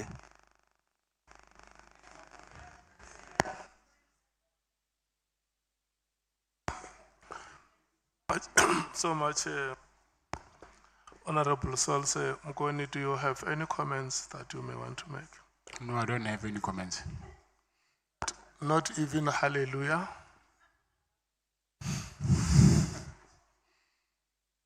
Okay. We are progressing very well, honorable members, and I must applaud you. Honorable James, your time starts now. 6 minutes past 6, 21 minutes past 6, you should be done. Mr. Matlala, I listened to your testimony yesterday in which you claimed that firearms, cell phones, gadgets and similar items were taken from your property during the raid on the 6th of September and again in a subsequent raid, right? I would like to clarify the following. When you received your items back from SAPS, how exactly did you collect them and what did you collect? I went to the police station and I went there with my protectors. And then they said I must go to at the back, there's an SAP 13. And I found a gentleman there at SAP 13, and then who said I must produce my ID document to confirm that it's me. And then I showed him, and then he took out the register book, and then he booked them out. Okay. You are saying you booked them out. That means you took many things. I put it to you, I visited Brooklyn SAPS. I went to verify and I tested what you told us yesterday. I'm just back from there. I went yesterday and I went again today. You only took one item out of that SAP 13. One item? One item. What is one item? You took your firearm. How did my firearms get back to my office? I put it to you that on that day, you only took one firearm is what you signed That for. is- That is in the SAP 13 book. I'm saying that's a total lie. It's impossible. I got all my firearms. I personally checked the records this afternoon and they indicate that you only collected a single Beretta pistol. Is that correct? It's not correct. It's a total lie. And I'm starting to have worries now. Why did you not collect all the other firearms? That is Because a on lie. the first raid, I think they raided and they took about 5 firearms that was there with ammunition. The second raid was probably about 20 firearms that was recorded in that book that I saw today. That is a lie. It's a lie. It's a lie, yes. I put it to you that the person that signed for those items is a lady. A lady He's collected. not a lady, he's a guy from Northwest. He speaks Tswana. You see, that is something You that I didn't don't collect understand. it, sir, but you didn't collect your items. Someone else collected those items on the 31st of December. It was me. I remember very well. Even my VIP car, it was broken there outside. They had to fetch me with another car. I was there myself. I'm saying to you, I sat in that office earlier on when I left this place. A lady collected the remainder of those items on the 31st of December. I put it to you, you claimed that your watches were missing, you claimed that your laptop was missing, you claimed that SAPS has stolen from you, yet you did not open up a case for your watches, your Rolex, your laptop and everything else. You didn't open up no case for that because that wasn't recorded in the SAP 13. First of all, that is a lie. And second of all, I don't understand then why are you raising your voice because of this? Because I'm you not are fighting lying. with you. Because you are worth me raising my voice to. No, you are also lying because what you're saying is not true. I saw, so you are saying that I'm blind. I'm saying that you are not telling the truth. I'm That is a talking the lie. truth. Yes, 100%. I'm saying so. I have I'm proof. saying to you that the records reflect that you No, did no, not no, no. fetch your own No, no, no, firearms. no. Then how did my firearm go to my office? So this is why this committee needs a forensic investigator so that we don't have to do our own investigations. But I did it anyway today. It's I impossible. put it to you. When I ask questions, No. it's not because I don't know the answers. You collect. I remember very well. It was on New Year's Eve. The guy told me that Yes, it he's, was on New he Year's Eve. stays I'm telling you it was on the, New Year's the Eve. guy said to me that he stays he's from Northwest. He was even speaking Tswana. I remember very well that day. I will never forget. They came with a black BMW. Matlala. Yes. And Honorable James. Or James Wayaga. No, wait, Matlala, you. May you, with due respect, honorable members, may you, with due respect, withdraw that statement. Yes. I request you to withdraw the statement. I withdraw the statement. Yeah, I want to make this request to you. I want you to have a conversation. Yes. Don't breathe on each other's neck. Yes. Because you are going to make each other uncomfortable. Just relax, take your breath, ask your questions. I've been relaxed all along, but you can see where this comes from. I'm talking to the two of you. I have made an observation, that's why I talk to the two of you, and I want to make this request to you that please have a conversation. You can proceed, Honorable Chair, James. I came here because I was invited and I've honored the invite. So I don't appreciate when someone is raising a voice at me. Whether she takes my testimony or not, it's okay, I understand that. But there is no need for her to raise my voice. I'm not a child. I don't even think she's older than me. But even if she is still here, we treat each other as equals. So no, I don't think she's had the right to raise her voice on me. That I'm not comfortable with. Mokodi, kgosi le ge e ka ba e nyane go wena ke You are kgosi. not my equal. You are definitely So- not my equal. Say You that can't again. say we treat each other as equals. We are sitting on two different sides of the Honorable fence. James, Honorable James, listen. You know, let's tell the South African public that when we are here, we are the supreme leadership of this country. There is no institution in the Republic of South Africa bigger than Parliament. Parliament is the highest locus of power in this country. And it will become a very sad day if a member of Parliament will appear on television or on any media platform toe to toe with an ordinary citizen. That's why, without passing any judgment on either of you, I request you to have a conversation. And it's unfortunate, Mr. Matlala, for the statement that you made. And I'm once again going to request you to withdraw it. This part that says she may even be younger than you, it's unfortunate, and I humbly request you to withdraw it. No, I'm sorry, and I withdraw it. Yes. Listen now, we are going to proceed. I don't want to invite honorable souls to pray for you for peace to reign. I just want you to have conversation. Your time is guaranteed, Honorable James. You will have it. No need to panic. Just have a conversation with Mr. Matlala. And kgotsa e be le lena.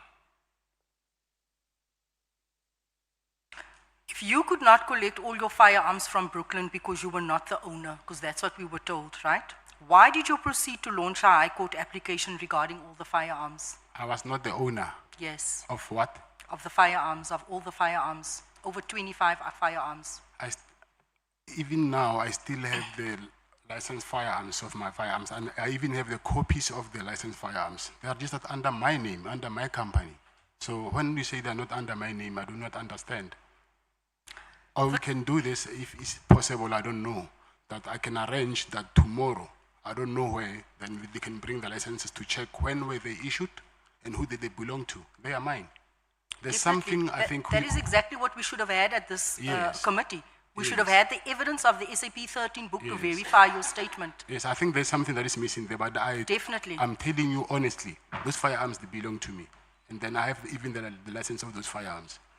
The crux of your evidence to the committee is that you are just a legitimate businessman who is being deliberately targeted by police through falsified or manipulated evidence, correct? That you are just a businessman and SAPS is targeting you. SAPS is not doing what? SAPS is targeting you. Not the entire SAPS, yeah, some unit But from- there's a portion yes. of SAPS targeting you, right?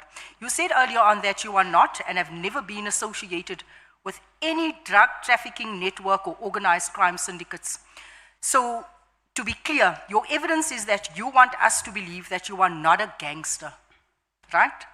That you are not a member of any drug cartel and play no role in any criminal syndicate or organized crime structure.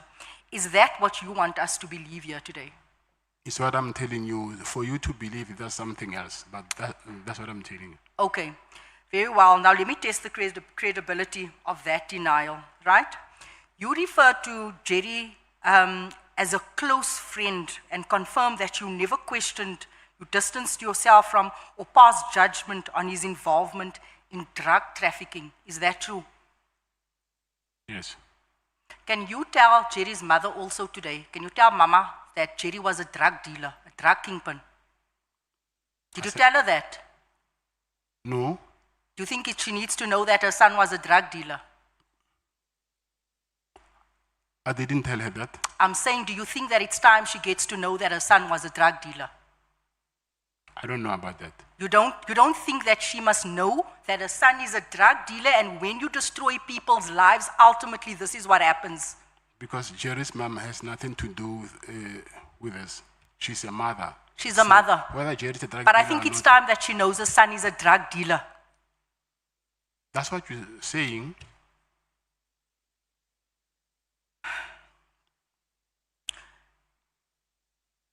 Do you know someone by the name of Ishmael Nangi? Yes, I do. Were you involved in a business relationship with Ishmael Nangi? No. You weren't? Yes. You weren't involved? Business? Yes. Any dealings? Do you have any dealings with him? No, I don't. You don't. Were you present at the meeting with Ishmael and Jerry on the night that he went missing?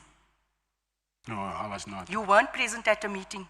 The Meeting? night Jerry went missing, you didn't meet with him. No, I didn't. You didn't meet. No, Would he- this he- not be the reason why they think you've got something to do with his kidnapping? No, I didn't. I didn't meet him that day. It was on Monday, I remember. Sunday, that Monday, he called me actually telling me that he was in the club on Sunday. So I was talking to Jerry on the phone, and we never met. But you never met with Ishmael and Jerry? No, Never. no. What would be your response if I put it to you that the allegation that you and General Sibia were allegedly involved in the sale of illegal drugs from stolen forensic laboratory to the value of 40 million rand, which was given to Jerry to sell, and that Jerry in fact owed money to you and Sibia and Nagy, and that was the reason for meeting him on the night of his disappearance? Like I'm saying to you, That Jerry owed you guys money. It was a drug deal gone horribly wrong. that is not true. Not true. Yes. I highly doubt that the truth of your answers, Mr. Matlala, but let's move on, right? Because you've had nothing to do with his disappearance. Yes. Because that's earlier true. on, Mr. Malema said that his family thinks that you are involved. And now I put it to you that there was 40 million rand worth of drugs sold, stolen from forensics that embroiled, alleged yourself and General Sibia. But you have nothing to do with that. That's my first time hearing that from you, actually. Would you accept that as a general principle, bribing powerful public officials is a fundamental ingredient of organized crime networks? Bribing people is the ingredient needed for networks. Yes, I agree. Thank you. Besides the 500,000 that you bribed former Minister Becky Cele, have you ever given money, gifts or financial assistance to any senior SAPS members? Besides that 500, have you ever given anyone, because we need to track the money, have you ever given money to anyone, paid for anything in SAPS? Think very nicely. Not that I can think of. Not that you can think of. Let me try and refresh your memory. Have you ever personally paid for cosmetic procedures, namely a BBL, a Brazilian butt lift, right? For a senior member within South African Police Service? No. You've never paid? No. Okay.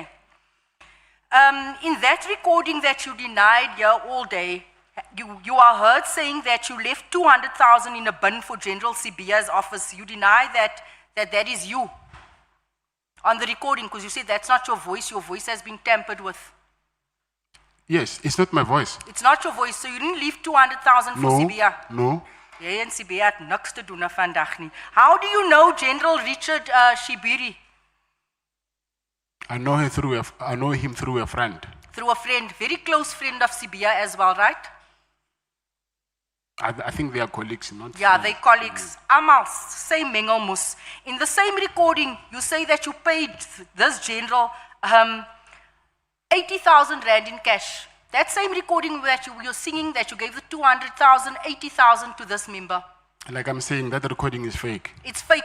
Yes. So you didn't pay for this. This 80,000 was for the fact that he was promoted from a brigadier and he was promoted to crime intelligence, and you paid for the celebrations. You didn't do that. No, I borrowed him money and he paid me back. Borrowed him money, Yes. the money for the party to Yes. celebrate his promotion. But he paid me But back. you just said just now that you never gave money. So you know a lot of friends, you have a lot of friends in SAPS. He borrowed me money. He borrowed money from me and he paid back. In the very same recording, you reference amount of 500,000. Here we don't have a name being paid to crime intelligence official.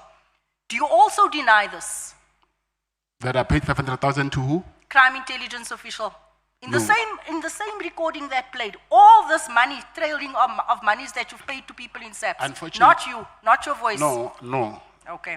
Do you understand that the common thread in the evidence before this committee is that you were corruptly bankrolling and influencing senior police officials? Whether you deny it or not, you have admitted to bribery of a former police minister. So why on earth should we believe you that you didn't bribe any other officials?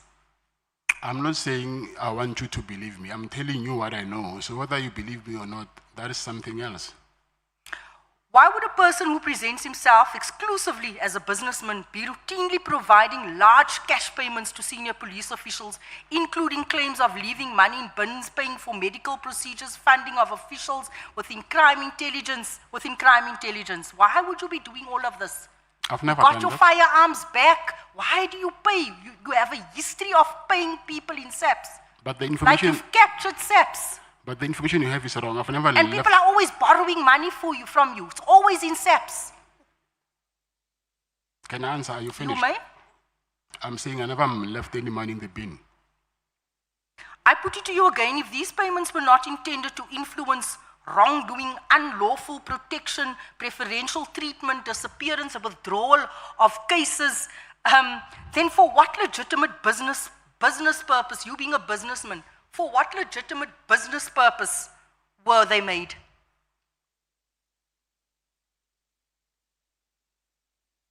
You presented yourself as a businessman. All these transactions, what business value did it have in it for you? Business value meaning giving Mr. Kgosi money.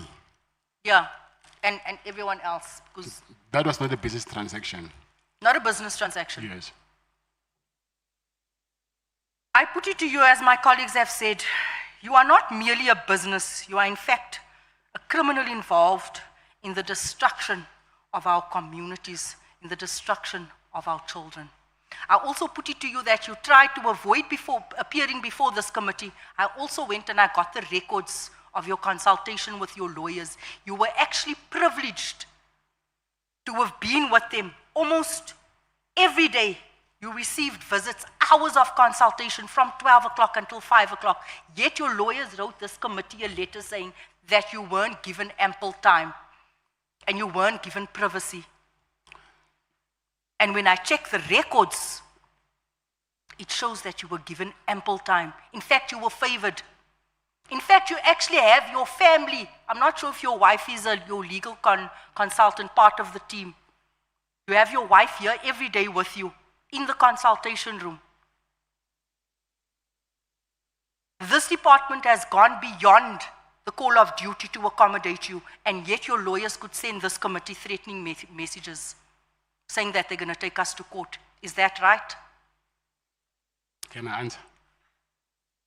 First of all, yes, they gave me time from prison, but there were we had some experiences that we've experienced some difficulties. There was no internet. I think, and at some point they have to move us to the office of the head of prison. And when we got there also, we had other problems because for my wife to be there, most of the things that I was doing, I asked because she's the only person that knows that which document I'll need where, because I don't have access for a phone. I've got limited time to call from prison. So my wife, she was there to collect all the documents that I needed. It was not like as if it was leisure there. It was my legal team and my wife, and it was not like I was using that thing to be with my wife. So that is not correct when you say that the prison is giving me opportunity to be with my wife. So that way it was because of my legal team asked that she can be present so that I can give instruction of which documents I need from them. I'm done. Thank you, Chief. Yeah, thank you so much. I have given you the referee's optional time for the minutes that you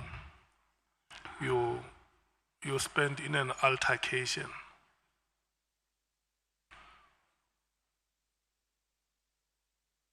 Honorable Chief Whip, Honorable Sangun, who is speaking.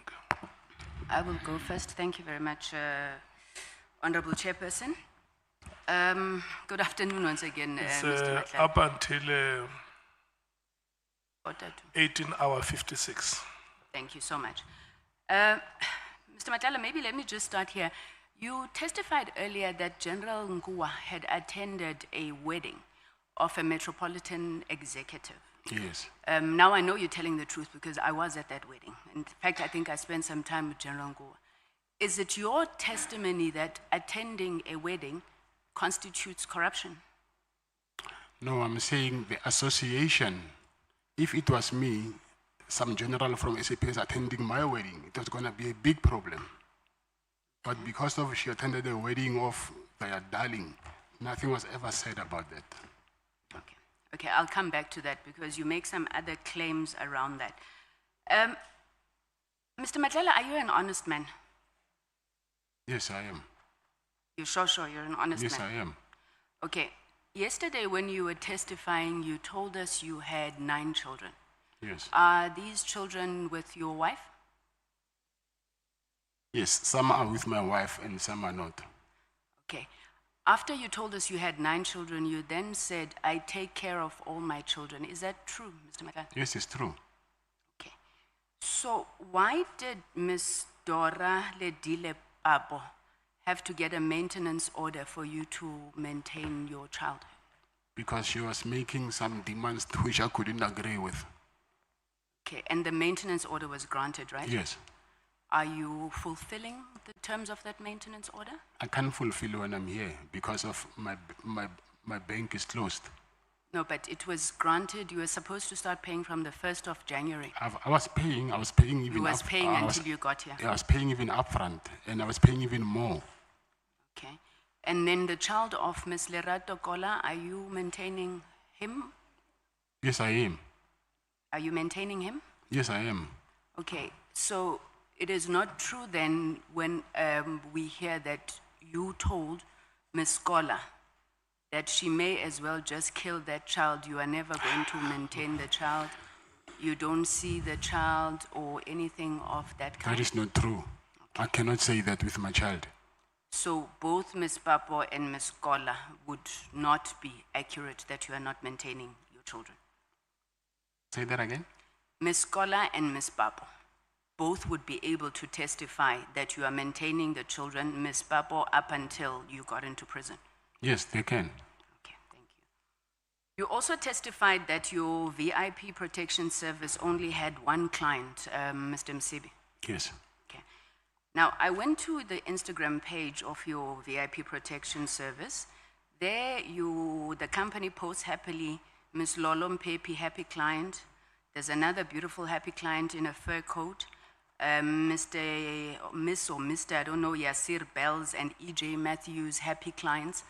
Were those not clients of your VIP service? Yeah, first of all, that is not, my company does not have Instagram page. I know that page it's a fake page. So I don't have Instagram page. I cannot post my clients on Instagram because what we're doing does not even allow us to do that. Okay. So you ran a company, a protection service, separate from the security firm, that literally just ran on 1 client. Mr. Msibi must have been paying a lot, no? No, yes, okay, I will elaborate that more. When I say client, remember I've disclosed that I've got clients which are like shopping malls, but that is not VIP protection, that's something else. Schools, construction sites, and other things. But is VIP protection part of it, or it's a separate Part company? of security, yes. Within the same company? So I think when I was referring to client, I was referring for the VIP's protection side. You also gave evidence yesterday. You were asked about conviction, and I think you've spoken to the issue of conviction many times today, and you said you had 1 conviction Yes. for the possession of stolen goods, Yes. which were a consequence of you buying and selling and what. Yes. And you still confirm that that is your only conviction. Yes, it is. Now, in the bail appeal to the High Court, the judgment there reflected, I think in paragraph 17, if I'm not mistaken, that it was common cause that you had a previous conviction of housebreaking and theft, and that is what you served 4 years in prison for. That's very different from the possession of stolen goods. So, which is it? Did the court get it wrong? Yes, I can explain that to you. The goods that I was arrested for, they were from housebreaking. So that's why I was charged for housebreaking, because the goods were from housebreaking. But what were you convicted of? Of Was it housebreaking. possession of stolen goods or was it burglary? Okay, they say on the charge sheet, it was housebreaking and possession of stolen goods. So you were convicted for burglary. Yes, I'll say that, yes. Did you burglar? Is that why you were convicted? I'm saying about goods which were from the burglary, and then I was convicted for that as well. Does that seem plausible to you, though, Mr. Matlala, that an entire court would find you guilty of burglary, but when you were just in possession of stolen goods? No, because I was charged for it. The court will work on what they have on the charge sheet. The charge sheet said, so I was telling that what was I arrested for. So the charge is something else. Even now I'm charged for... And you were convicted for burglary? Yes. Okay. And you still maintain you're an honest guy, Mr. Matlala? That's honesty. No, it's two separate things that you said that don't speak to one another. I think I didn't explain further that they can charge you for theft of motor vehicle even though they find you with possession of a stolen car, but they can charge you for theft of this as well. Let's move on. So I want to ask about this issue of the lease agreement at the police college. Eh? So you got this lease in January 2024. Do you know the date maybe? No, I don't know the date. Okay. But let's say, for argument's sake, I mean, there were big days, 2nd of January, right? By the 19th of January, you've already instructed your lawyers that they must send a letter to the National Commissioner demanding eviction of, I think it was SAPS members from a building in a SAPS training college. What was the rush? Because I have the lease agreement. So you wanted to get in quickly, ne? Come again? You wanted to get in quickly. Not to get in quickly. I wanted to occupy it, so no, not quickly. Okay, you wanted to occupy it. Remind us again, you wanted to do what? You said something about training police who are at the college. Did you have that contract? I don't need to have a contract. Already they were going to a hospital outside the college to get treatment. So if the hospital was there, I think it is common sense that they wouldn't waste time to go far when they can just get a hospital here. I'm not sure if public procurement works like that, Mr. Matlala, because if SAPS is going to buy as SAPS, they need to have either a contract with you or, I don't know, were you going the RFQ like you were having in Tembisa? How were they going to buy from you? You said to Honorable Ngola, you were not a tender prophet. So how are they going to buy from you? If I just wake up, I go into a space where SAPS is and I say I am selling water, they're not going to buy from me just because I'm there. So how were you going to get that contract if you were not preparing for the one that you didn't know was coming? Even now, they don't have a contract with the doctors that are occupying that hospital, but they still go there. Then they get treated, but they don't have a contract with them. So how are you going to get it? You are just going to go the same way as to the National Commissioner? No. The same way as those doctors are getting it now, because they see that it's convenient for them to just get medical attention to these doctors that are in their vicinity. I see. Okay, you said earlier on to Honorable Malema that you took the shares of Medicare 24 Tswane and you placed them in a holding company. Which holding company is that? You want the name? Yeah. It's Cat VIP Holdings. Okay. So it's not Medicare with the white people? No. Are you a director shareholder in the Medicare of the white people? Yes. You are what exactly? Not a director. You are what? Shareholder. You're a shareholder then? Yes. Okay, so how much of Medicare, the holding company, do you own? I used to own, I don't own it anymore. When did you stop owning? After my arrest. So you've just recently stopped owning? Yes. Not owning, I'm saying owning shares. Yes. Yes. How much shares were you owning in Medicare 24? 51%. Okay. And you were not a director there? No. Explain to me this thing of president. So you are president of this white people's company? Yes. No, I just want to know what is that, because you went to great lengths to try and explain this franchise to us and how you were paying them. So you were like paying yourself on the other side. Can you just explain how that relationship worked?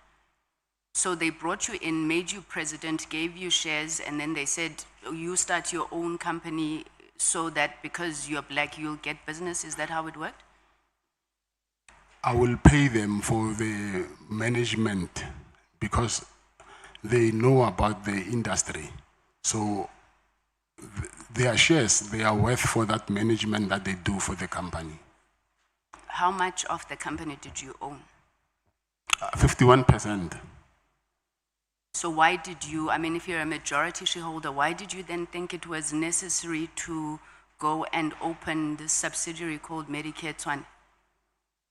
I've opened it before. No, I'm not saying it's wrong. I just want you to tell us why you thought you should do that. It's because of I wanted to explore my business on the side by myself. All right. Then Jerry, you said you didn't do business with Jerry. No. Have you ever done business with Jerry? Yeah, it was that contract in Fort. But it's not business. He said I got a contract with him and then we were sharing the profit. Okay. Now, you had a business with Jerry, Luxor Africa Brands. What was that about? Yes, but now I own it myself. Him and it was not only him, it was him and the other friend of Galoko, you ours. said you've never done business with Jerry, so I'm just trying to understand. You register a company. Yes, we were planning to do business. We opened a company because we wanted to do business, but that thing never materialized, and then they resigned, and then it was only me, so we've never done any business. Okay. Now, when the police went to your house for the raid, they claim that they found the sheet in one of the employees' rooms, which looked very much like the sheet in the videos that were demanding ransom for Jerry. How do you explain that? I don't need to explain it. I do not even understand how is that possible, because first of all, this drug kingpin that they claim that I am, I will go to an extra mile of kidnapping someone, but somehow I forgot to arrange a safe house and end up putting someone in my own house where there is staff, there is children, there is my wife. What if they see that person there? So it's easy, it will be easy for them to go to the police. So that thing that they're saying, I see what they are up to, but it does not make sense to me. So the correct way to do it would have been to put him in a safe house. But it does not make sense. How can you kidnap someone and stay with him in your own house? It does not make sense, that thing. How I understand it, Mr. Matlala, is that in one of your employees' rooms, there's a curtain that closes the window. That curtain is a sheet that is torn, the way that it's wrapped and whatever, is very much like where Jerry was. Now, I'm asking you, when you are told that this is where Jerry was, not what you should have done, safe house, when you are told, your view is what? This sheet maybe just looks like the other sheet? I don't even think, I don't know, because I've never went to that room, but the people who are saying those things, from them, that is expected. There is a lot of things that I can share with you now, if you don't mind, to show you how, to which length they will go to try to implicate me to things that I did not commit. Okay. No, maybe if I still have time, we'll come back to Yes. that. So, Brian Mokgotsi, has he ever done anything that has checked out? No? I get it, you started giving this guy money, you're giving him money up until 150 to 200,000. Did he ever do anything that made you trust him and think, yeah, let me give him more money? I mean, already he hasn't delivered, Minister who knew, okay, so he didn't. No?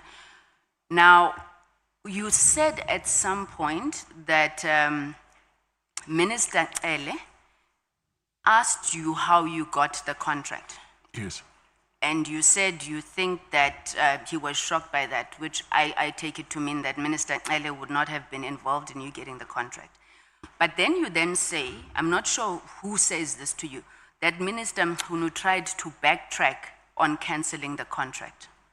Do you remember saying that? Yes. Okay, how did he do this? Because this is the first time we're hearing that Minister Mkhunu tried to backtrack. I'm saying that's what I heard from General Mkonazi. Okay, and okay, he never testified that to us, and he didn't say to you how.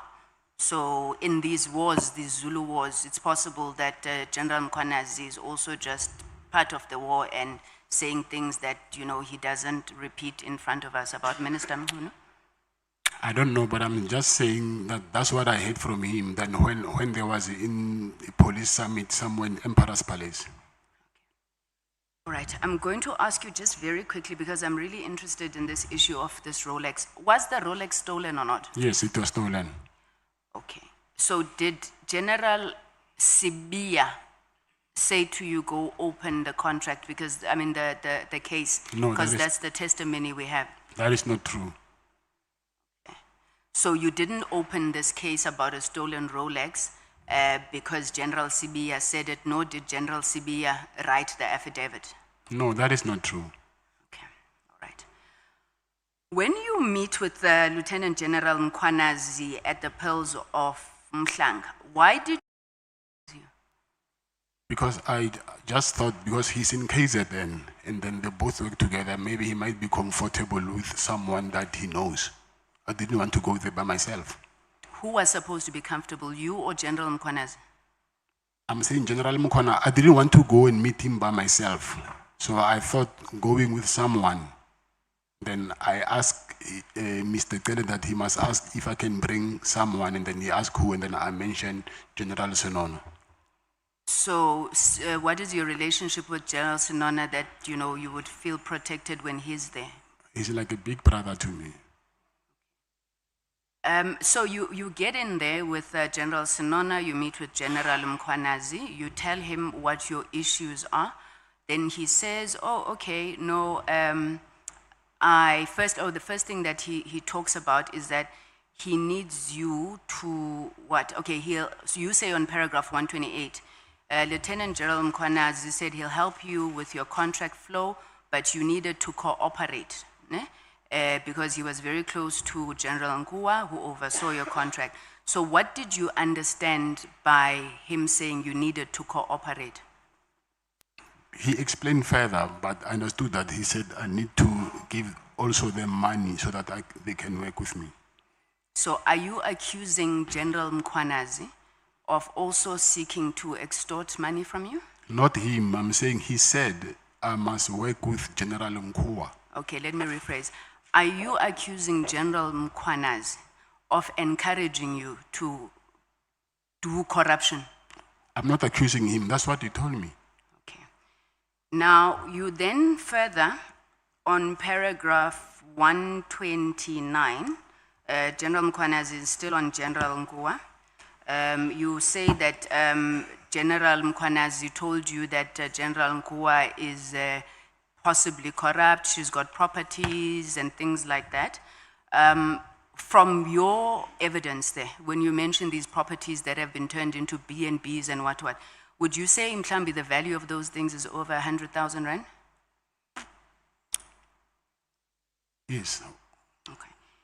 So section 34 of the Prevention and Combating of Corrupt Activities Act, right, imposes a duty on certain individuals to report corruption, fraud, theft, forgery, artery, etc. if the value involved is 100,000 rand or more. This particular section applies to individuals in a position of authority who know or suspect that these offenses have been committed, and failure to report is a criminal offense. I'm asking you now, are you saying General Mkhwanazi knew that General Nkua is corrupt, however, he did not fulfill his duty to report such corruption? I'm saying General Mkhwanazi told me that General Nkua is getting money from the service provider that she was working with. And then she was even buying properties that she cannot afford. So arguably then General Mkhwanazi himself is guilty of a crime of not reporting. I've read to you section 34 of PRECA. Yes, I hear you. Lieutenant General Mkhwanazi withdrew an allegation he had made against former Minister Ele, that Minister Ele provided you with banking details. Because we don't know what to believe anymore now, did Minister Ele at any point provide you with banking details for the payment of any monies? No, he never gave me any banking details. On the 7th of February 2025, I'm just not sure where it is in the witness bundle, you sent a message to your friend, Mr. Mike Van Wyk. It's one of our friends from our Mlungus from Medicare, Mr. Mike Van Wyk. You said when? 7th of February this year. Okay. You sent a message to Mr. Van Wyk, which contained extracts of an article about the arrest of the National Commissioner and Lieutenant General Kumar. Mr. Van Wyk then responds to you by saying, not good. And then you respond by saying, it's actually good. My person is going to be the National Commissioner now. This is something that also General Mkwanazi had testified about. Now, just to be sure, because your phone was tampered with, do you remember these messages? No, I don't. So are you disowning these messages? Yes. Let's assume that you know these messages are there because I'm interested. Who would have been your person in this instance? No, I don't know that message. I cannot even assume. You cannot even assume. Okay. Maybe my final question, Mr. Matlala. Okay, I've got 4 minutes, so I'll ask this one very quickly. Ekuruleni, your friend there, Mr. Julius Mkwanazi, you said you donated these cars. When was this? I forgot the period. I think 2023. I think 2023 or 22. I'm not sure. I forgot. Okay. What was the process that was followed for the donation? I sent a letter of donation, and then they accepted the letter, and then that's when I donated the letters. Did the municipality acknowledge, did they declare in their financial statements the donation, anything of that kind? There is a process. Did they accept, did they send you a letter accepting the donation? Yes, those letters actually, they are with IPID because they came to my office to do the investigation. Okay. So we can confirm that with IPID. So there are letters yes. Accepting. And also the rejection letter when they said, no, you need to fetch your cars back, they also sent me a letter. Okay. So and who wrote those letters? Would it have been the from city manager? I forgot. So you testified that you've got special forces and task teams as part of your entourage. Do you have any other policemen or women on your payroll, Mr. Matlala? Payroll meaning you pay who works for me? That you pay. They don't, yeah, they would work for you in different ways. Do you have other policemen that you have on your payroll? Who are still in the police force or who works for me? I want to understand that. Who are still in the police force that you regularly give money to? No. Okay. Let me stop there. Thank you very much, Chairperson. Thank you, Mr. Matlala. Thank you. No, thanks, Chair. Until 20 past 7. Until 20 past, thanks, Chair. I think, Mr. Matlala, I want us to start by dealing with what appears to me, and I'm sure maybe other South Africans, as very strange coincidences. You know, coincidence is possible, but some of the coincidences become very strange when they assume a particular pattern. I'm going to enlist those coincidences and ask you to comment on them. The first one is that you have a problem with your tender, whatever the nature of the problem was. And then you decide to Google the details of Lieutenant General Spear. And you get hold of him and you arrive, the man is an acting national commissioner. That's coincidence number one. The second coincidence is that your wife attended a party that you don't know. You don't know he's going to the party. And then suddenly she becomes unwell. You decide that she says, please come and fetch me. I mean, you're a highly guided man. You are followed by a big entourage. But you decide on that day, I'm going to Uber. Never mind my security situation. I'm going to Uber and get to the place where my wife is. And in your statement, you are saying your wife had said, please come because I'm not well after having taken some few glasses of champagne. But when you got there, she said, no, don't rush. Don't rush, baby. Let me finish my other classes. And you stay. And upon you staying, you then recognize that, by the way, this is a party of a General Sbia's child. What a coincidence, again. And then the other coincidence is that you get a contract, a Brigadier Netengwe, who happens to have participated in the BAC as well as the other committee of adjudication. A day after you are awarded, he walks into your company. And then he says, you know, my niece is in deep crisis. Please employ my niece. You employ the niece immediately. All of these things, what message should they be communicating? How do you explain these coincidences yourself? This is just a God-given situation. It could have happened to anyone, and in this case, it was me. How do you explain this coincidence in a rational way that South Africans can understand in the way that I suppose you do? Okay. The first one is I didn't have a problem with a tender. It was a lease agreement for the hospital. It was not a tender. When I went to meet him with General Sibia. So it had nothing to do with the tender at that time.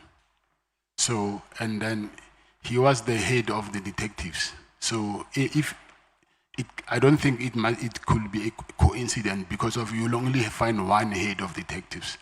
So it was him. So whether he was acting as a national commissioner by then, it didn't change that he was still a head of the detectives. And my wife, when I said I went to fetch her, it was very late. So my protectors had already knocked off. To call them to come back, I think for me it will waste time. So that's why I just decided to take an Uber to go fetch her.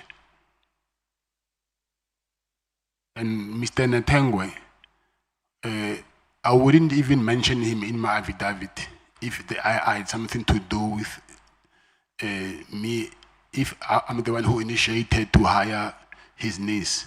So I mentioned it because of also, it came to me as an instruction more than a request to hire his niece. Why would it be an instruction? I'm not saying it was an instruction, but it appeared to me as if, not in directly, but it appeared to me as if I'm telling you that you hire my niece, but not in like, you know, someone will tell you things, but not in so many ways, but you can pick up between the lines that this guy is saying something.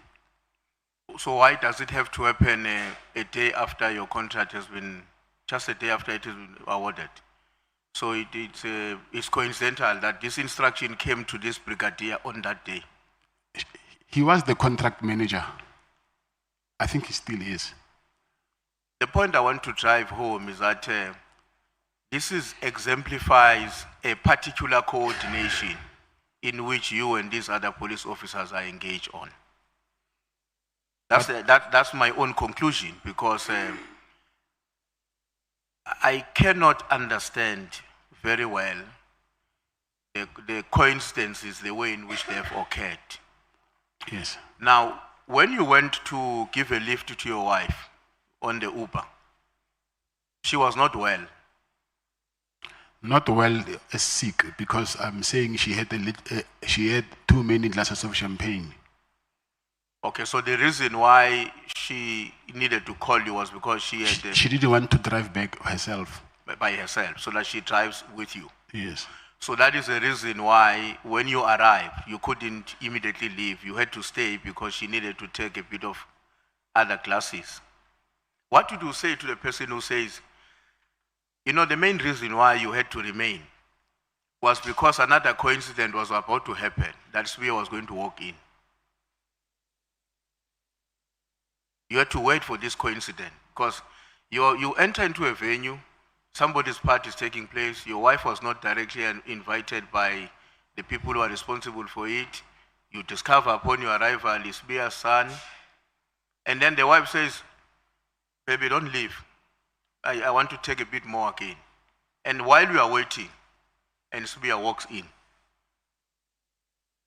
Is that a pure coincidence? How can that be a coincidence? Because that is his house. So obviously I will find you in your own house. So there is no way that you'll hide because of now I'm around. He was entertaining his guests, so obviously he will be around. So would it be correct to conclude that you and Sbia have a potentially stronger bond than what the South African nation may know? No, we don't have. Okay. Now, on paragraph 72, now this was a paragraph 72 of the unsigned version, so I'm going to explain what it means so that I don't have to worry to check on the new one. I'll give you the background. The point you are making there is that the allegation that you were funding a campaign for Minister Mchunu are unfounded because you couldn't have engaged on such an exercise given the fact that you had known Brown Mohoti for a very short period of time. Now, that is not my main issue.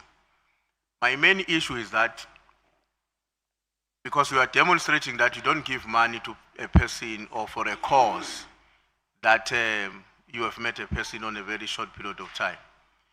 But from your own information, you met former Minister Cele, and in less than 3 months, money was paid. How do we read that? Because there was service delivery. It was a service delivery. You remember that you have told us that actually you were supposed to pay him R1 million. Yes. So you owe him $500,000. Now, why do you call him an extortionist when you have entered into a deal with him in which you are supposed to pay R1 million and you have only paid half of it? Because he was demanding for more than $1 million. But why did you not go to $1 million and say, no, Chief, we can't proceed now because the deal has come to an end? And then instead you're calling him an extortionist. That was a toxic relationship, what I can tell you. So from the meeting that I had with him, I could see that this is very toxic. So you decided to betray the commitment you and him had entered into? Come again? You decided to betray the commitment that the two of you had entered into? No, it's not betraying. I think the intentions was malicious because I came from a meeting where he coordinated and then I was threatened to be arrested and then I was not comfortable. There was a lot of things that are happening which I was not comfortable with. When you met with him, Kwanas, you have led us to believe that the meeting with him, Kwanas, was initiated by former Minister Cele. Yes. In order to assist you. Yes. Now you arrive in a meeting and you discover that it's actually you who must assist Mkwanas more than him assisting you. Did you go back to Cele and say, you have sent me to the wrong man? No, I didn't say that because at that point I did not know that what he promised from his side, he will do it or not. So I didn't but why don't you, is it not natural that you get into a meeting, you are told you are going to meet with so and this is the agenda, and the agenda is, you find this upside down? Is it not normal that you must go back to the coordinator and say, but Chief, what we have coordinated here is wrong? That should be normal. Why were you not doing it? No, I wanted to see the outcomes of it first. Never mind whether the agenda has changed. No, the agenda did not change. No, but you are saying here now, you went to Mkwanazi to get assisted, only to discover that upon arriving there, the conversation was about him more than you being assisted. Because when you left the meeting with him, you also had a mandate from him, which you diligently executed until you failed. I'm saying I told him from my side what I've wanted, but there was an additional request from his side.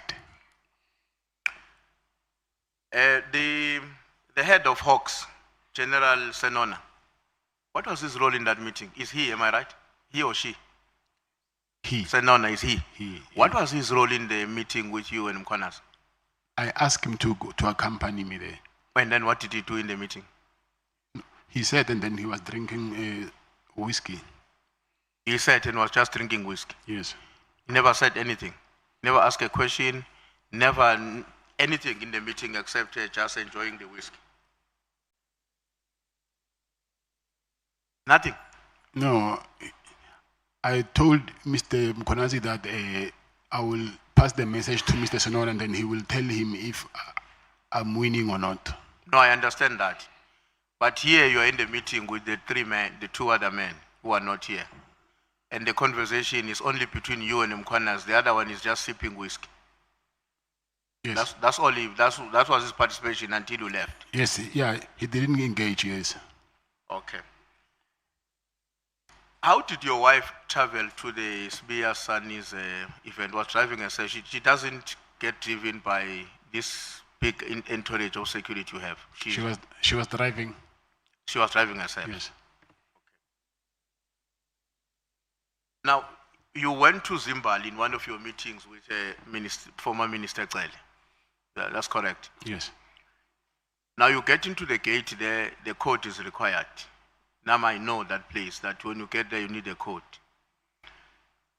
You then decide that you are not going to call the person whose place you are going to use in the meeting, but you are going to call Hangwan.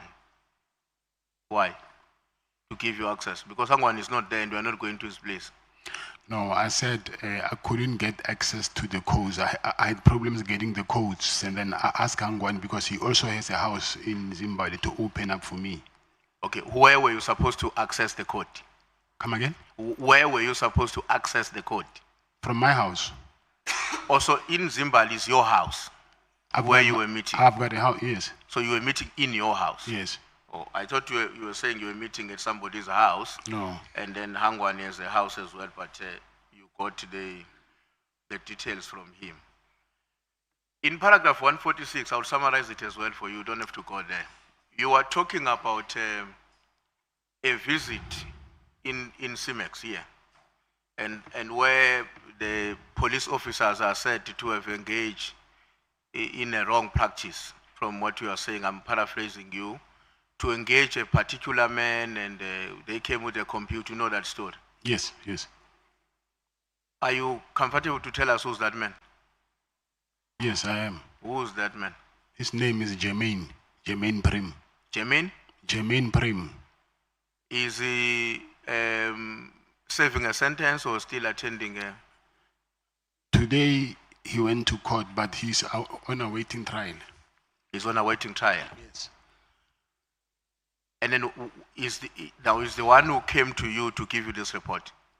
No, after I heard that voice recording, I was complaining. Then I said, hey, you know, I heard this thing. And he said to me, hey, you know, actually this is strange.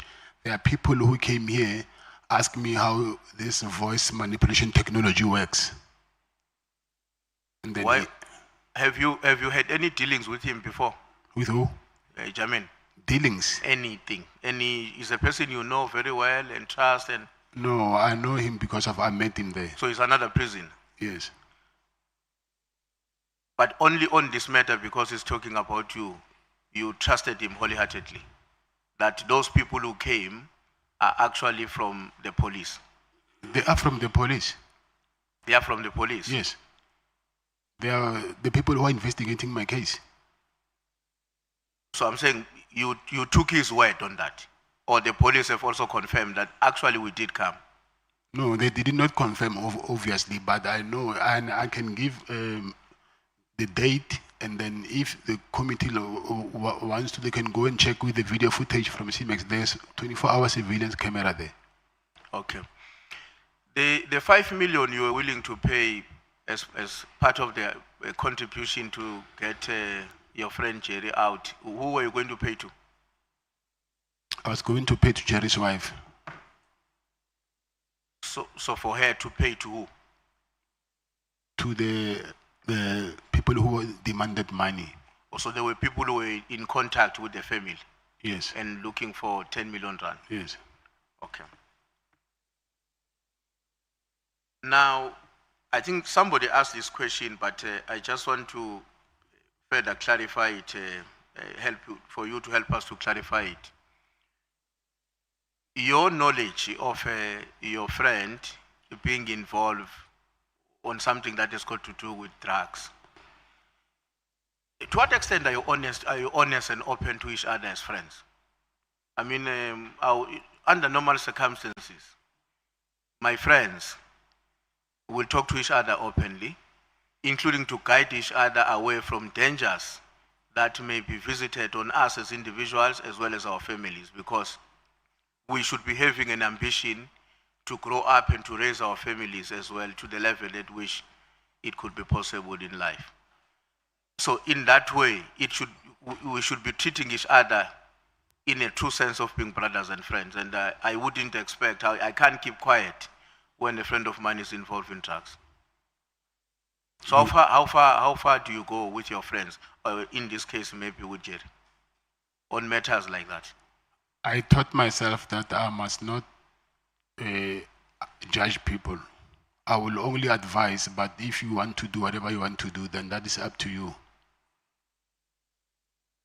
So that is your own approach to how you engage with your friends. Yes.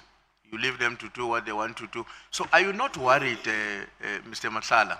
Because you know there is an understanding that at times people who are not close to us, they get to understand us better on the basis of the company we keep.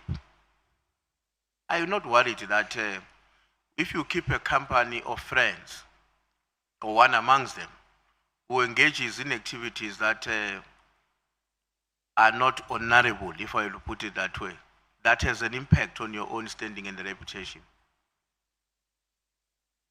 Yeah, but I do not understand. Is that a question? Yes. Are you not worried? My question is, are you not worried that the company you keep might have a negative impact on your image and standing? No, I don't think people who are mentally matured enough, they will judge me based of my association. Do you think so? Do you think that's how a normal life works? Do you think that if I am walking around every day, me, with the people who are drug dealers, they're my friends, the company I keep, we drink together, we go to clubs together, the population is going to say, the drug dealers are these other ones. This one, no, is not. But is that how society functions? I'm saying this because of they might not know what are you saying to this guy. Maybe you are trying to rehabilitate him or something. They don't know that because of what you say. When you talk to him, they are not there. So they don't know what is your business with him. Yeah, they would not know. But in your case, we know that your business with him was to keep quiet and not to advise him against doing something that places his life and maybe that of his family at a greater risk. In your case, we know. You know what? We know because you have told us that you did not say anything to advise him against, on the basis that you live your own life and let them live their own life. Obviously, first time when I find out, I will ask that what's in for you, why are you doing this? But then you tell me that a man's got to do what a man's got to do to survive. So I cannot give you money. So whatever you want to do, and then if I say stop this, then you will end up asking money from me. So you'll do whatever you want to do, but you'll, at the end of the day, you will see that what you're doing is not good or is good. So if they don't heed your advice and proceed on the wrong footing, such as the one that we're talking about, you proceed with your life and not do anything. There's nothing I can do, unfortunately. No, you can. I mean, you can stop being a friend. Friendship is not comparison. It's a choice we make because of common values, and the fact that we may have grown together, or like me, and we are in the same organization together. It's a choice we make. Friendship is a choice, not comparison. Yes, I agree. You agree? Yes. But when you choose to keep a friend, even if the friend is engaged on a practice that you know in terms of the law is illegal? Because there's a contradiction there, Mr. Matlala. I will allow you to comment on it, because earlier on you told us that the reason you resign your directorship on the company that was awarded the tender by SAPS was precisely because you were concerned that its image may be dented by the fact that your name is associated with certain things which are negative. Yes, that's correct. So when I heard you saying that, I concluded in my mind that this is a man of integrity who cares about his reputation, not just to himself, including how the nation perceives him. But now how do I reconcile that with the fact that the same man, same sentence, how do I square a cycle on that issue? Same man, same sentence, I will stay with you, my friend. Never mind your drug dealing, but you are my friend. But I cannot compare a person with an entity. Then an entity, I have a choice to resign and then sort whatever I need to sort out. But a person, I wouldn't say he's a bad person because of what is. Sorry, you can go ahead. I'm saying I wouldn't now want to judge you because of what you're doing. But my business, I have a choice that I can, because it's my business, but I cannot tell you that stop doing this. Because of now you will tell me, okay, I'm stopping this.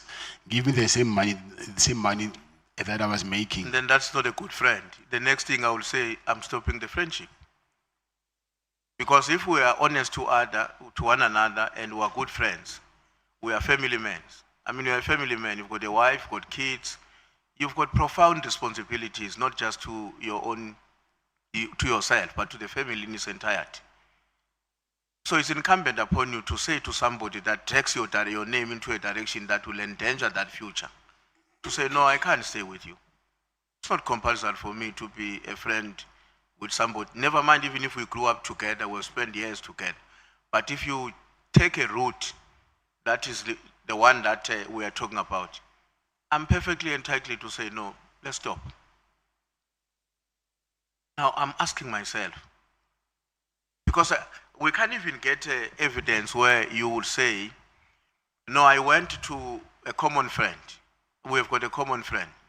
We realize that this friend of ours is engaged on a dangerous terrain. I went to this other one to say, help me to persuade this man away from this thing. Why would two friends not do that to one another? Yes, I hear you. You agree with me that it's not normal that two friends will not do that to one another? No, I agree with you. Okay.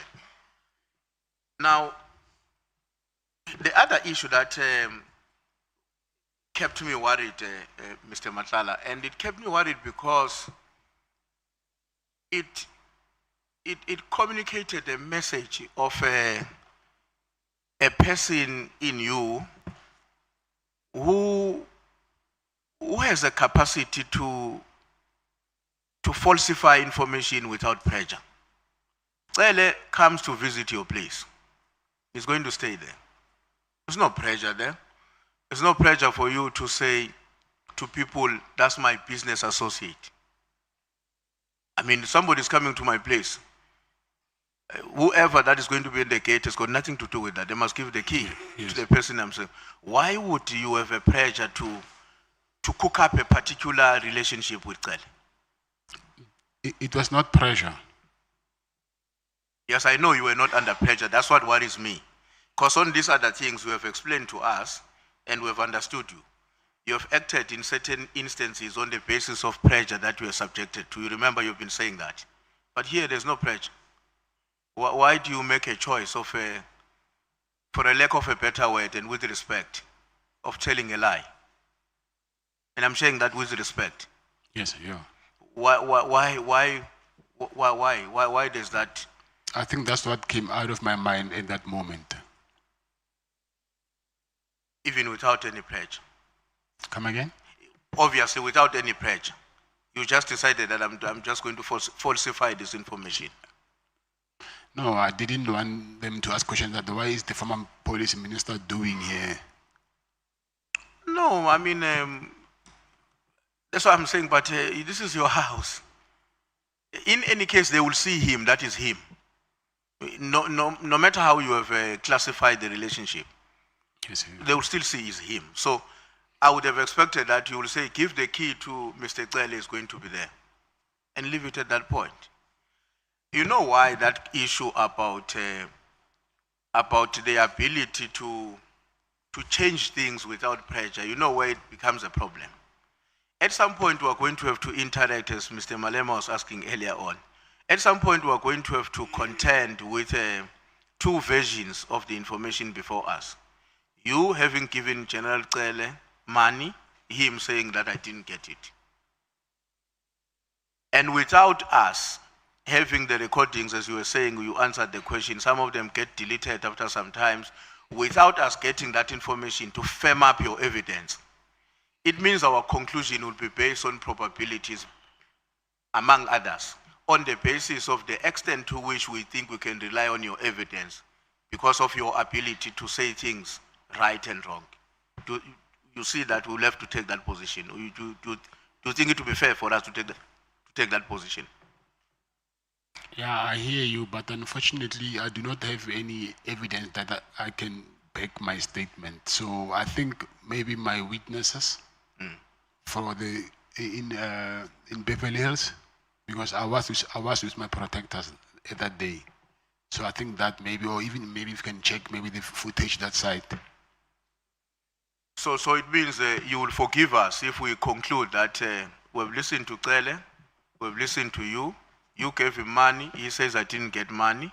So you'll forgive us when we come to a conclusion that based on other things that Mr. Matlala said, and his ability to communicate false information even when not under pressure, it's possible that even in this case, he's not telling us the truth. You'll forgive us if we make that conclusion. I think at the end of the day, it's your choice to whether you believe or not, but I'm just telling you what happened, and then I do not have a reason to lie over that. So if I wanted to lie, I would have said I've also paid General Mkonazi money, and I've never said that. So I was saying what actually happened. So if I wanted to lie, I could have implicated other people. Yeah, but I'm just asking, you will understand us if we make a conclusion like that based on our interaction with you on other matters? Yes, that's what I'm saying, that at the end of the day, the choice, it needs to come from you. Okay. My last question, Mr. Matlala, has to do with your security, the former task force or the ones who are from the South African National Defense Force. Do you recruit, okay, were they recruited while still in service of the nation and abandoned that part to come and work for you, or you got them when they've retired from the South African National Defense Force? Some I got them when they retired from the Defense Force, but now these people, they will recruit each other because hey, there is good money there, let's go there. And then you'll find that someone say, hey, I'm going to resign from my job and come here. Thank you very much, Chair. Thanks, Mr. Matlala. Thank you so much. It's exactly 20 past. Honorable Skosana, your time runs until 10 to 8. It starts now. Thank you very, very much once again, Chair. And good evening, Mr. Matlala. Good evening. I just want to say to you that the other witnesses who came in here, like General Mkwanazi is still going to come back here. And the evidence which you have given us today as well, has to be tested. Yes. As I said earlier, I think I said this is not a court of law. We are probing here, we are not crucifying anyone. Now, I'm going to start by asking you, do you know Major General Sinona from the DPCI? He's the Hawk boss in KwaZulu-Natal. Yes, I do. How long do you know him? Maybe 5 or 6 years. Because I understand that he said that you've grown up together. Is it true? No. I didn't say that. No, I'm saying him. We grew up together. Yes. He's older than me. I'm sorry? He's older than me. Yes, he's older than you. You know, but he mentioned that he played football with you as well. But yeah, if you say no, it means is incorrect what he was telling General Mkhwanazi. Now, are you aware of any criminal cases? Like earlier, I think Honorable Breitenberg asked you about him, that he used to work in Silverton as a head of investigation and as a head of organized crime unit. And when was that? Some years before you went to KwaZulu Natal. Maybe it's you were not aware? No. Lieutenant Mkhwanazi told us that you are very close to Lieutenant Sibia. Is that true? That is not true. How do you know Lieutenant Sibia? Besides that, you went while he was acting, if I remember well, that he must resolve your matters at Vageis, if I remember well. Was it for the first time you've seen General Sibia? Yes, in 2024. Yes. Is it true that Lieutenant General Sibia and his driver, a policeman, collects cash monthly, on monthly basis from somebody somewhere in Sandton? Did you ever told General Mkhwanazi about that? No. Now, Mkhwanazi never said you are part and parcel of the so-called drug cartels. He never said so when he appeared before us. That I can assure you. He said there are people who are members of the so-called drug cartel. But I'm going to put it to you. Do you know any drug cartel members? No. Do you know any drug cartel members? No. Besides what was mentioned at Matlala Madlanga Commission? No. So is it not true that somebody, or anyway, because you said now, you said that you don't know him, and I don't think that it will be fair for me to ask you this question.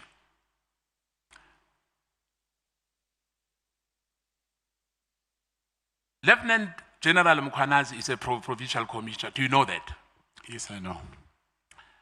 General Mkhwanazi said that the meeting where you met him in Durban, I think you ended up at Pels.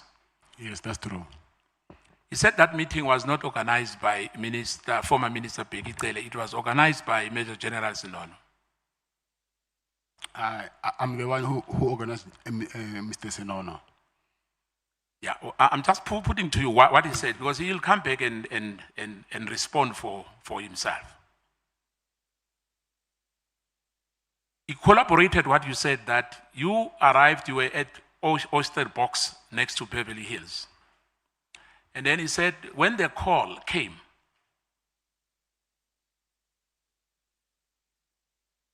he was told he must come to Oyster Box, and he said, no, he's not coming there. You must come out. You came up with a small car, and then you gave him the description of the car. Who, me? No, well, I Major General Sinono, but Major, not you, Sinono said that, I remember very, very well, that when you come out, he will see you is at Belleville Hills, then you'll follow him, as you said yourself, that you went to Pearls, the boom gate, you opened, and you went to a penthouse there. Am I right? Yes. Now, then you were arrested, am I right? Besides that, you raised an issue about, before you were arrested, there's this guy called Neji from Midstream. In his own version, he said Neji was called right on the spot when you were, the three of you, at Pals by Major General I mean, by yourself. Because he said that the so-called kidnapping and the torture has got nothing to do with him because that is a DPCI matter. So the issue of him, the case being opened for him, it was a fabricated story. And there's a person who was kidnapped. They went to, the Neji guy works with a private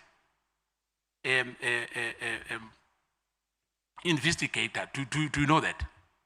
No, I don't know that. It's news to I don't know that, yes. The kidnapper, do you know anything about Malelane, that they went to trace that person who was kidnapped in Malelane, in Mpumalanga? Malelane, no. You don't know anything about that? It's Malelane in Mpumalanga. Yeah, in Malelane, remember, just before the border, there's Malelane. So the person who was kidnapped, why Neji was called, is because there was a person, a Muslim for that matter, who was kidnapped. And they looked for him, and they went to Malelane. Unfortunately, he was not there. There was a border policeman who was involved, alleged involved in the kidnapping of that person. And unfortunately, that house of that policeman was burnt down after the visit of these investigators of Major General Sinon. You don't know that? No, I don't know that. So the discussion that it's your son and Neti's son, they went to school together. General Mkwanazi says it's not so. Because he was called, you called him on the same day. I called who? You called that Neji because he resides in Midstream, where you've got a house there in Midstream. That's what he told us. First of all, why would I call him? Because by then I did not even know. I knew him after that because I had to go and look for him. So I did not call him there. Yeah, but anyway, I'm just putting that to you, that he's going to tell us that you called that gentleman on the same day when you were at Pels. Okay. And you know him before that. Now, the issue that he asked you to call him to withdraw the case, that's your version, am I right? Yes. But he said that he doesn't even know who was tortured. Because the DPCI, hence I'm saying the truth will be revealed at the end of the day. That who's telling the truth. I think there's also a video of that. That is fine, thank you. Now, I think that you were allude to, in fact, you were brought into Durban for one reason only. One reason only. Because you know that the disclosing operational engagement with investigative subjects prematurely will have violated the 3 substanding orders on sensitive matters. In other words, Major General Sisinono brought you to Durban for you to give, like an informer, like an informer in a way. You were being under investigation by General Mkwanazi. What would be your take on that? They brought me as an informer. No, what I'm saying, Major General Sinono, the one you said is your brother, brought you to General Mkwanazi, not in good faith.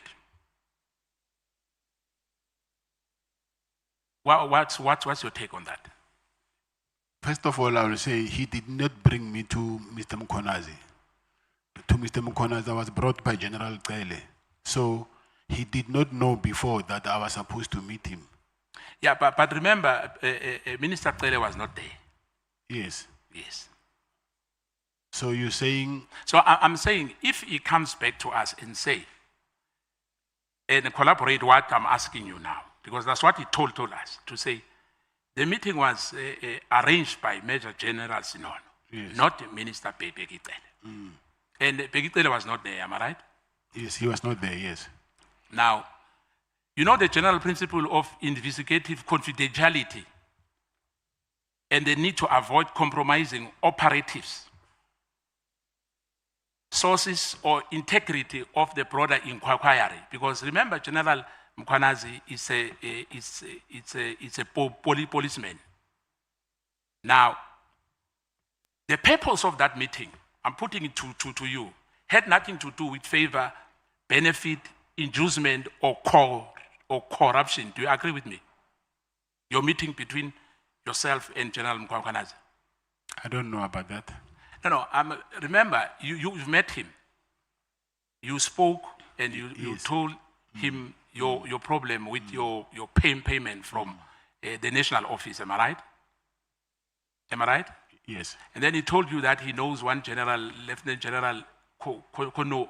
Yes, Nkoa. Yes. Now, he did not request that meeting, General Mkwanazi, am I right? Yes. He received no benefit of any kind from you, am I right? He did not receive any benefit from you of any kind. After the meeting? Yes, after the meeting. He requested me to convince that guy to withdraw the charges. Yeah, but I'm saying to you, he did not receive any benefit of any kind from you. It will be benefit if that guy withdrew charges against him. Yeah, material benefit. Are you talking about money? Material benefit. Of any kind. Yes, I agree with you. Did the meeting alter, restrain, redirect, or weaken the investigation into your tender network? What that meeting, the results of that meeting, was it a wasteful meeting for you? What is your take? Yeah, I will say after a while, then I think it was wasteful. It was a wasteful meeting. The trip was really a fruitless expenditure. Am I right? Now, the meeting was not probative of any wrongdoings. Do you agree with me on that again? Yes. It is therefore no material to us as parliamentarians in this inquiry unless it involves improper influences, which it did not. Am I right?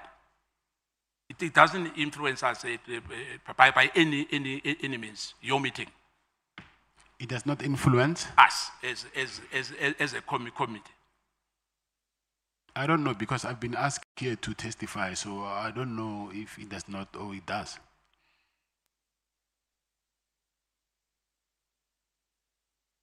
There might be a strongest factual defense by General Mkwanazi when he appears before us again. Now, remember, General Mkwanazi did not protected you for you not to be arrested. Am I right? Yes. The arrest occurred under the same investigative structure of Mkwanazi, which he was overseeing. Am I right? Yes. The project leader, Lieutenant General Tumisan Kumalo, may have an operational lead to the project, but the appellant was their executive authority and his unit carried out the arrest on you. Do you agree?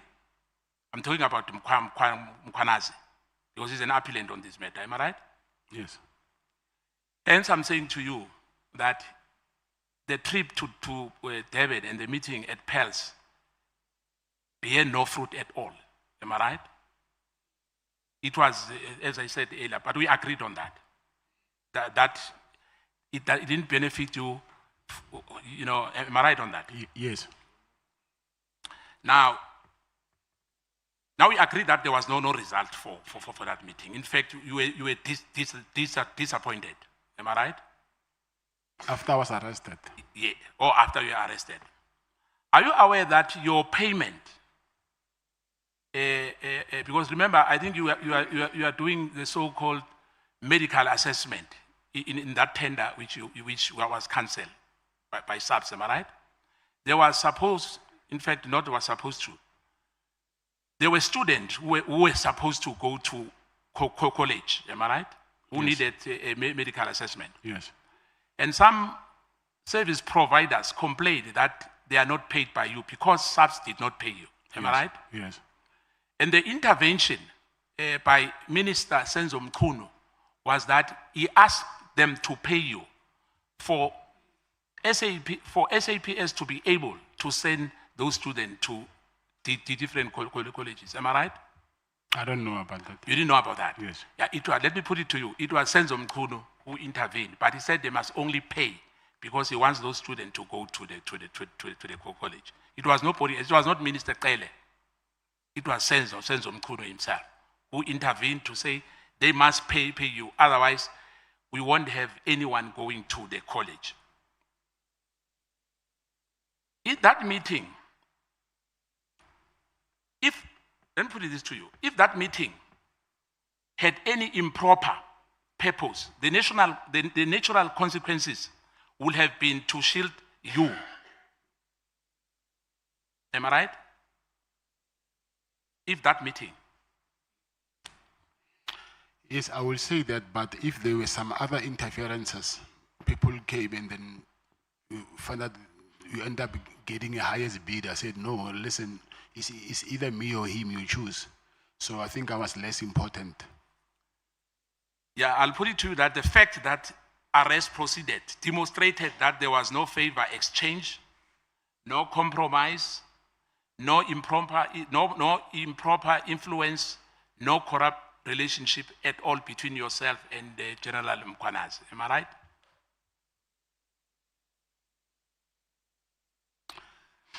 I have my doubts there.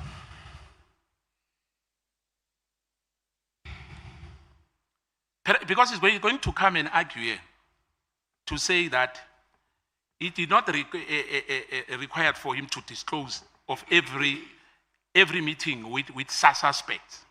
Because in his job, what he does,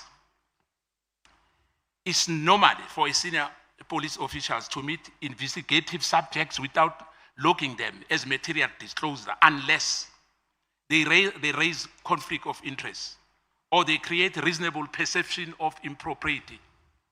Do you agree with me on that? I do. Thank you.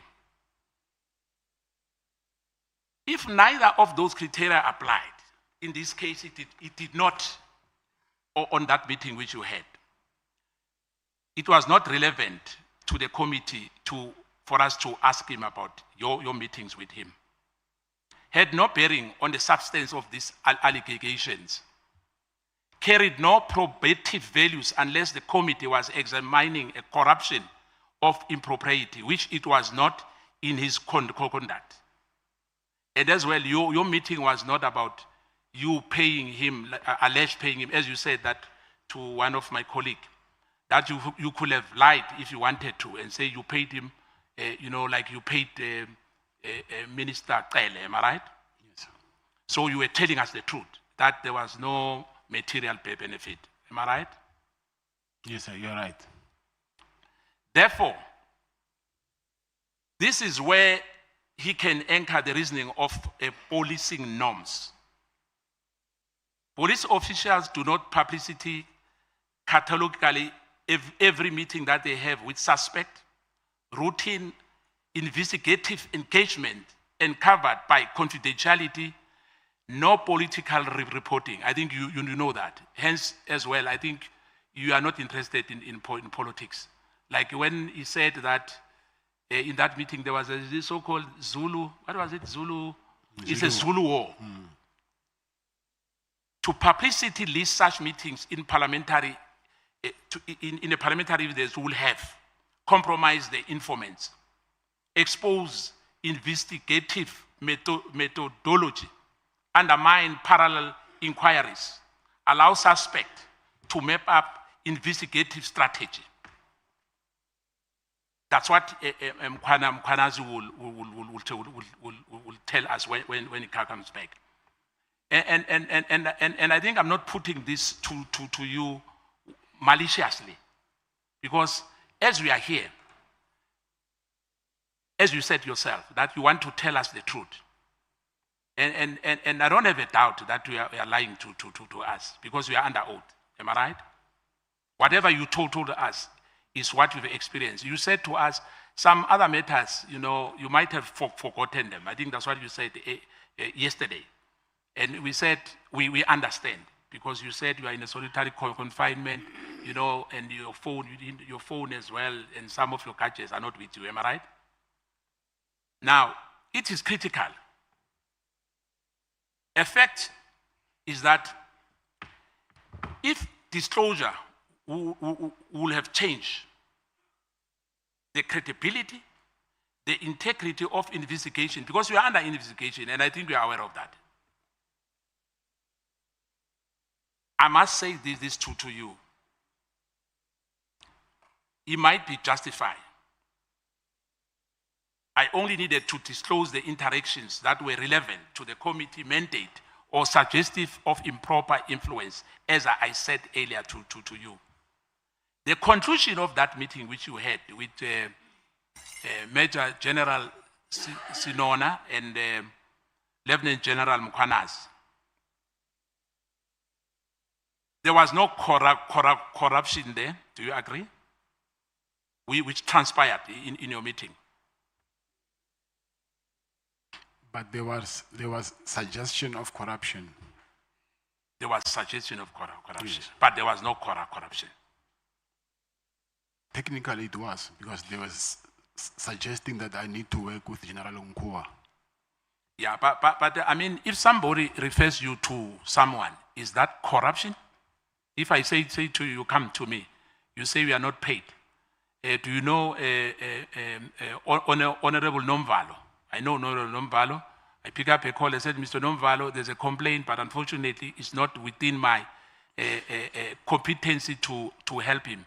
Can you please attend to that? Like any normal citizen. Yeah, but when you tell me that this person, they've been paying him this much, so for you to get your thing sorted, you also need to pay him this much. Isn't that corruption? To pay who? I'm saying if he suggested that I needed to work with General Nkua the same way and manner that she was working with the previous service provider for my stuff to be sorted, I'm asking, yeah, isn't it that some sort of corruption to suggest that I need to work with someone and pay them in order for my stuff to be sorted? For me, is that there's an allegation against Lieutenant General, you said Nkua. Nkua, yes. Is there a credible evidence that she's corrupt? No. Or is an allegation that she works with whoever, another company? Yes, he backed up by saying that she's buying property that she cannot afford, unless if he was lying to me about that. Because he even gave me address of one property which I went to check it out and even took the pictures. So unless if even that property, it was just a diversion. But if that property really belongs to her, meaning he was not lying to me. Right. So there was a favor or there was no favor on you by General Mukwanas? There was no favor. Any influence beside the issue of Lieutenant General Nkua that you must see him? Yeah, there's nothing. No consignment of any of your cases you are facing now? I didn't have cases before when I was with him. No contradiction? Or there was any contradiction in your view now as we are sitting here? Contradiction? Yes.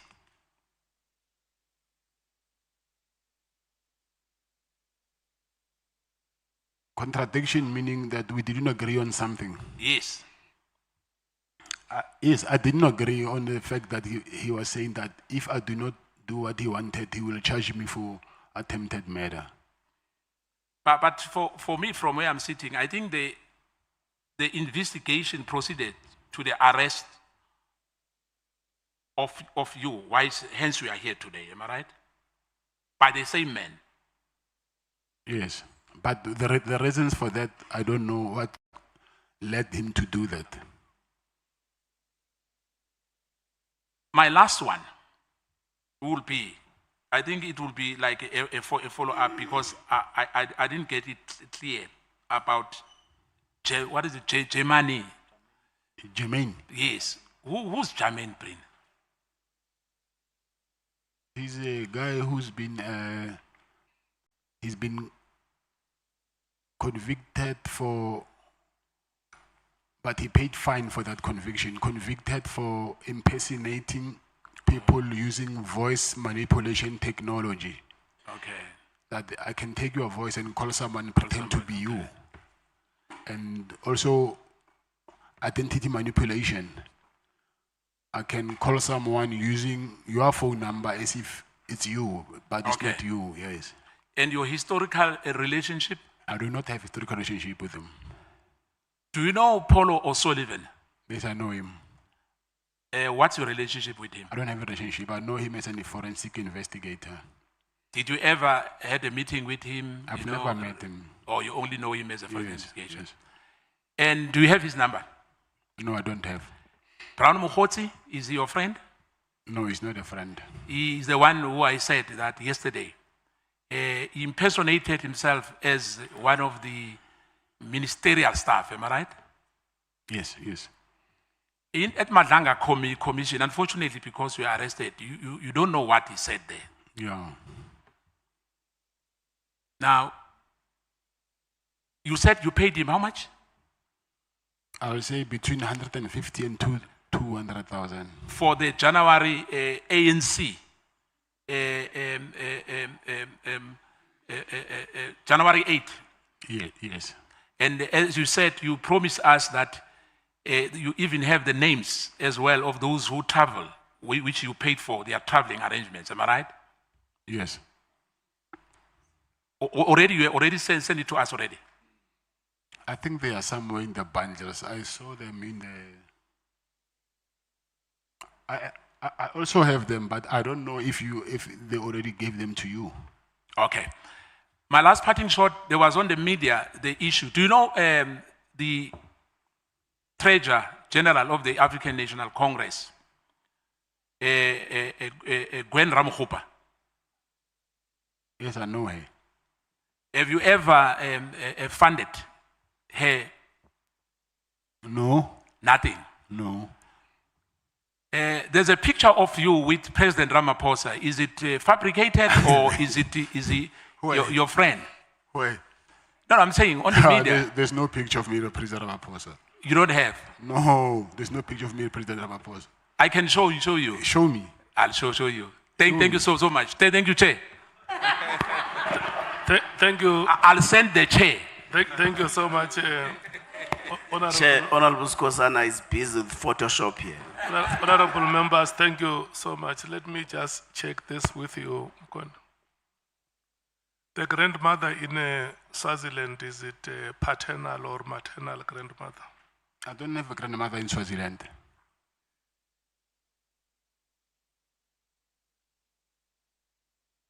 I never said, maybe you didn't hear me nicely. I said KZN, not Swaziland. Didn't you say from KZN to Swaziland? No.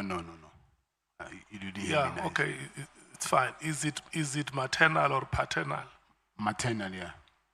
It's maternal, it's where your mother comes from. Yes. So your mother is Mwanatlamin? My mother's mother. Your grandmother? Yes. Is Mwanatlamin? Yes. And then your mother was also born from the Tlaminis? From Matlala. Okay. Matlala, where? Waterberg, Capricorn, Skukune. Eish. I just heard a place called Barike Pogwani. Nebo. So I keep saying, yeah, Barike Pogwani. Yeah.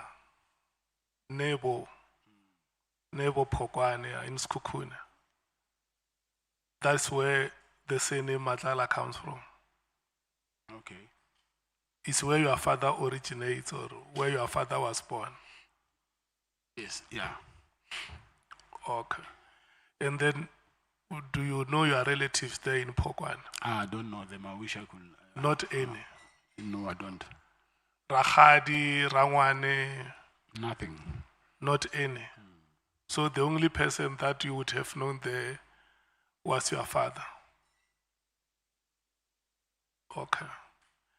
And then let's move to this matter of Mr. Jerry Bushok. I just want you to explain what do you mean by the manufacturing of narcotics? To make them, to manufacture them. Yeah, can you explain further? Because narcotics can be understood in two ways. They can be understood in the sense of medicine and in the sense of them being illegal drugs. Illegal drugs, yes, but I do not know the process, so I don't know how to explain that. So when you say illegal drugs, you mean that he was manufacturing those drugs illegally? Yes. And for how long have you known that, or when did you come to befriend him? I've known him for a very long time, but we just became close. I think now it was 2 years, 2 or 3 years. But I've known him for a very long time. When did you come to know that he's manufacturing narcotics? He told me. When was it? Is it 2 years ago, 3 years ago? Because Maybe 2 years ago. And you lived with that information for the last 2 years? That's true, yes. Before you came to depose this information with us as the Committee of Parliament, have you ever shared it with any person to say, you know, I have a friend who is, man, this friend, man. Yes, I did. You have shared that information with anybody? I did. Have you ever shared it with anybody in the authorities of the SAPS? No, I didn't. And then when General Kele, the former police minister, says, I have been helping you and you are not doing anything, how did you understand his expectation? That he wanted money. And then when you started to give that money, were you describing it as a bribe or what? As a repayment. Or gratification? Or as a repayment, yeah. In legal terms or in illegal terms?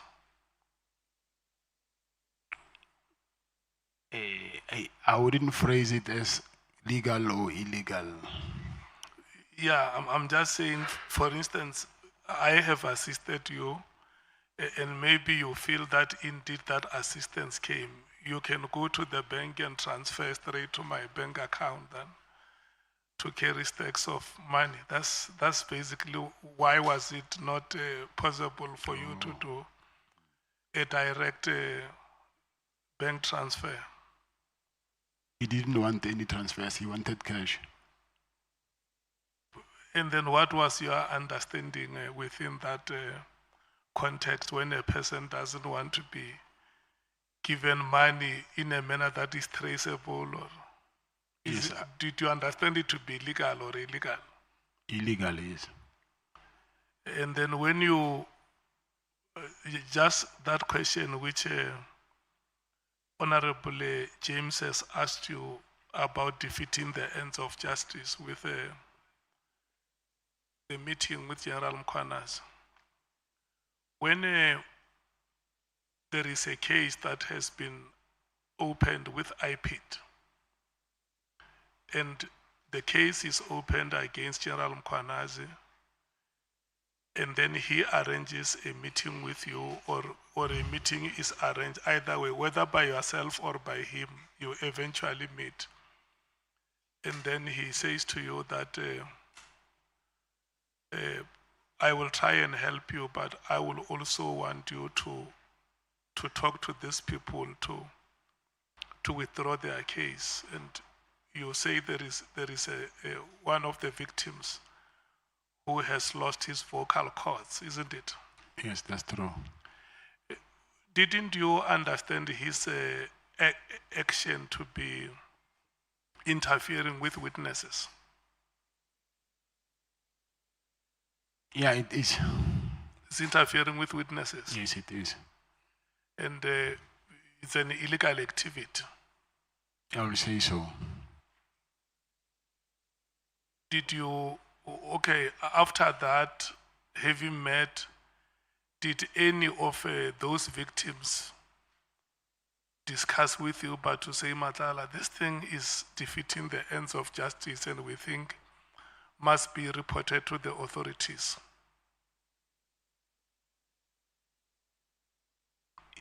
Yeah, but I didn't have any reason to go and report it to the authorities. No, just one of them. I'm a victim. I have lost my vocal cords. I can no longer speak, like you say.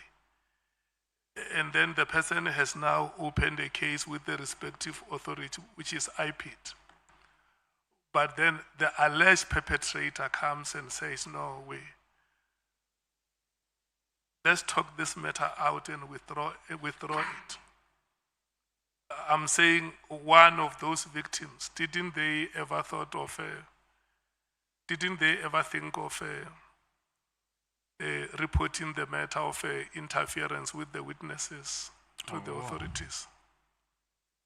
No, they didn't. Okay. Let me go back to that question that Honorable Sangoni asked you and Honorable Nduli about your honesty and integrity. Do you still hold to that pillar of honesty and integrity? Yes, I do. And how do you explain these activities that shroud your honesty and integrity, that put a dark cloud on your integrity and honesty, where you know about a person who manufactures drugs which is illegal?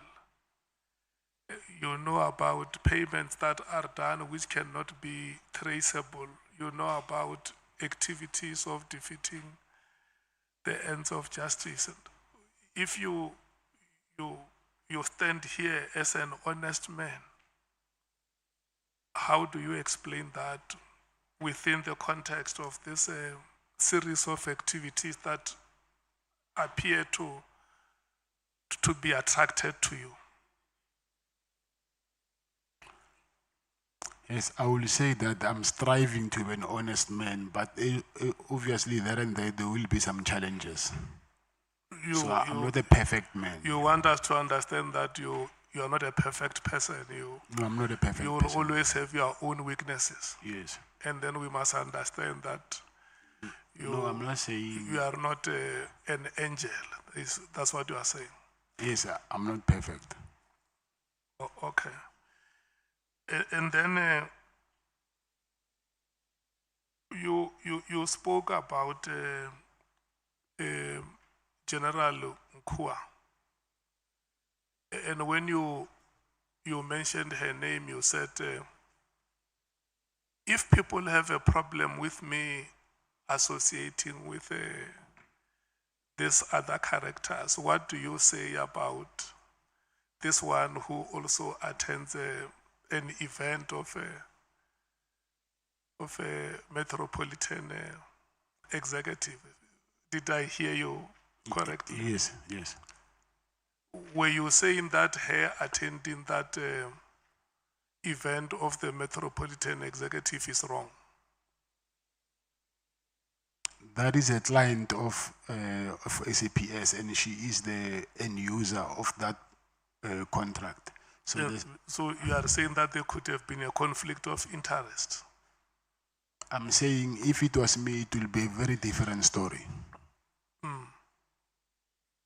And then maybe your conclusion or your suspicions might have been informed by the fact that you have been tipped that she's probably a beneficiary from the contracts that happened in the department with the previous service provider. I knew that before that. You had always known it? The information, I had it before. I had it when I was hiring that Brigadier Lenono. She's the one who gave me the information. Or you have, even before General Mkwanazi yes, told you, you already knew? Yes. Or you already had this information that... yes. So this part as well, didn't you see it as an act of illegality? What part? This information that you have, that there is this employee of the SAPS who happens to have a relationship with a service provider in the department, and which may represent a conflict of interest. But I don't think I'm the only one who knows about it. Even Honorable Sangoni said that she knew about that thing. But you said you knew about the wedding. Yeah, Chair, I have to put on record, I did not say any such thing. I said I was at the wedding. And I was asking you then, her being at the wedding, is that a corrupt act? Okay, no. I just want us to move to the last question. It may have a follow-up depending on how you respond to it. This case that you are dealing with now, your greatest conviction is that you are a victim of circumstances. Yes. And it emanates from you having refused to accede to certain demands. Yes, that's correct. And then the many other cases that you would have been charged previously, do you hold the same view that you could have been hounded? No, I'm not saying that. If those cases, if you were to be called to one day to say, there is this matter which was withdrawn, we think it must be brought back, we would want you to come and share with us what you know. Will you gladly welcome that? Yes, I will. Wouldn't you have a problem to say, but this is a matter of 15 years ago, why do you want to revive it now? If they have a reason, then... Won't you think that it's a witch hunt if somebody wants to bring a matter of 2009? I wouldn't say that. It depends how what motivates that. Okay. The last question would be, if such cases were to be brought back, would you say, I have now been given an opportunity to clear my name? I've already cleared my name, hence they were withdrawn. No, yes, no, I'm saying to you, as Honorable Breitenbach was reading that list, it was a long list. For sure, some cases in some cases you were acquitted. In some cases they were withdrawn. Somebody says, no, these cases that have been withdrawn must be reinstated. What will be your reaction? Will you say, no, look, I'm very happy, I think I've been given a chance, I will clear my name? I don't have a choice, yes, I will clear my name. Okay, SC or Advocate Zikalala, can I get parting shots from you if you have? Thank you, Chair. There's nothing further from me. I'm not certain if the SC has anything further that he wants to add. Yeah. Let me invite Mr. Tubakale and Mr. Khoza to come to the front so that we officially hand over back their facility.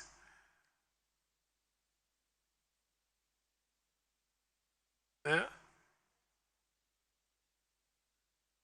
No. We have given you enough time, honorable members. We have given you enough time.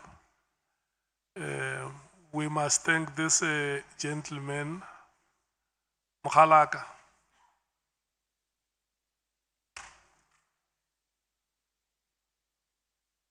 Sell out. Sell out. You can sit down. Yeah. I think on the part of Parliament, before we close, we must just, first of all, we must thank you for having given us an opportunity to use your facilities, and also having made Mr. Matlala available to come and have a conversation with us. Mokoni, we want to thank you so much for your time. It has not been easy. We had to ask you the questions that we asked you, and you had to give your answers to the best of your abilities. You will understand that we are doing our work as members of Parliament. We need to get our country right and give South Africans hope that the democracy that so many fought and died for. They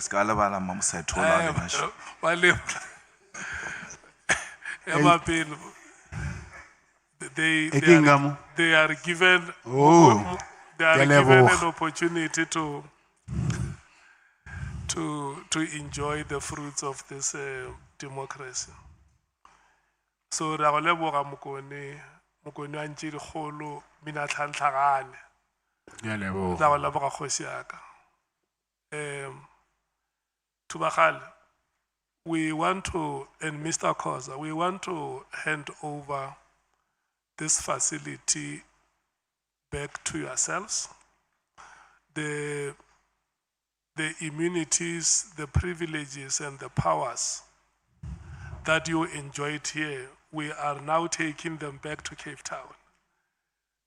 Once we leave here, nobody speaks about immunities or privileges. So I'm going to give you some few minutes just to give your remarks. And the last thing I'm going to say is that the meeting is adjourned.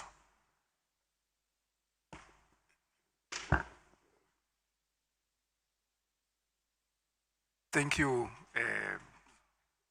Honorable Chairperson of the Ad Hoc Committee. Let me also thank honorable members of the committee and also Parliament for affording us an opportunity to provide our services as a department of government and host this very important sitting. From the apex management of the department, we gave instructions to the area commissioner here, and he executed with the team with precision and the professionality that we always want to be held at as the Department of Correctional Services. But we didn't do that alone. We did that also with the managers and the staff from Parliament. And we did not succeed only because of what we were doing.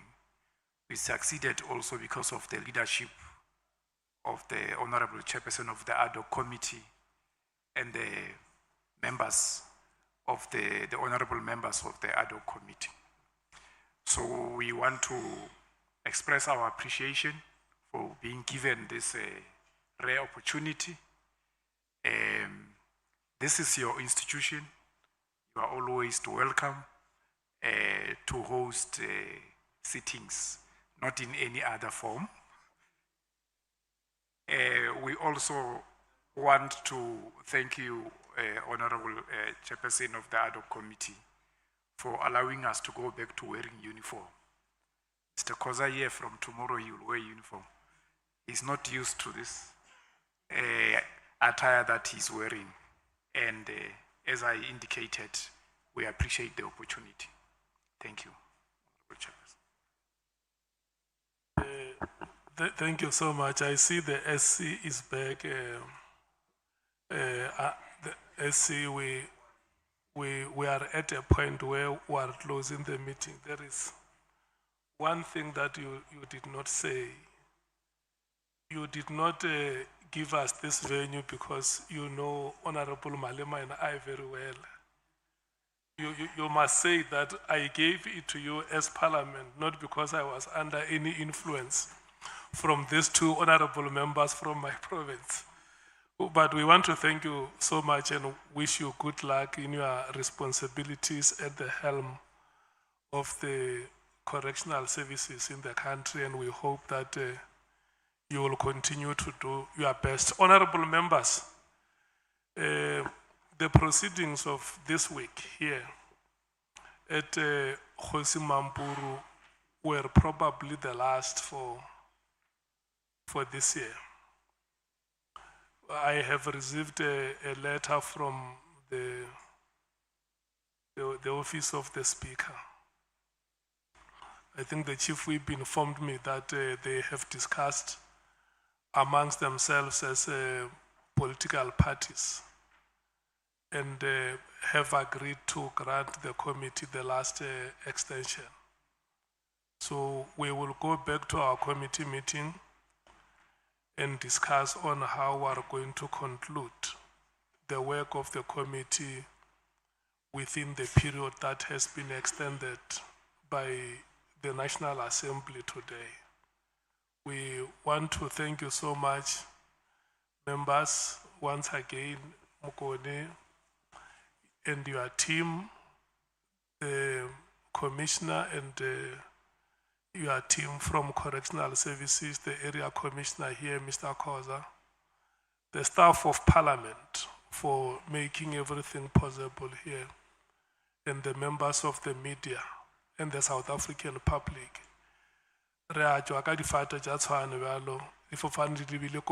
Thank you so much. God bless you.